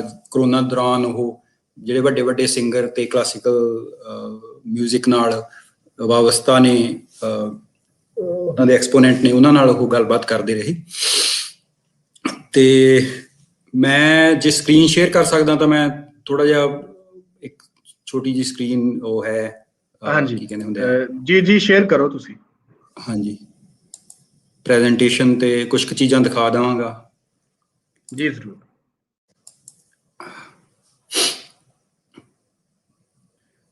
ਜੀ ਸਕਰੀਨ ਸ਼ੇਅਰ ਹੈ ਸਰ, ਨਜ਼ਰ ਆ ਰਹੀ ਹੈ। ਹਾਂਜੀ, ਤੇ ਬਹੁਤ ਜ਼ਿਆਦਾ ਕੁਛ ਨਹੀਂ ਹੈਗਾ, ਬਸ ਇਹਦੇ ਨਾਲ ਥੋੜਾ ਜਿਹਾ ਮੈਨੂੰ ਸੌਖਾ ਹੋ ਜਾਊਗਾ ਬੋਲਣਾ, ਜਿਹੜੀਆਂ ਮੈਂ ਗੱਲਾਂ ਕਰਨੀਆਂ ਚਾਹੁੰਦਾ ਸੀਗਾ। ਤੇ ਉਹਦੇ ਵਿੱਚ ਇਹੀ ਸੀ ਵੀ ਆਪਾਂ ਜੇ ਸੋਚੀਏ ਵੀ ਕਰੋਨਾ ਦੇ ਦੌਰ ਤੋਂ ਪਹਿਲਾਂ ਕੀ ਕੁਛ ਹੋ ਰਿਹਾ ਸੀ ਆਪਣੇ ਇਸ ਖਿੱਤੇ ਵਿੱਚ, ਤਾਂ ਉਹਦੇ ਵਿੱਚ ਸਭ ਤੋਂ ਵੱਡਾ ਜਿਹੜਾ ਹੋਇਆ ਸੀ, ਇੱਕ ਕਹਿ ਲਓ ਖਾਸ ਘਟਨਾ ਸੀ। ਇੱਕ ਤਾਂ ਬਾਬੇ ਨਾਨਕ ਦਾ 550ਵਾਂ ਜਨਮ ਦਿਨ ਸੀ, ਤੇ ਇੱਕ ਕਰਤਾਰਪੁਰ ਲਾਂਘਾ ਖੁੱਲਿਆ ਸੀ। ਤੇ ਉਹਦੀ ਈਵੈਂਟ ਦੇ ਤੌਰ ਤੇ ਉਹ ਬਹੁਤ ਹੀ ਸੋਲੀਡੈਰਿਟੀ ਫਾਰਮ ਕਰਨ ਵਾਲਾ ਇੱਕ ਈਵੈਂਟ ਸੀਗਾ, ਜਿਹੜਾ ਇੱਕ ਫਿਜ਼ੀਕਲ ਸੋਲੀਡੈਰਿਟੀ ਬਾਰਡਰ ਨੂੰ ਲੰਘ ਕੇ ਕਰਨ ਵਾਲਾ ਸੀਗਾ, ਸਾਂਝਾ ਬਣਾਉਣ ਵਾਲਾ। ਤੇ ਉਹਦੀ ਚਰਚਾ ਪੰਜਾਬੀ ਮਨ ਵਿੱਚ ਇੱਧਰਲੇ ਪਾਸੇ ਵੀ ਉੱਧਰਲੇ ਪਾਸੇ ਵੀ ਬਹੁਤ ਜ਼ਿਆਦਾ ਸੀ। ਤੇ ਹਕੂਮਤਾਂ ਵੀ, ਸਿਆਸੀ ਲੀਡਰ ਵੀ ਉਹਦੇ ਵਿੱਚ ਵੱਧ ਚੜ ਕੇ ਹਿੱਸਾ ਲੈ ਰਹੇ ਸੀਗੇ। ਤੇ ਪਰ ਉਸ ਤੋਂ ਬਾਅਦ ਹੀ ਕੀ ਹੁੰਦਾ ਵੀ ਉਹ ਕਰੋਨਾ ਕਾਲ ਆ ਜਾਂਦਾ ਹੈ, ਤੇ ਬਹੁਤ ਸਾਰੇ ਯਾਤਰੂ ਤਾਂ ਉਹ ਜਾ ਵੀ ਆਏ, ਉਹ ਲਾਂਘਾ ਲੰਘ ਵੀ ਆਏ, ਪਰ ਉਸ ਤੋਂ ਬਾਅਦ 'ਚ ਉਹ ਬੰਦ ਹੋ ਜਾਂਦਾ ਹੈ ਲਾਂਘਾ ਕੁਛ ਕੁ ਮਹੀਨੇ ਚੱਲ ਕੇ। ਤੇ ਉਹਨਾਂ ਦਿਨਾਂ ਵਿੱਚ ਮੈਂ ਇਹਦੇ ਵਿੱਚ ਲਿਖਿਆ ਵੀ ਨਾਸਿਰ ਢਿੱਲੋਂ ਹੋਣਾ ਵਾਲਾ ਜਿਹੜਾ ਪੰਜਾਬੀ ਲਹਿਰ, ਤਾਂ ਮੇਰੇ ਖਿਆਲ 'ਚ ਉਦੋਂ ਹੀ ਇੰਟਰਨੈਟ ਤੇ ਕੰਮ ਕਰ ਰਿਹਾ ਸੀਗਾ। ਤੇ ਫਿਰ ਪੋਸਟ ਕਰੋਨਾ ਵਿੱਚ ਜਿਹੜੀ ਇੱਕ ਗਲੋਬਲੀ ਹੋਈ ਮੇਰੇ ਖਿਆਲ ਵਿੱਚ ਲੋੜ ਜੀ ਸ਼ੁਰੂ ਹੋਈ ਵੀ ਇੱਕ ਦੂਜੇ ਨਾਲ ਗੱਲ ਵਧਾਈ ਜਾਵੇ। ਤੇ ਬਹੁਤ ਸਾਰੇ ਲੋਕੀ ਘਰਾਂ ਤੋਂ ਕੰਮ ਕਰਨਾ ਸ਼ੁਰੂ ਕਰਨ ਲੱਗ ਪਏ, ਦਫ਼ਤਰ ਉਹਨਾਂ ਦੇ ਬੰਦ ਹੋ ਗਏ, ਤੇ ਉਹਦੇ ਵਿੱਚ ਉਹਨਾਂ ਨੇ ਇਹੋ ਜਿਹੀਆਂ ਆਨਲਾਈਨ ਰੀਡਿੰਗ ਗਰੁੱਪ ਨਵੀਆਂ ਸ਼ੁਰੂ ਕਰ ਲਏ, ਤੇ ਉਹਨਾਂ ਵਿੱਚੋਂ ਹੀ ਮੈਂ ਵੀ ਸੀਗਾ। ਤੇ ਬਹੁਤ ਸਾਰੀਆਂ ਲਿਟਰੇਰੀ ਮਹਿਫਲ ਜਿਹੜੀਆਂ ਪਹਿਲਾਂ ਚੱਲ ਰਹੀਆਂ ਸੀ ਫਿਜ਼ੀਕਲ, ਜਿਨ੍ਹਾਂ ਵਿੱਚੋਂ ਵੱਡਾ ਨਾਮ ਹੈ ਜਿਹੜੀ ਸੰਗਤ ਨਜਮ ਹੁਸੈਨ ਸੈਯਦ ਦੇ ਘਰ ਹੁੰਦੀ ਹੈ ਲਾਹੌਰ ਜੇਲ੍ਹ ਰੋਡ ਤੇ ਉਹਦੇ ਵਿੱਚ ਉਹ ਹਰ ਮੇਰੇ ਖਿਆਲ ਵਿੱਚ ਫਰਾਈਡੇ ਮਿਲ ਕੇ ਤੇ ਕੋਈ ਕਾਫੀ ਜਾਂ ਕੋਈ ਕਲਾਸੀਕਲ ਸ਼ਾਇਰੀ, ਪੰਜਾਬੀ ਸ਼ਾਇਰੀ ਦੀ ਨਜ਼ਮ ਨੂੰ ਪੜ੍ਹ ਕੇ ਉਹਦੇ ਤੇ ਵਿਚਾਰ ਕਰਦੇ ਨੇ, ਉਹਨੂੰ ਗਾਉਂਦੇ ਨੇ। ਤੇ ਉਹ ਮਤਲਬ ਉਹ ਇਸ ਤਰ੍ਹਾਂ ਦੀਆਂ ਚੀਜ਼ਾਂ ਦਾ ਨਜਮ ਹੁਸੈਨ ਸੈਯਦ ਦੀ ਸੰਗਤ ਦਾ ਮੇਰੇ ਵਰਗਿਆਂ ਨੂੰ ਪਤਾ ਸੀ, ਜਿਹੜੇ ਥੋੜੇ ਬਹੁਤ ਵੀ ਲਿਟਰੇਚਰ ਨਾਲ ਵਿੱਚ ਧਿਆਨ ਦਿੰਦੇ ਨੇ। ਤੇ ਉਹਨਾਂ ਦਾ ਕੰਮ ਅਸੀਂ ਦੇਖਦੇ ਹਾਂ, ਉਹਨਾਂ ਦੀ ਸੇਧਾਂ ਸਾਰਾਂ ਤੇ ਹੋਰ ਲੇਖ ਵਰਗੇ ਲੇਖ ਪੜ੍ਹੇ ਨੇ। ਤੇ ਕਲਾਸਿਕੀ ਪੰਜਾਬੀ ਸ਼ਾਇਰੀ ਵਿੱਚ ਜਿਹੜੇ ਦਿਲਚਸਪੀ ਰੱਖਦੇ ਨੇ ਉਹਨਾਂ ਵਾਸਤੇ ਉਹ ਬਹੁਤ ਇੰਪੋਰਟੈਂਟ ਜੀ ਇੱਕ ਚੀਜ਼ ਹੈ। ਤੇ ਉਵੇਂ ਹੀ ਜਿਹੜਾ ਤੁਹਾਡਾ ਕੰਮ ਆ ਲੈਲਪੁਰ ਯੰਗ ਹਿਸਟੋਰੀਅਨ ਕਲੱਬ ਦਾ, ਤੇ ਉਹ ਤਾਂ ਸੀ ਬਹੁਤ ਜ਼ਿਆਦਾ ਜ਼ਬਰਦਸਤ ਵੀ। ਜਿਸ ਤੁਸੀਂ ਕੁਆਂਟਿਟੀ ਵਿੱਚ ਤੇ ਜਿਸ ਤਰ੍ਹਾਂ ਦੀ ਕੁਆਲਿਟੀ ਨਾਲ ਤੁਸੀਂ ਪੰਜਾਬੀ ਬੋਲੀ ਵਿੱਚ ਸਕਾਲਰਸ ਨੂੰ ਬੁਲਾਇਆ, ਤੇ ਉਹ ਜਿਹੜੇ ਚਾਹੇ ਉਹ ਡਾਇਸਪੋਰਾ ਵਿੱਚ ਬਾਹਰ ਸੀਗੇ ਵਰਿੰਦਰ ਜੀ ਵਰਗੇ, ਜਾਂ ਜਿਹੜੇ ਇਧਰਲੇ ਪਾਸੇ ਸੀਗੇ ਇਧਰਲੇ ਪੰਜਾਬ ਵਿੱਚ, ਜਾਂ ਤੁਹਾਡੇ ਵਾਲੇ ਪਾਸੇ ਸੀਗੇ, ਤਾਂ ਉਹਨਾਂ ਦੀ ਇੱਕ ਖਾਸੀਅਤ ਇਹੀ ਸੀਗੀ ਵੀ ਜੇ ਉਹ ਅਕੈਡਮਿਕ ਸੀਗੇ, ਸਕਾਲਰ ਸੀਗੇ, ਆਪਣੀਆਂ ਯੂਨੀਵਰਸਿਟੀਆਂ ਕਾਲਜਿਸ ਵਿੱਚ ਪੜ੍ਹਾਉਂਦੇ ਸੀਗੇ, ਤਾਂ ਉਹਨਾਂ ਦੀ ਜਿਹੜੀ ਲਿਖਤ ਦੀ ਗੱਲਬਾਤ ਆ ਉਹ ਜਾਂ ਤਾਂ ਜੇ ਇਧਰਲੇ ਪਾਸੇ ਸੀ ਤਾਂ ਉਰਦੂ ਵਿੱਚ ਲਿਖਦੇ ਜਾਂ ਅੰਗਰੇਜ਼ੀ ਵਿੱਚ ਲਿਖਦੇ, ਇਧਰਲੇ ਪਾਸੇ ਆ ਤਾਂ ਉਹ ਹਿੰਦੀ, ਪੰਜਾਬੀ ਵਿੱਚ ਵੀ ਅਕੈਡਮਿਕ ਜਿਹੜੀ ਬੋਲੀ ਆ, ਅਕੈਡਮੀਜ਼ ਆ ਜਿਹੜੀ, ਉਹਦੇ ਵਿੱਚ ਬਹੁਤ ਸਾਰੀ ਉਹਨਾਂ ਨੂੰ ਜਿਹੜੇ ਸ਼ਬਦ ਨੇ ਉਹ ਜਾਰਗਨ ਜਿਹੜੀ ਹੁੰਦੀ ਹੈ ਕਹਿੰਦੇ ਅੰਗਰੇਜ਼ੀ ਵਿੱਚ, ਔਖੇ ਸ਼ਬਦਾਂ ਦਾ ਵਰਤੋਂ ਕਰਕੇ, ਤੇ ਉਹ ਇੱਕ ਥੋੜਾ ਜਿਹਾ ਟੁੱਟਿਆ ਹੋਇਆ ਸੀਗਾ ਬਹੁਤ ਕੁਛ, ਜਿਹੜਾ ਆਮ ਜਿਹੜਾ ਬੰਦਾ ਪੜ੍ਹਨ ਵਾਲਾ ਲਿਖਣ ਵਾਲਾ ਉਹਨੂੰ ਮੇਰੇ ਖਿਆਲ 'ਚ ਸਮਝੋਂ ਬਾਹਰ ਵੀ ਸੀਗਾ। ਪਰ ਜਦੋਂ ਇਸ ਤਰ੍ਹਾਂ ਦੇ ਲੈਕਚਰ ਜਿਹੜੇ ਪਬਲਿਕ ਹੋ ਗਏ, ਮਤਲਬ ਉਹ ਲੈਕਚਰ ਹਾਲਾਂਕਿ ਉਹ ਦਿੰਦੇ ਵੀ ਸੀਗੇ ਆਪਣੀਆਂ ਯੂਨੀਵਰਸਿਟੀਆਂ ਵਿੱਚ, ਪਰ ਉਹ ਸਟੂਡੈਂਟਸ ਤੱਕ ਲਿਮਿਟਡ ਸੀਗੇ। ਪਰ ਜਿਸ ਤਰ੍ਹਾਂ ਦਾ ਤੁਸੀਂ ਉਪਰਾਲਾ ਕੀਤਾ ਉਹਦੇ ਵਿੱਚ ਬਹੁਤ ਸਾਰੇ ਦਰਵਾਜ਼ੇ ਖੁੱਲੇ, ਸਾਂਝਾਂ ਨਵੀਆਂ ਬਣੀਆਂ, ਤੇ ਉਹ ਬੋਲੀ ਜਿਹੜੀ ਆਮ ਲੋਕਾਂ ਦੀ ਬੋਲੀ, ਜਦੋਂ ਮੈਂ ਬੋਲਦਾ ਜਾਂ ਕੁਛ ਵੀ, ਤਾਂ ਉਹਦੇ ਵਿੱਚ ਥੋੜੇ ਬਹੁਤ ਲਫ਼ਜ਼ ਮੈਂ ਅੰਗਰੇਜ਼ੀ ਦੇ ਵਰਤ ਲੂੰਗਾ ਜਾਂ ਅਕੈਡਮੀਜ਼ ਦੇ ਵਰਤ ਲੂੰਗਾ, ਪਰ ਜ਼ਿਆਦਾਤਰ ਜਿਹੜਾ ਮੇਰਾ ਮੁਹਾਵਰਾ ਉਹ ਉਹੀ ਰਹੂਗਾ ਜਿਹੜਾ ਸਪੋਕਨ ਲੈਂਗੁਏਜ ਦਾ। ਤੇ ਉਹਦੇ ਵਿੱਚ ਨਾ ਤਾਂ ਫਿਰ ਸਕ੍ਰਿਪਟ ਦੇ ਮਸਲੇ ਆਪਣੇ ਕੋਲੇ ਹੈਗੇ ਨੇ, ਬਾਰਡਰ ਦੇ ਮਸਲਿਆਂ ਦੇ ਨਾਲ ਨਾਲ ਆਪਣੀ ਸਕ੍ਰਿਪਟ ਵੀ ਵੱਖਰੀ ਹੈ। ਇੱਧਰਲੇ ਪਾਸੇ ਤੁਹਾਡੇ ਵਾਲੇ ਪਾਸੇ ਫਾਰਸੀ ਸਕ੍ਰਿਪਟ ਆ, ਇੱਧਰਲੇ ਪਾਸੇ ਗੁਰਮੁਖੀ ਆ। ਤੇ ਜਦੋਂ ਬੋਲੀ ਤੇ ਵੀਡੀਓ ਦੇ ਵਿੱਚ ਆ ਜਾਂਦਾ ਹੈ ਤਾਂ ਉਹਦਾ ਇੱਕ ਬਹੁਤ ਵਧੀਆ ਨੁਹਾਰ ਬਣੀ। ਤੇ ਮੈਂ ਤੁਹਾਡਾ ਬਹੁਤ ਬਹੁਤ ਧੰਨਵਾਦ ਕਰਦਾ ਕਿ ਤੁਸੀਂ ਇਹ ਉਪਰਾਲਾ ਕੀਤਾ ਤੇ ਹੁਣ ਵੀ ਇਹ ਆਪਣਾ ਲਿਟਰੇਚਰ ਫੈਸਟੀਵਲ ਕਰ ਰਹੇ ਹੋ।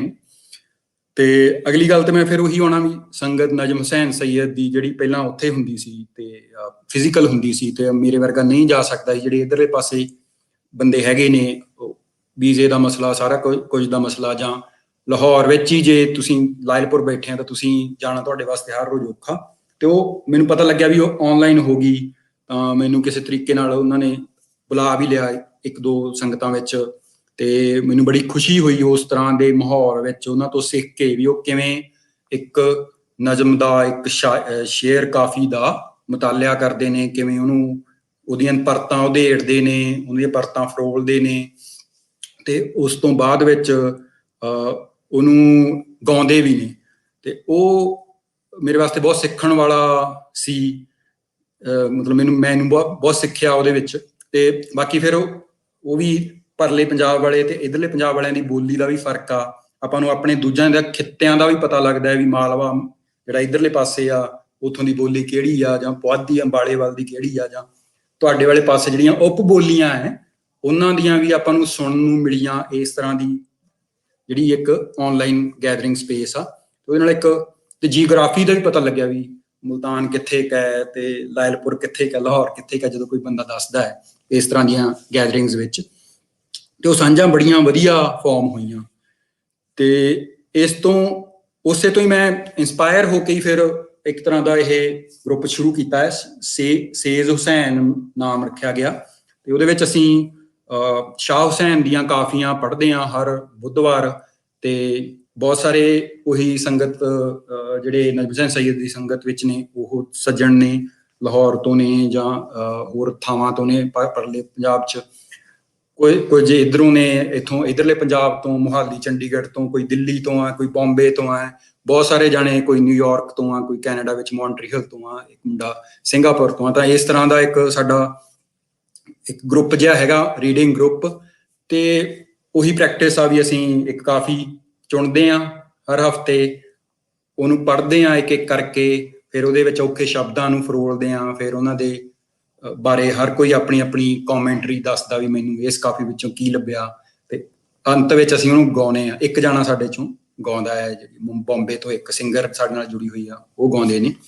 ਤੇ ਇਹਦੇ ਨਾਲ ਸਾਨੂੰ ਜਿਹੜੀ ਗੱਲ ਖਾਸ ਪਤਾ ਲੱਗਦੀ ਆ ਵੀ ਜਿਹੜੀ ਆਪਣੀ ਕਲਾਸਿਕੀ ਸ਼ਾਇਰੀ ਆ, ਜੇ ਆਪਾਂ ਇਕੱਲੇ ਪੜ੍ਹਦੇ ਆ ਤਾਂ ਉਸ ਤਰ੍ਹਾਂ ਨਾਲ ਸਮਝ ਨਹੀਂ ਪੈਂਦੀ, ਜਾਂ ਇੱਕ ਤਰ੍ਹਾਂ ਨਾਲ ਆਪਣੀ ਸਮਝ ਮੁਤਾਬਕ ਸਮਝ ਪੈਂਦੀ ਹੈ। ਜਦੋਂ ਰਲ ਕੇ ਪੜ੍ਹਦੇ ਆ ਇਸ ਤਰ੍ਹਾਂ ਸੰਗਤ ਦੇ ਵਿੱਚ, ਤੇ ਉਹਦੀਆਂ ਜਿਹੜੀਆਂ ਬਾਹਰਲੀਆਂ ਪਰਤਾਂ ਖੁੱਲਦੀਆਂ ਨੇ, ਤਾਂ ਉਹ ਇੱਕ ਮੇਰੇ ਵਾਸਤੇ ਤੇ ਬਾਕੀ ਸਾਰਿਆਂ ਵਾਸਤੇ ਸਿੱਖਣ ਵਾਲਾ ਸੀਗਾ।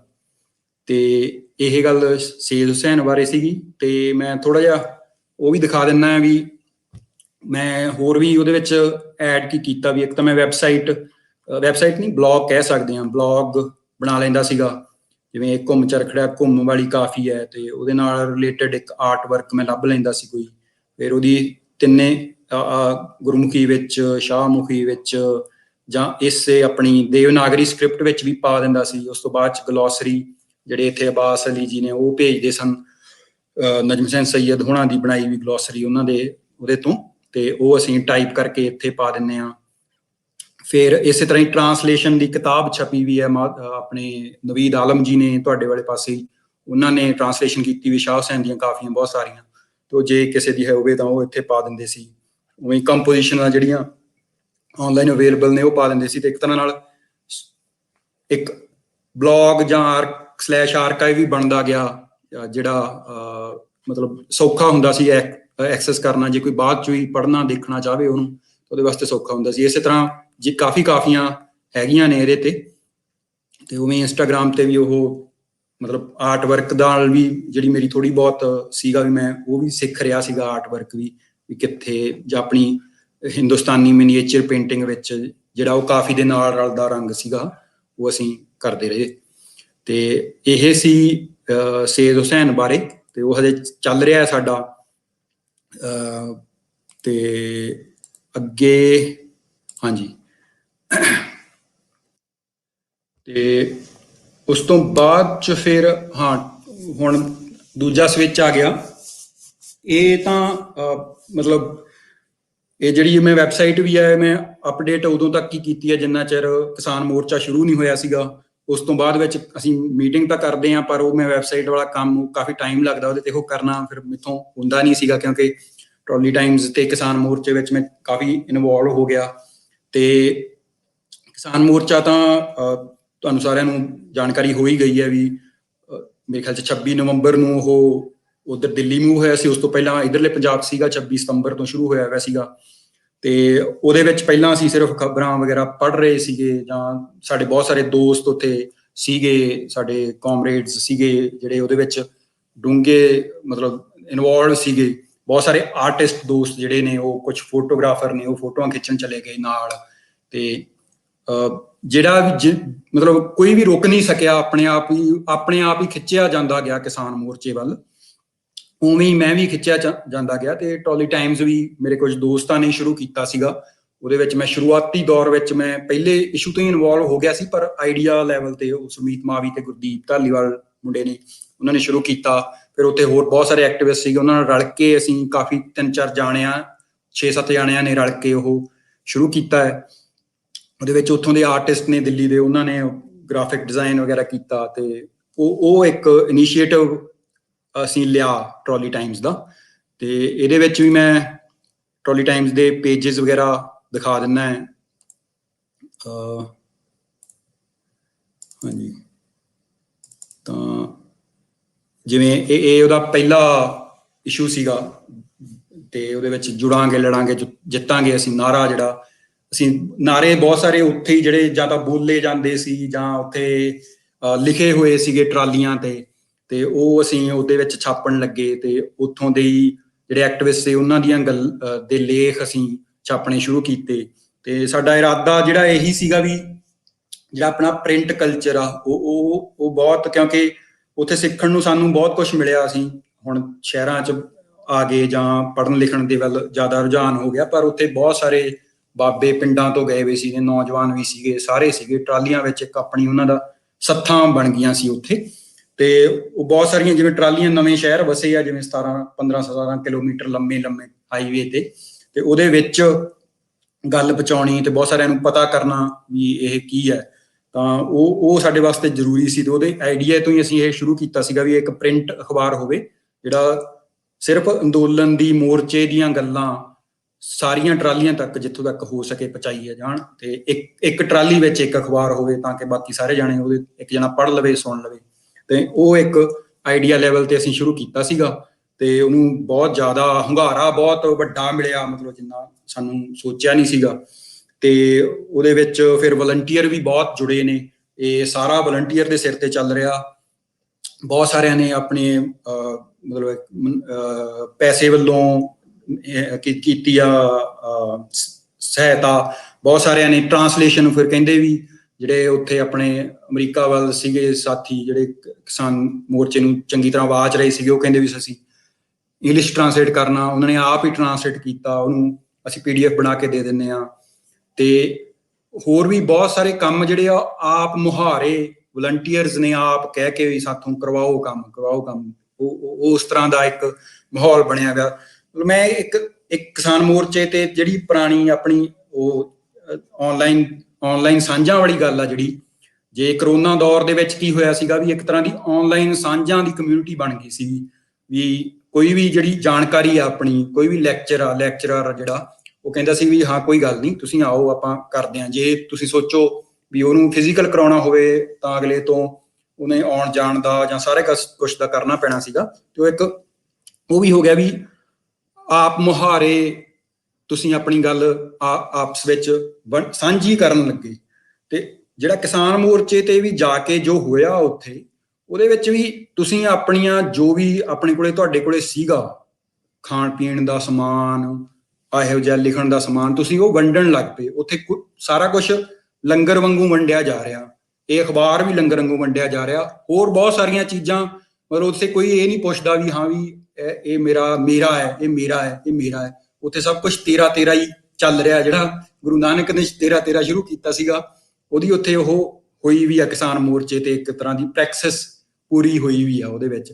ਤੇ ਉਹ ਸਾਂਝਾਂ ਜਿਹੜੀਆਂ ਬਣ ਰਹੀਆਂ ਨੇ ਉੱਥੇ, ਜਿਵੇਂ ਆਪਣੇ ਤਾਂ ਬੋਲੀ ਇੱਕੋ ਆ ਤੇ ਆਪਣੇ ਵਿੱਚ ਬਾਰਡਰ ਕ੍ਰੀਏਟ ਕੀਤਾ ਹੋਇਆ ਹੈ, ਉੱਥੇ ਆਪਣੇ ਵਿੱਚ ਹੋਰ ਬਾਰਡਰ ਜਿਹੜੇ ਨੇ ਪੰਜਾਬ ਅੰਦਰਲੇ ਭਾਵੇਂ ਮੁਲਕ ਦੇ ਵਿੱਚ ਫਿਰ ਸੂਬਿਆਂ ਦੇ ਬਾਰਡਰ ਜਿਹੜੇ ਹੁੰਦੇ ਨੇ, ਸੂਬਿਆਂ ਦੇ ਜਾਤਾਂ ਦੇ, ਤੇ ਉਹ ਸਾਰੇ ਵੀ ਉੱਥੇ ਉਹ ਟੁੱਟ ਰਹੇ ਨੇ। ਹੁਣ ਵੀ ਉਹ ਟੁੱਟੇ ਹੋਏ ਨੇ, ਤੇ ਜੈਂਡਰ ਦੇ ਬਾਰਡਰ ਵੀ ਟੁੱਟੇ ਨੇ। ਬਹੁਤ ਸਾਰੇ ਪੰਜਾਬੀਆਂ ਨੂੰ ਹਰਿਆਣੇ ਜਾਂਦੇ ਨਹੀਂ ਸੀਗੇ, ਹਰਿਆਣੇ ਦੇ ਲੋਕਾਂ ਨਾਲ ਮਿਲੇ, ਐਂ ਲੱਗਿਆ ਵੀ ਹਾਂ ਇਹ ਤਾਂ ਸਾਡੇ ਹੀ ਬੰਦੇ ਆ। ਪਹਿਲਾਂ ਉਹਨਾਂ ਵਾਸਤੇ ਹਰਿਆਣਾ ਕੋਈ ਵੱਖਰਾ ਸੂਬਾ ਸੀ, ਹੁਣ ਉਹ ਆਪਣਾ ਲੱਗਣ ਲੱਗ ਪਿਆ। ਉਵੇਂ ਹਰਿਆਣੇ ਵਾਲਿਆਂ ਵਾਸਤੇ ਪੰਜਾਬੀ, ਉਵੇਂ ਯੂਪੀ ਵਾਲੇ। ਤੇ ਉਹ ਇੱਕ ਨਵੀਂ ਸਾਂਝ ਜਿਹੜੀ ਆ ਉਹ ਫਿਜ਼ੀਕਲ ਰਿਐਲਮ ਵਿੱਚ ਉੱਥੇ ਫਾਰਮ ਹੋਈ ਕਿਸਾਨ ਮੋਰਚੇ ਵਿੱਚ।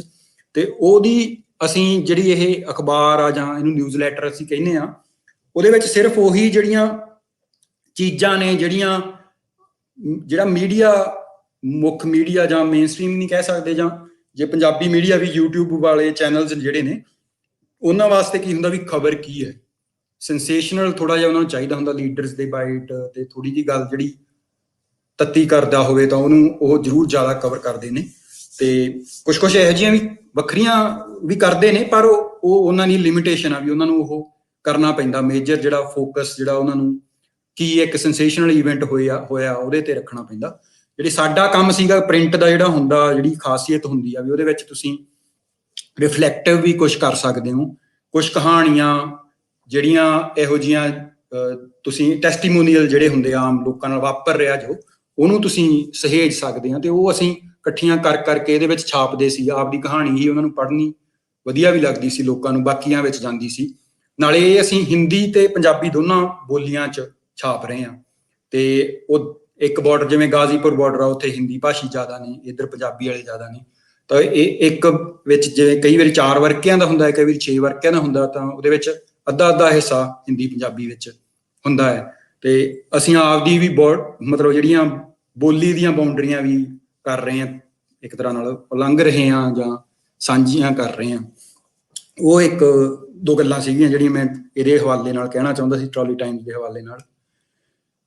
ਇਹਦੇ ਮੈਂ ਬਾਕੀ ਦੇ ਅੰਕ ਦਿਖਾ ਦਿੰਦਾ ਹੈ। ਇਹ ਸੈਕੰਡ ਇਸ਼ੂ ਸੀਗਾ, ਜਿਹੜਾ ਅਸੀਂ ਆਰਟ ਵਰਕ ਵੀ ਐਵੇਂ ਸੋਰਸ ਕਰਦੇ ਸੀਗੇ ਇੰਸਟਾਗ੍ਰਾਮ ਤੇ, ਜਿਹੜੇ ਲੋਕਾਂ ਨੇ ਬਣਾਏ ਆ।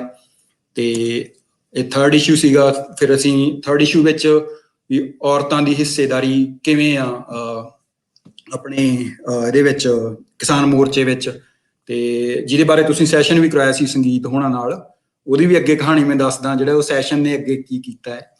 ਤੇ ਇਸੇ ਤਰ੍ਹਾਂ ਹੀ ਮਜ਼ਦੂਰ ਜਿਹੜੇ ਹੈਗੇ ਨੇ ਵੀ, ਹਜੇ ਤੱਕ ਕਿਸਾਨ ਮੋਰਚਾ ਹੀ ਕਿਹਾ ਜਾ ਰਿਹਾ, ਪਰ ਉੱਥੇ ਜਿੰਨੀ ਵੱਧ ਤੋਂ ਵੱਧ ਹੋ ਸਕੇ ਹਿੰਮਤ ਦੇ ਵਿੱਚ, ਕਿਉਂਕਿ ਮਜ਼ਦੂਰ ਜਾਂ ਕਿਰਤੀਆਂ ਕੋਲੇ ਜਿਹੜੇ ਲੈਂਡਲੈਸ ਨੇ, ਬੇਜ਼ਮੀਨੇ ਨੇ, ਉਹਨਾਂ ਕੋਲੇ ਵਸੀਲੇ ਉਹਨੇ ਘੱਟ ਹੁੰਦੇ ਨੇ ਵੀ ਉਹ ਇੰਨਾ ਲੰਮਾ ਸਮਾਂ ਉੱਥੇ ਰਹਿ ਸਕਣ, ਪਰ ਫਿਰ ਵੀ ਆਪਣੇ ਵਿੱਤੋਂ ਵੱਧ ਕੇ ਉਹ ਉੱਥੇ ਹਾਜ਼ਰ ਨੇ, ਉੱਥੇ ਉਹ ਆਪਣੀ ਸ਼ਮੂਲੀਅਤ ਦਿਖਾ ਰਹੇ ਨੇ, ਕਹਿੰਦੇ ਨਹੀਂ ਵੀ ਅਸੀਂ ਤੁਹਾਡੇ ਨਾਲ ਖੜੇ ਹਾਂ।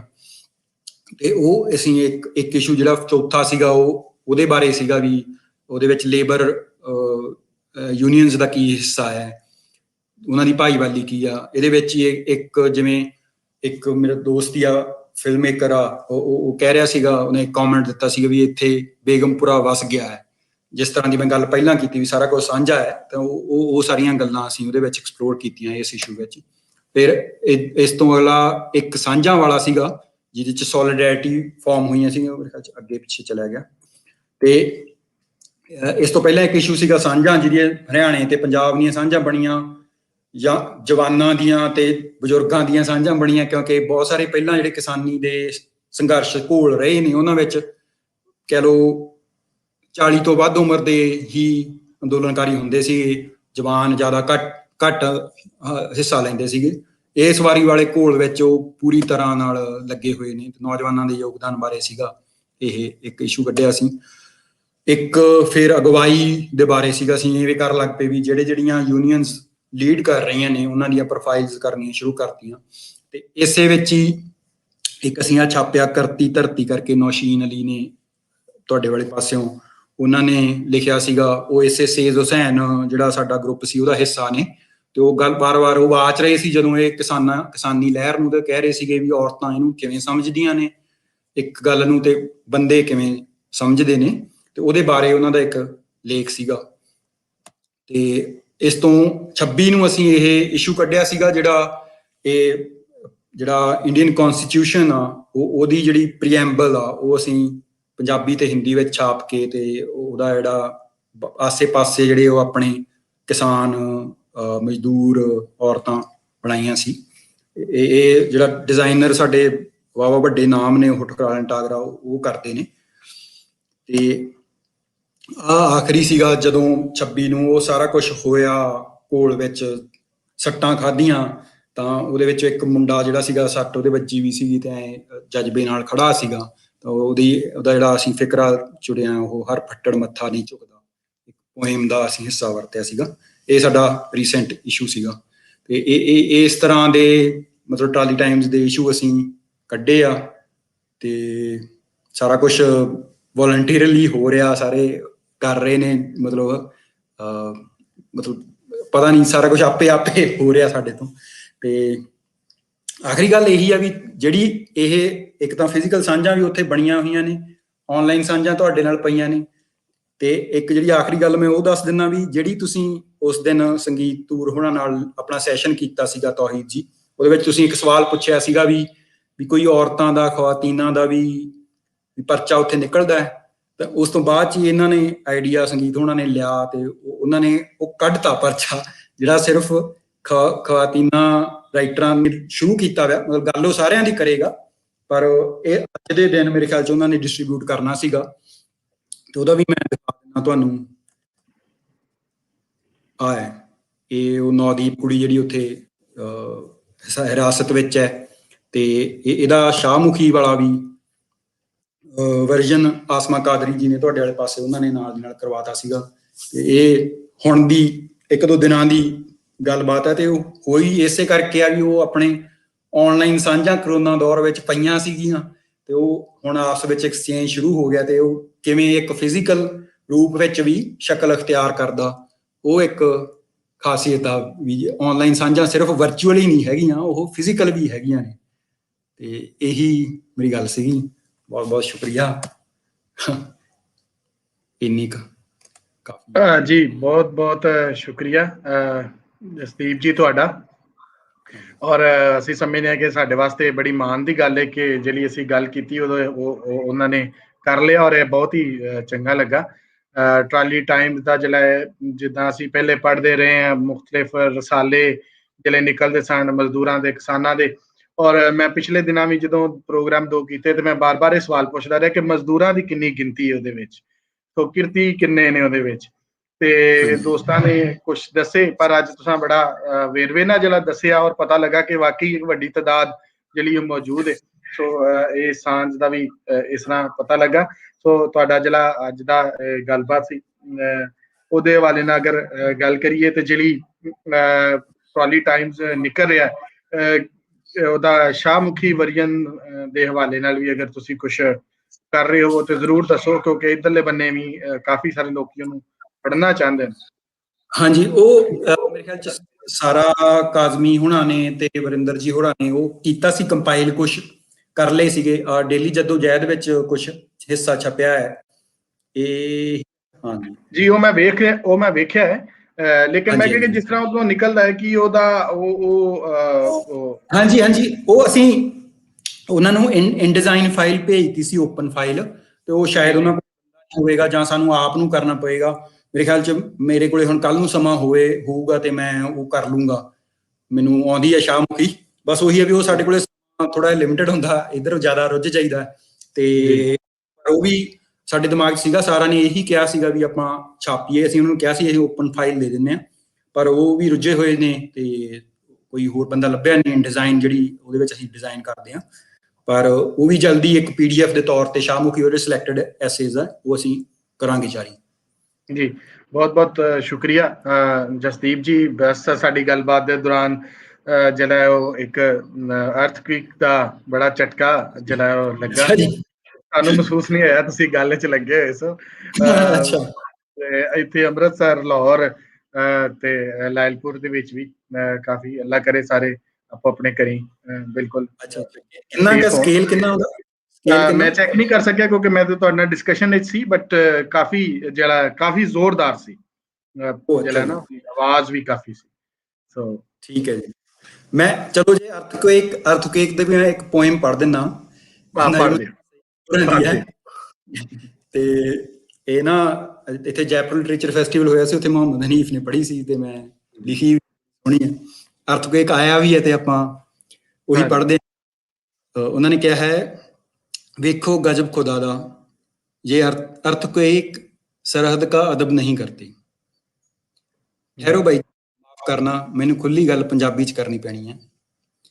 ਪਾਸਪੋਰਟ ਵਿਖੇਂਦੇ ਨਹੀਂ ਨਾ ਵੀਜ਼ਾ ਮੰਗਦੇ, ਪਾਸਪੋਰਟ ਵਿਖੇਂਦੇ ਨਹੀਂ ਨਾ ਵੀਜ਼ਾ ਮੰਗਦੇ, ਪੈਰਾਂ ਹੇਠੋਂ ਨਿਕਲ ਕੇ ਸਿਰ ਤੇ ਆ ਜਾਂਦੇ ਨੇ, ਨਹੀਂ ਮਜ਼ਹਬੋਂ ਜਾਤ ਕੁਜਾਤੋਂ ਸੰਗਤੇ। ਵੇਖੋ ਗਜਬ ਖੁਦਾ ਦਾ, ਅਰਥਕੁਏਕ ਸਰਹੱਦ ਦਾ ਅਦਬ ਨਹੀਂ ਕਰਦੇ। ਐਪਲੀਕੇਸ਼ਨ ਦਿੰਦੇ ਕੋਈ ਨਹੀਂ, ਦਸਖਤ ਆਰਡਰ ਵਹਿੰਦੇ ਕੋਈ ਨਹੀਂ, ਕਰ ਕੁਰਬਾਨੀਆਂ ਪੀੜ੍ਹੀਓ ਪੀੜ੍ਹੀ, ਠੋਕ ਸਾਰੀ ਸਾਡੀ ਹਸਤੀ, ਮੋਢਾ ਮਾਰ ਕੇ ਢਾਹ ਜਾਂਦੇ ਨੇ। ਵੇਖੋ ਗਜਬ ਖੁਦਾ ਦਾ, ਅਰਥਕੁਏਕ ਸਰਹੱਦ ਦਾ ਅਦਬ ਨਹੀਂ ਕਰਦੇ। ਠੀਕ, ਬਹੁਤ ਅੱਛਾ ਜੀ, ਬਹੁਤ ਜ਼ਬਰਦਸਤ। ਥੈਂਕ ਯੂ, ਬਹੁਤ ਮਿਹਰਬਾਨੀ ਅੱਜ ਦੇ ਸਾਡੇ ਇਸ ਪ੍ਰੋਗਰਾਮ 'ਚ ਰਲਣ ਦੀ। ਔਰ ਮੈਂ ਜਿਹੜੇ ਸਾਡੇ ਬਾਕੀ ਨਾਲ ਸਾਡੇ ਜੁੜੇ ਦੋਸਤ ਆ, ਮੈਂ ਬਹੁਤ ਸ਼ੁਕਰਗੁਜ਼ਾਰ ਹਾਂ ਉਹਨਾਂ ਦਾ ਜਿਹੜੇ ਅੱਜ ਦੇ ਇਸ ਪ੍ਰੋਗਰਾਮ 'ਚ ਸਾਡੇ ਨਾਲ ਆਏ। ਮੈਂ ਬਹੁਤ ਸ਼ੁਕਰਗੁਜ਼ਾਰ ਹਾਂ ਪ੍ਰੋਫੈਸਰ ਡਾਕਟਰ ਅਲੀ ਉਸਮਾਨ ਕਾਸਮੀ ਹੋਰਾਂ ਦਾ। ਉਹਨਾਂ ਨੇ ਆਪਣੀ ਮਸਰੂਫੀਅਤ 'ਚੋਂ ਟਾਈਮ ਕੱਢਿਆ ਔਰ ਉਹਨਾਂ ਨੇ ਆਪਣੇ ਜੋ ਡਿਜੀਟਲ ਚੀਜ਼ਾਂ ਪੰਜਾਬ ਦੇ ਹਵਾਲੇ ਨਾਲ ਇਕੱਠੀਆਂ ਕੀਤੀਆਂ, ਉਹ ਸਾਂਝੀਆਂ ਕੀਤੀਆਂ। ਮੈਂ ਬਹੁਤ ਸ਼ੁਕਰਗੁਜ਼ਾਰ ਹਾਂ ਭਾਈ ਬਲਦੀਪ ਸਿੰਘ ਹੋਰਾਂ ਦਾ, उन्होंने अपने जिला है वो टाइम और अपना एक्सपीरियंस और खासकर उन्होंने जो काम पंजाबी के हवाले नाल ट्रांसलेशनस कीतियां वो भी दसियां और मैं बहुत शुक्रगुजार हाँ जनाब नासिर ढिल्लों साहब दा उते इस मेले दे साथी भी ने और उन्होंने जो काम किया ਉਹਦੇ वास्ते भी उन्होंने बहुत शुक्रगुजार उन्होंने अपना सांझ की मैं बहुत शुक्रगुजार सुखराज सिंह दा सिख आर्काइव तो ਜਿਹੜੇ ਡੈਨਮਾਰਕ ਤੋਂ ਸਾਡੇ ਨਾਲ ਸਨ और उन्होंने बहुत खूबसूरत तरीके ਨਾਲ ਸਾਨੂੰ ਦੱਸਿਆ ਉੱਥੇ ਜਿਹੜੀ ਸਿੱਖਾਂ ਦੀ ਹਿਸਟਰੀ ਔਰ ਉਹਨੂੰ ਉਹਨਾਂ ਨੇ ਕਿਦਾਂ ਡਿਜੀਟਲਾਈਜ਼ ਕੀਤਾ ਮੈਂ ਬਹੁਤ ਸ਼ੁਕਰਗੁਜ਼ਾਰ ਹਾਂ ਪੂਰਵਾ ਮਸੂਦ ਦਾ ਜਿਨ੍ਹਾਂ ਦਾ ਜੀਵੇ ਸਾਂਝਾ ਪੰਜਾਬ ਦੇ ਨਾਂ ਤੋਂ YouTube ਚੈਨਲ ਹੈ और बहुत खूबसूरत उन्होंने जिस तरह काम किया और एक जिला है वो फीमेल का एक खातून का एक बीबी का आके काम करना साढ़े वास्ते बड़ा मानयोग है और उन्हों का पूरा कार जिला पंजाबी के हवाले नाल जिला साडे उस्ताद ने असीं उन्हां तो सीखिया ते असीं उन्हां दे बहुत बहुत शुक्रगुजार हाँ और मैं इस दे नाल ਇਹ ਵੀ ਗੱਲ ਕਹਾਂਗਾ ਕਿ ਜਿਹੜਾ ਉਹਨਾਂ ਦਾ YouTube ਚੈਨਲ ਹੈ ਜੀਵੇ ਸਾਂਝਾ ਪੰਜਾਬ ਤੁਸੀਂ ਉਹਨੂੰ ਵੇਖੋ ਉਹਨੂੰ ਸਬਸਕ੍ਰਾਈਬ ਵੀ ਕਰੋ ਤੇ ਇਸ ਤੋਂ ਵੱਖ ਮੈਂ ਬਹੁਤ ਸ਼ੁਕਰਗੁਜ਼ਾਰ ਸਾਡੇ ਨਾਲ ਆਏ ਸਾਰੇ ਦੋਸਤਾਂ ਦਾ ਔਰ ਜਿਨ੍ਹਾਂ ਨੇ ਅੱਜ ਟਾਈਮ ਕੱਢਿਆ ਔਰ ਸਾਡੇ ਨਾਲ ਮੌਜੂਦ ਸਨ ਔਰ ਇਸ ਪੂਰੇ ਪ੍ਰੋਗਰਾਮ ਨੂੰ ਉਹਨਾਂ ਨੇ ਰੰਗ ਲਾਏ ਔਰ ਉਹ ਸਾਡੇ ਨਾਲ ਮੌਜੂਦ ਰਹੇ ਬਹੁਤ ਬਹੁਤ ਸ਼ੁਕਰੀਆ ਲਾਇਲਪੁਰ 6ਵਾਂ ਲਾਇਲਪੁਰ ਪੰਜਾਬੀ ਸੁਲੇਖ ਮੇਲਾ चलता रहेगा अगले 16 तारीख तक जरा ये चलेगा अगले 4 दिन होर भी ये मेला चलता रहेगा सो कल का जरा साडा प्रोग्राम है वो मुख विखाली है नैन सुख होरां दी किताब जोगी सपत्रा ये गल बड़ी अहम है कि ये 1 तारीख कल रकम होने जा रही है मैं जसदीप होरां नूं और सांझे पंजाब वाले नूं और सिख आर्काइव वाले जिले मेरे नाल दोस्त बैठे सुन रहे हैं और की भी जिले सुन रहे हैं ये मैं दस दवां कि कल का दिन एक तारीखी दिन होएगा पंजाब की तारीख दे विच कि जिस दिन इको ही किताब जी है दोवां पासों शाहमुखी और गुरमुखी दे विच इकट्ठी जी है और रिलीज की जाएगी इस लैलपुर पंजाबी सुलेख मेले ते इस तो पहले कदी इदा नहीं होया सो मैं समझना कि एक इन्होंने तारीख का एक जला नवा जला काम किया है इन्हों का क्रेडिट जला परमजीत मिशा जी चढ़ते पंजाब तो और इस साइड तो जला है वो जुबैर अहमद साहब ਇਹਨਾਂ ਦਾ ਜਿਹੜਾ ਕਿਤਾਬ ਤਰਿੰਜਣ ਹੈ ਸਾਡੇ ਨਾਲ ਉਹਨਾਂ ਦਾ ਤੁਸੀਂ ਵੇਖ ਸਕਦੇ ਆ ਕਿ ਇਹ ਜਿੱਥੇ ਮੈਂ ਮੇਰੀ ਫਿੰਗਰ ਹੈ ਉਹਦੇ ਨਾਲ ਉਹਨਾਂ ਦਾ ਜਿਹੜਾ ਲੋਗੋ ਵੀ ਹੈ ਕਿਤਾਬ ਤਰਿੰਜਣ ਦਾ ਉਹਨਾਂ ਦਾ ਬਹੁਤ ਵੱਡਾ ਕੰਮ ਜਿਹੜਾ ਪੰਜਾਬੀ ਦੀਆਂ ਕਿਤਾਬਾਂ ਛਾਪਣ ਦਾ ਇਸ ਵਕਤ ਲਾਹੌਰ ਦੇ ਵਿੱਚ ਉਹਨਾਂ ਦੀ ਪੰਜਾਬੀ ਕਿਤਾਬਾਂ ਦੀ ਇਕੱਲੀ ਜਿਹੜੀ ਹੈ ਉਹ ਸ਼ਾਪ ਹੈ ਔਰ ਉੱਥੋਂ ਲੋਕ ਆਪਣੀਆਂ ਪੰਜਾਬੀ ਕਿਤਾਬਾਂ ਵੀ ਖਰੀਦਦੇ ਨੇ ਔਰ ਉਹ ਬਹੁਤ ਸੋਹਣਾ ਕੰਮ ਛਾਪ ਵੀ ਰਹੇ ਨੇ ਸਾਰਾ ਉਹਨਾਂ ਦਾ ਬਹੁਤ ਬਹੁਤ ਸ਼ੁਕਰੀਆ और मैं समझना कि ये तारीख जलिए ये लैलपुर पंजाबी सुलेख मेले दे जलिए क्रेडिट ते आई असी बहुत बहुत शुक्रगुजार हाँ सारे दोस्तों के सो इस तरह ही होंदा रहेगा आखिरकार बोली दी जले स्क्रिप्ट दियां सांझा वधन गियां ते दोवें स्क्रिप्ट सब लोग पढ़न दे काबिल हो जाएंगे ते असी इस सांझ को अगे वधांदियां होया इस गलबात को अगे वधांदियां होया मिलने कल एक बहुत खूबसूरत प्रोग्राम दे नाल असी नैन सुख जी होणगे साडे नाल नवीद आलम जी होंगे परमजीत मिशा होंगे और इस तो वक्त जुबैर साहब होंगे और बाकी साडे जिले दोस्त होर ने जम्मू तो भी साडे नाल जिले दोस्त मौजूद होंगे और ये सारे दोस्त गलबात साडे नाल गलबात अपनी सांझी करनगे मिलने कल मुख विखाली दी तकरीब ते रब रख